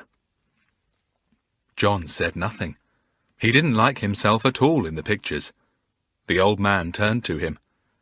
"You mustn't be surprised at what you see," he said gravely. "After all, you tell stories now. You are sometimes hard and unkind. You are not always honest, and I can see you are often selfish. Well, those things grow, my boy. They grow. And this is what they grow into." The pages turned again. John saw himself getting older and older. He saw himself getting rich. He saw himself with a pretty wife, with happy children. He saw himself getting older still, and his face was not pleasant. It was hard and selfish. He saw himself being pleasant to rich people and rough with poor ones. He saw himself cheating when he could do it without. He saw himself being bad-tempered at home and unkind to the children. And then, alas, came some dreadful pictures, when he had been found out in some wrongdoing and had lost all his money. His children left home when they were old enough because they hated him, and his pretty wife grew ugly and bad-tempered because she was lonely and unhappy. "I hate this book," cried John. The pictures had come to an end. The old man turned the book round the other way and opened the pages from the end instead of the beginning. "Wait," he said. "I told you you were a half and half, didn't I? We'll see what the other half of you might lead to." And there, page by page, was the story of what would be John's life if the good half of him grew instead of the bad. You should have seen those pictures. He won prizes not by cheating, but by hard work.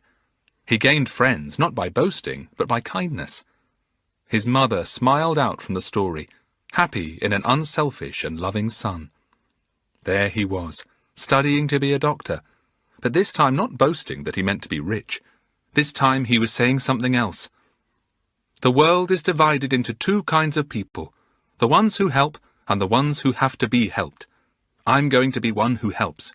I don't care if I make money or not, but I do care if I make happiness. And there was his wife again, and his happy children. But this time they loved him, gave him a great welcome whenever he came home. They hadn't so much money, but how proud they were of John. How the sick people loved him, and how happy he was. His face was not so hard as in the other pictures. It was kind and happy. It was the face of a great and good man. "Well, there you are," said the old man, shutting the book up softly. "You're a half and half, as I said. Let the bad half of you grow, and it'll grow into a bad man. Let the good half grow, and you'll get plenty of happiness and give it to others as well. Ah, my boy, there's a reason for not telling fibs, for not being dishonest, for not being unkind, for not cheating, for not being mean. We've all got the choice, when we're small, of letting one half of ourselves grow or the other half.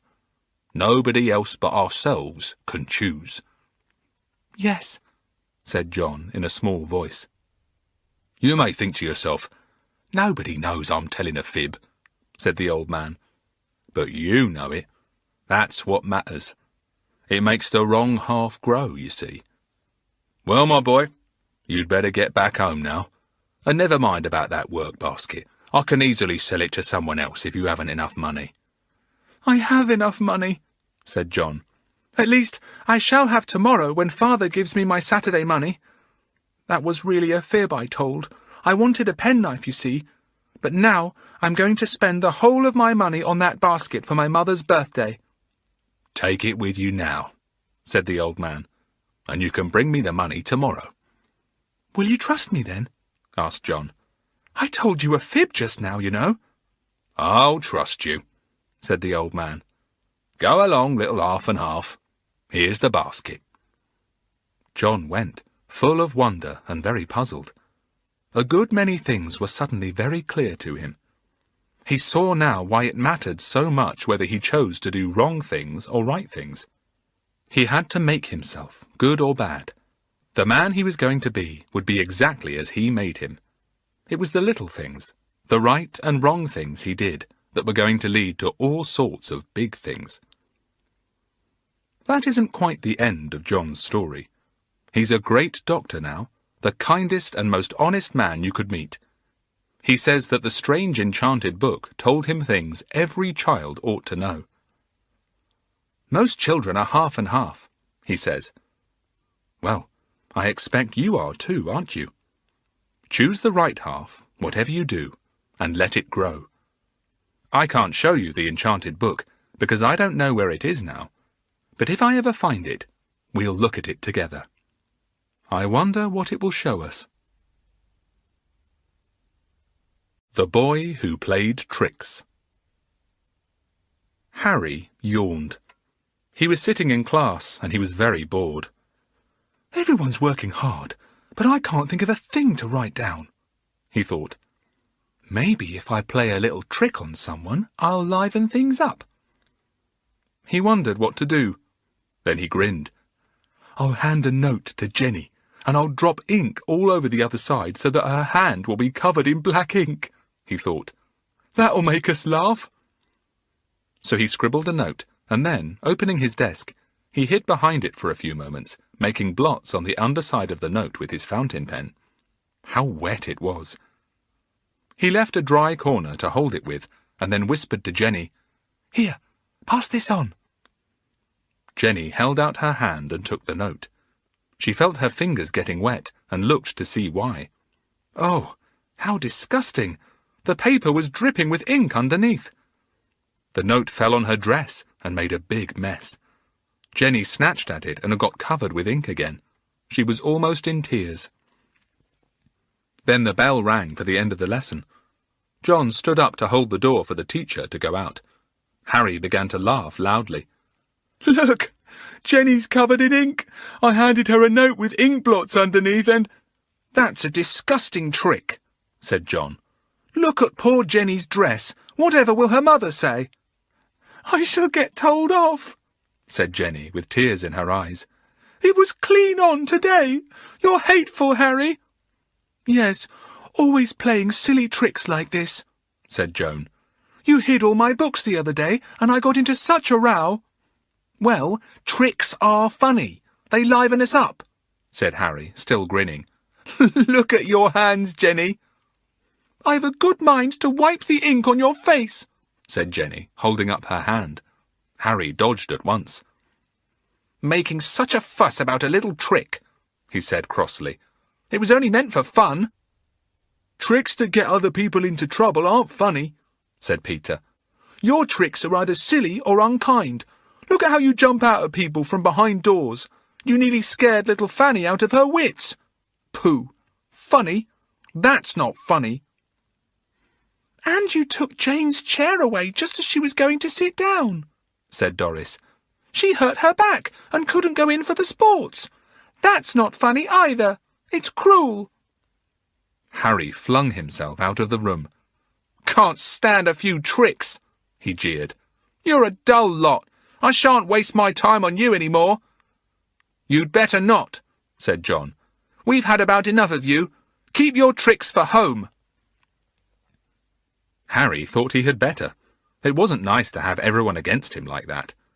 Well, he could always play tricks at home. He never played tricks on his father, who was quite stern.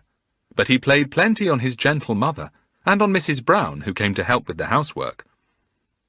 He had a store of paper bags. He thought it was really funny to blow one up, creep behind Mrs. Brown, and bang the bag with his hand so that it made a loud explosion. Poor Mrs. Brown nearly fainted with fright. He played tricks on his mother, too, putting salt in the sugar and sugar in the salt, so that she really was puzzled at the taste. Harry roared with laughter then. "But it's such a waste, Harry," his mother said. "I have to throw both away. Please don't do things like that." Now one day, Harry saw his mother putting a lot of things into an old wooden box out in the yard. He watched her and grinned to himself. "I expect she is collecting things for the jumble sale," he thought. "I'll go and get into the box. It's quite big enough to hold me, and hide there. Next time she takes off the lid, I'll pop up and boo! What a shock she'll get." He opened the lid. Inside was a lot of rubbish, old hats and clothes and worn-out mats. "Jumble," said Harry. He took out the mats to make room for himself and threw them behind the dustbin. Then he got in and pulled hats and rags over him. He waited and waited. Nobody came. He thought he would open the lid to give himself a little air, so he pushed at it. But dear me, it wouldn't open. The clasp had fallen into place and had clicked shut. "Blow!" said Harry. "I hope Mother will come fairly soon. It's terribly stuffy in here." He heard footsteps after a moment, not his mother's, but big, heavy ones. Then he suddenly felt himself lifted up high in the air in the box. He yelled in fright. What was happening? The footsteps walked off, and there was Harry in the box, high up on somebody's shoulder. He screamed again. Down the garden path to the back gate, out into the front garden and out of the front gate. Then the box was flung heavily into something, and Harry felt himself shaken and bumped inside the box. He shouted loudly, "Let me out! Hey! Let me out! I'm in this box!" Where was he? He was in the dustman's cart. It was the dustman who had walked down the back way to collect the rubbish, and he had taken the box to throw into his cart. Harry's mother had asked him to take it away. The man went back to get the dustbin. He took that down to the cart and emptied the contents all over the old box. A horrid smell came into the box, and Harry yelled again. But the dustman didn't hear. He had had a bad cold, and his ears were blocked. He didn't hear Harry's screams and shouts. He didn't hear him banging and kicking against the old box. On went the dust cart, collecting people's rubbish, and all the time Harry yelled and sobbed and hammered on the old box. Somebody heard him at last. It was John, who happened to be cycling by. He heard the yells and stopped in surprise. Surely they didn't come from the dust cart. But they did. John called to the dustman, "I say, there's somebody in your cart. Can't you hear him yelling?" "What?" asked the dustman. "Speak up, I can't hear." John repeated what he had said more loudly. The dustman looked most surprised. He began to poke about in the rubbish. "There's somebody in that big old box," said John excitedly. "Look, that one. He's yelling like anything. He must be shut up in it." The dustman dragged the box to the top of the rubbish. He undid the fastening, and up came Harry's untidy head. He was sobbing bitterly. I couldn't breathe. How dare you take me away? Where am I? What's the horrible smell? Oh, I'm in the dust cart. Let me out, quick! The dustman lifted him out. He was roaring with laughter. What a joke to tell my pals, he said. My, what a joke. Did somebody play a trick on you, Sonny? I never saw such a funny thing in my life. It isn't a joke, it isn't funny, wailed poor Harry. How dare you? John, please help me home. My legs feel very queer now. John helped him home. How did you get into the box? He said. Tell me that. No, said Harry, going red. Well, I can guess, said John. One of your silly tricks, of course. You got in there to frighten the person who might be coming to put something into it, didn't you? Your mother, perhaps. And the dustman came and took it. And you, too. Oh, what a joke. You were playing one of your nasty tricks, and one was played on you, though the dustman didn't know it. He can't hear. It serves you right. Harry was almost in tears again. Don't laugh at me. It's unkind. I'm only doing what you often do when you've played a trick, said John. Just laughing. Goodness, what will your mother say when she knows? And all the boys and girls at school. Don't tell my mother. She might tell my father, and he'd say it served me right, begged Harry. And surely you wouldn't be so mean as to tell the other children, John. I'd feel so ashamed. Is there any reason why I shouldn't be mean to you? Demanded John. Haven't you been mean to us often enough? Now that a wonderful joke has been played on you, why shouldn't we share it? John, if I promise you never, never to play a horrid trick again, will you promise not to tell anyone? Asked Harry, taking hold of John's arm. John looked at his red, miserable face. All right, I promise. But I shall only keep my promise if you keep yours, he said. So look out. Well, so far John has told nobody, so it means that Harry has kept his word. But alas, the dustman didn't keep the joke to himself, so everybody knows what happened to Harry that afternoon. That's how I heard about it, of course. Stand on your own feet. Peter was the boy next door. He was 11 years old, strong and jolly and always laughing. Anne liked him very much. Anne was 10, but was small for her age. People thought she was 8. She was shy and timid, and she was so afraid of being scolded for anything that she never owned up when she was in the wrong. She sat on the wall and watched Peter shooting arrows at a target. "Come and have a try," said Peter. So she slid down and took the big bow. Oh dear, it's so big. It won't spring back and hurt me, will it? Aren't you a little coward? Said Peter, laughing. Of course it won't. Look, do it like this. It was fun playing with Peter. They took turns at shooting arrows at the target, and then suddenly Anne shot one that went right over the wall. There was a loud meow, and the next-door cat leapt high in the air. The arrow had hit it. Oh, poor thing, said Peter, and he was over the wall in a flash. But the cat, full of terror, ran away limping. Peter knew he couldn't catch it. He went back over the wall. We'd better go round and knock at Miss Milner's door and tell her you hit the cat by accident, said Peter. Anne stared at him in the greatest alarm. What? Go and own up to old Miss Milner, who had a very cross face indeed?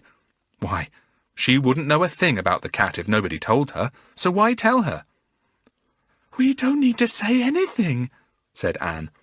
"She would never know it was one of our arrows that hit her cat, and I don't expect the cat's hurt much anyway.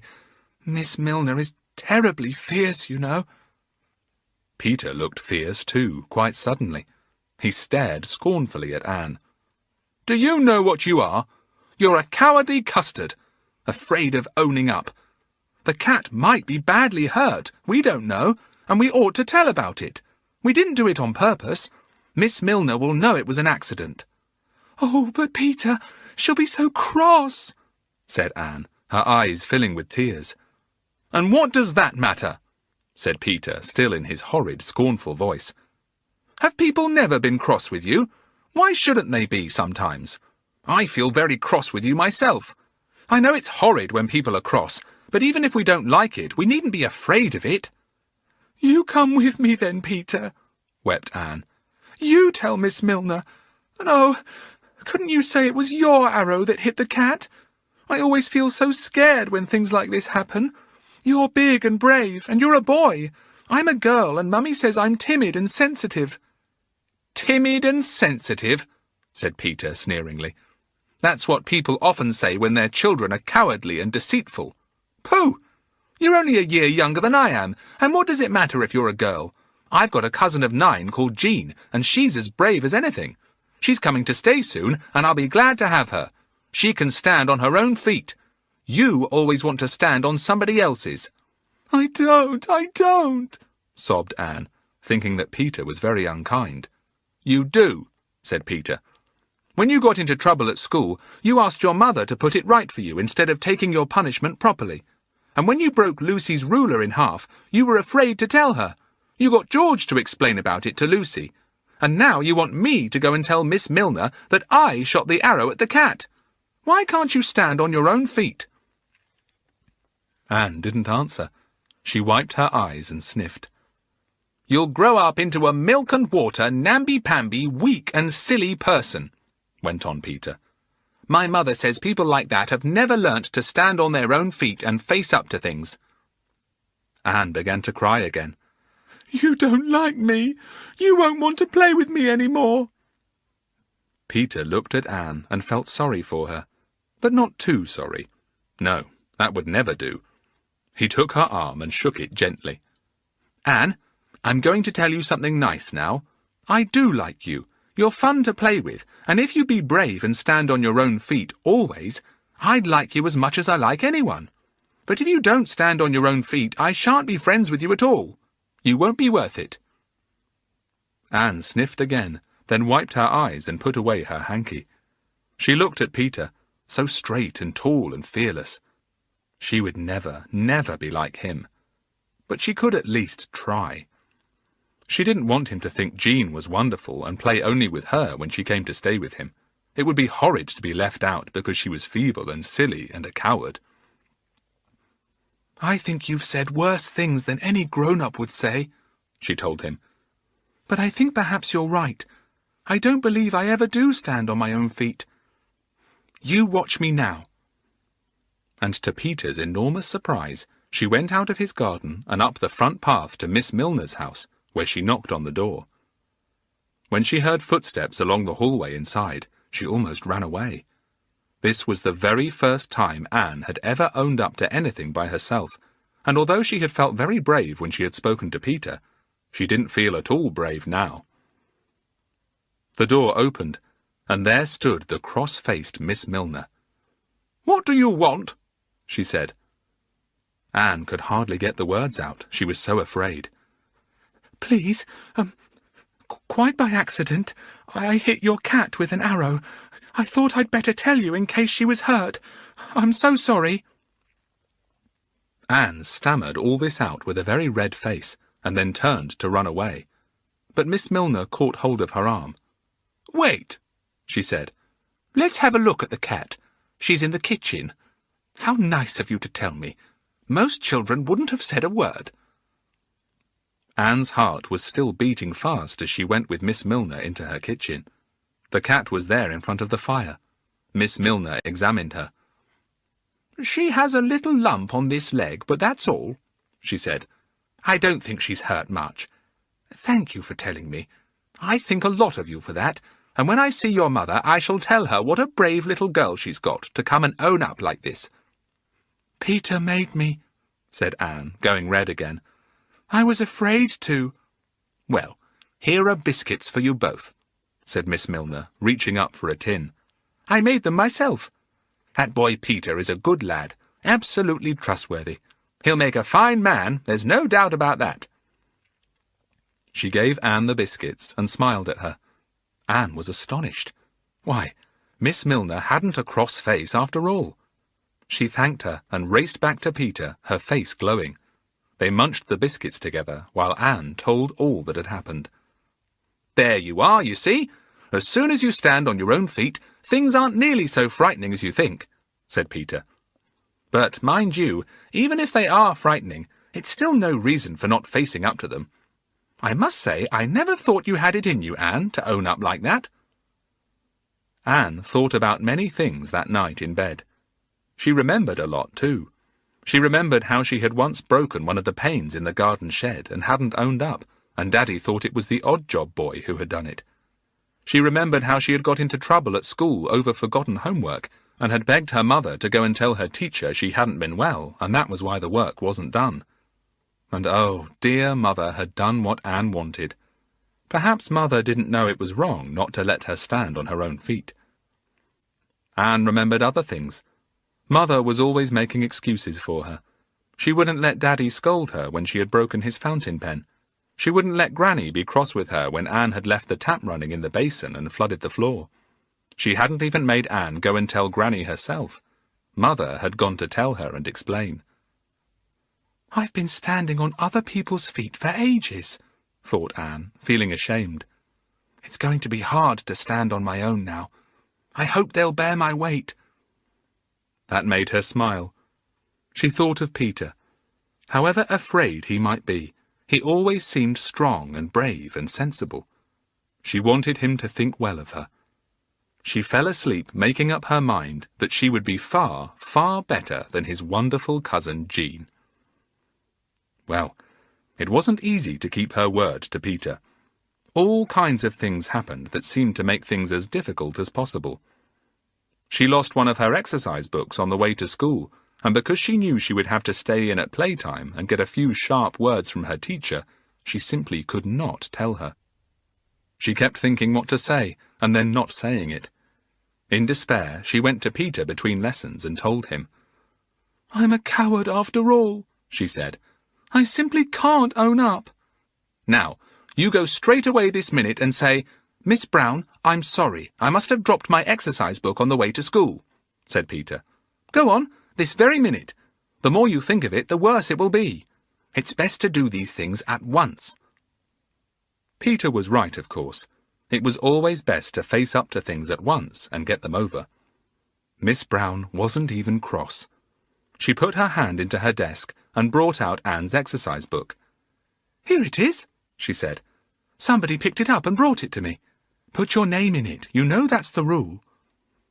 Anne felt so relieved. How silly she had been to worry herself all the morning. If only she had gone to Miss Brown at once. The next day, she broke one of Mother's vases. Anne was horrified. Still, she knew how to get round Mother. She would wait till Mother found the vase, then she would say she had meant to tell her, and she would cry, and Mother wouldn't scold at all. "You coward," Anne said to herself when she had thought all this. "Horrid, deceitful little coward. Go at once and tell Mother." And she went. Mother was upset and told Anne she was careless. "Yes," said Anne, "I was careless. Let me buy you another vase out of my own money, Mother." That made Mother feel very pleased. Anne suddenly felt pleased herself. How nice it was to stand on your own feet. You really did think more of yourself. She felt quite 10 feet taller. Then Daddy was quite cross because Anne had left her bicycle out in the rain. Usually she would have run to Mother and cried and asked her to tell Daddy she hadn't meant to. But not this time. "Daddy, I'm sorry," she said. I absolutely forgot my bike. I'll dry it and clean it this evening. It won't happen again." Her father looked at her in surprise. Usually Anne wept buckets of tears and made all kinds of excuses. This was a new Anne, an Anne he liked very much. "Spoken like a brave lass," he said, and Anne went red with pleasure. Still, things weren't easy at all, because it does take a long time to learn to stand on your own feet when you've been using someone else's for 10 years. Anne was often afraid, often quite in despair when things went wrong, and she had to somehow summon up enough courage to face them all by herself. She was determined not to ask Mother or Daddy or Peter to help her in anything. It must be her own feet she stood on, and nobody else's. Everyone noticed the change in Anne. Only Peter understood it. He was pleased and proud of himself because he had made Anne into a nicer person, and proud of Anne for being able to find courage to do it. And then, just before Peter's cousin Jean was due to arrive, something else happened. Anne was out on her bicycle, riding some way behind a small boy. Suddenly, a dog ran out and collided with the back wheel of the boy's bicycle. Off he fell at once and lay in the road, squealing with fright and pain. And what did Anne do? She didn't do what she would have done 3 weeks before, screamed and ridden away as fast as she could. No, she rode up to the boy, shooed away the big playful dog, helped up the screaming child, and took him into the nearest house to have his cut knees seen to. She found out his name and address and went riding off to tell his mother and to ask her to come and fetch him home. Peter heard about it because the boy's mother was a great friend of his own mother's and told her all about Anne. "A more sensible, helpful child I never saw," said the little boy's mother. "Stood on her own feet and did all the right things at once. Now, I do like a child like that." Peter was bursting with pride. He rushed off to tell Anne. She went red and looked away. She was so pleased to hear Peter's praise that she couldn't say a word. "I'm glad you're my friend," said Peter. "You really are a friend to be proud of." "It's a pity Jean's coming tomorrow," said Anne with a sigh. "Just as I'm getting sensible enough to be your friend. Now you'll have Jean, and you won't want anyone else to play with." "Jean will like you awfully," said Peter. "Come and play every day, will you? We'll go for picnics together and go swimming. It'll be fun, the 3 of us." It is fun. Anne's having a lovely time. She always stands on her own feet now. And what I would dearly like to know is, do you? Boastful Bill. Bill was a big boy. He was only 8 years old, but he was tall for his age, and everyone thought he was 10. He liked people to think that. He boasted that he could do this, that, and the other. He could ride 10 miles straight off on his bicycle and not feel tired. He could swim 8 times up and down the school baths. He could row a boat across the river and back and not stop once. Oh, Bill was a wonderful chap, if you listened to him. Next door to Bill lived the twins, Molly and John. They were 7 years old and small for their age. They had no bicycles, so when Bill boasted about his riding, they thought him very wonderful indeed. They had never been in a boat, so they couldn't row. How marvellous Bill must be to row across the river all by himself. "All the same, I don't much like Bill, although he's so clever and wonderful," said Molly to John. "He never seems to think anyone else can do anything. I know we are small for our age and can't do anything much, but I do get a bit tired of hearing all the things Bill can do." When the summer holidays came, Bill asked John and Molly where they were going. "We are going to Sea Sands," said Molly. "How funny! So am I," said Bill. "My word, we shall be able to have some fine times together. We have a boat and a beach hut and a floating bed that you blow up and lie on. Last year I had great fun on that. Can't tell you how many people I pushed off it into the water. My word, they did swallow a lot of salty water too." Molly and John looked at one another. It wouldn't be much fun to be pushed off the floating bed too often. They were so small, and Bill was so big. Bill could push them off each time, but they were quite sure they wouldn't be able to push him off at all. The seaside holidays came at last. Molly and John went down to Sea Sands with their father and mother. They were so excited about it. The first person they saw on the beach when they got there was Bill, of course. There he was, sitting in a boat, looking as if the whole place belonged to him. "Hello," he said. "I've just been for a row all around the bay." Molly looked at the boat. It seemed very dry outside, not at all as if it had been in the water, but she was too polite to say anything. "I've bathed twice already today," said Bill.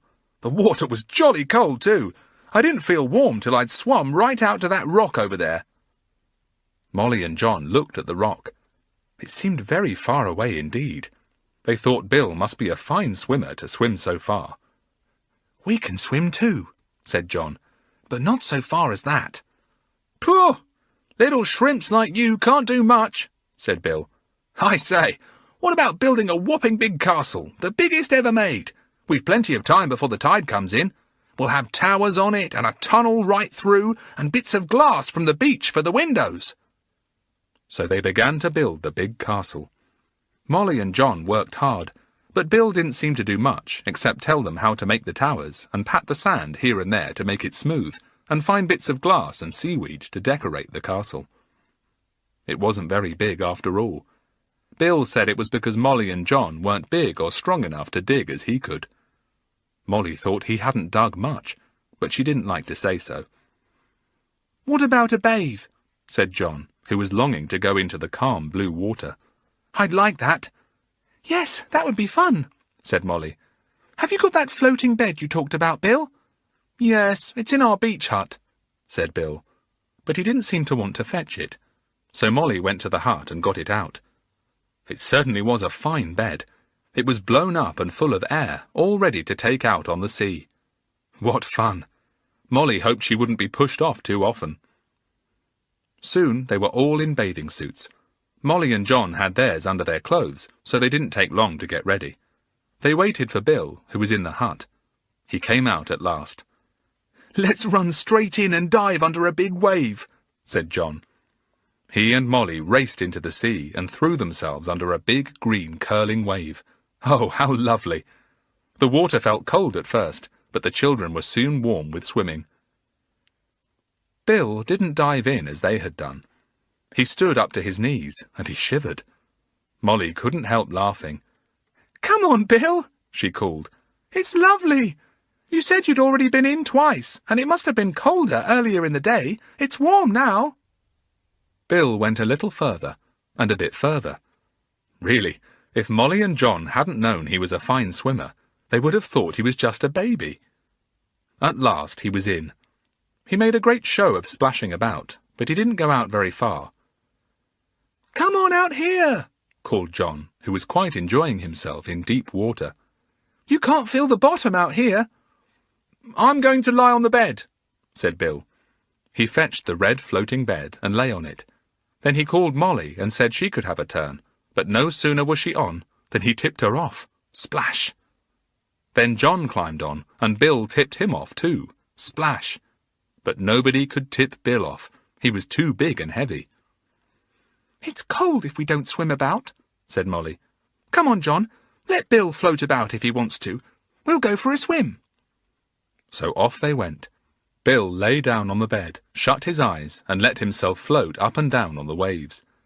The sun was warm on the bed. Bill fell asleep. He didn't hear Molly and John yelling to him. He didn't wake up for 15 minutes, and by that time the bed had floated almost to the big rock that Bill had pointed to so proudly when he had told Molly and John that he had swum there and back. Bill sat up in a fright. He stared around at the sea. Oh, he had floated out ever so far. He would never be able to swim back. Oh, he would be drowned. Oh, he would float to America. He would, he would. Bill burst into tears and yelled for help. "Swim back, silly, swim back!" shouted Molly and John. "You said you could swim as far as that rock this morning. Go on, jump in and swim!" But Bill didn't.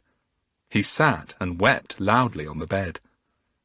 "I say, Molly, I don't believe the silly chap was speaking the truth when he said he was such a fine swimmer," said John suddenly. You know what a baby he was about getting into the water. Well, no good swimmer does that sort of thing. I think he was just boasting. What shall we do?" "John, you swim after the bed and see if you can get hold of it and guide it towards that rock," said Molly. "I'll get the boat that Bill was in and row after you. I can get to the rock, I think, and we'll all row back." "Can you manage the boat, Molly?" said John, swimming off. "You've never tried a boat before, you know." "I've seen other people do it," said Molly. "I'll be all right. Go on after Bill, quickly." So John swam hard after the floating bed. He caught it at last, and then swam to the rock, pushing the bed in front of him. Bill sat and howled on the bed. He wouldn't jump out into the water and help John. He just behaved like a silly baby. John managed to get to the rock that stuck up out of the water. He sat on it, panting. Bill got off the bed and sat on the rock too. John dragged the bed up to them. He soon got his breath and turned to look at Bill, whose eyes were all red with crying. "Why didn't you jump off the bed and swim to shore with it when you saw you were floating out?" asked John. "I can't swim so far," said Bill sulkily, going red. "Then you are a silly boaster," said John, "and a baby besides. Fancy howling like this. For goodness sake, stop before Molly comes. Look at her, bringing that boat out all by herself to rescue us. She's never been in a boat before, but she's rowing as well as a sailor could." So she was. She was pulling at the oars well, and although she was small, she managed that boat beautifully. She reached the rock at last, and the two boys got in. "Now you take the oars and row back, Bill," said John. "Molly's tired, and so am I. She's had a long row, and I've had a long swim. You've only had a good long float." "I can't row as far as that," said Bill, redder than ever. Molly and John stared at him in amazement. "Well, you jolly well row as far as you can," said John. "Lazy creature. Go on, take the oars and row. If you think Molly or I are going to row you back all the way, you're wrong. We may rest here for a while and swim back ourselves. You can have the boat." "Oh, no, John, oh, no," said Bill, beginning to cry again. "Don't do that.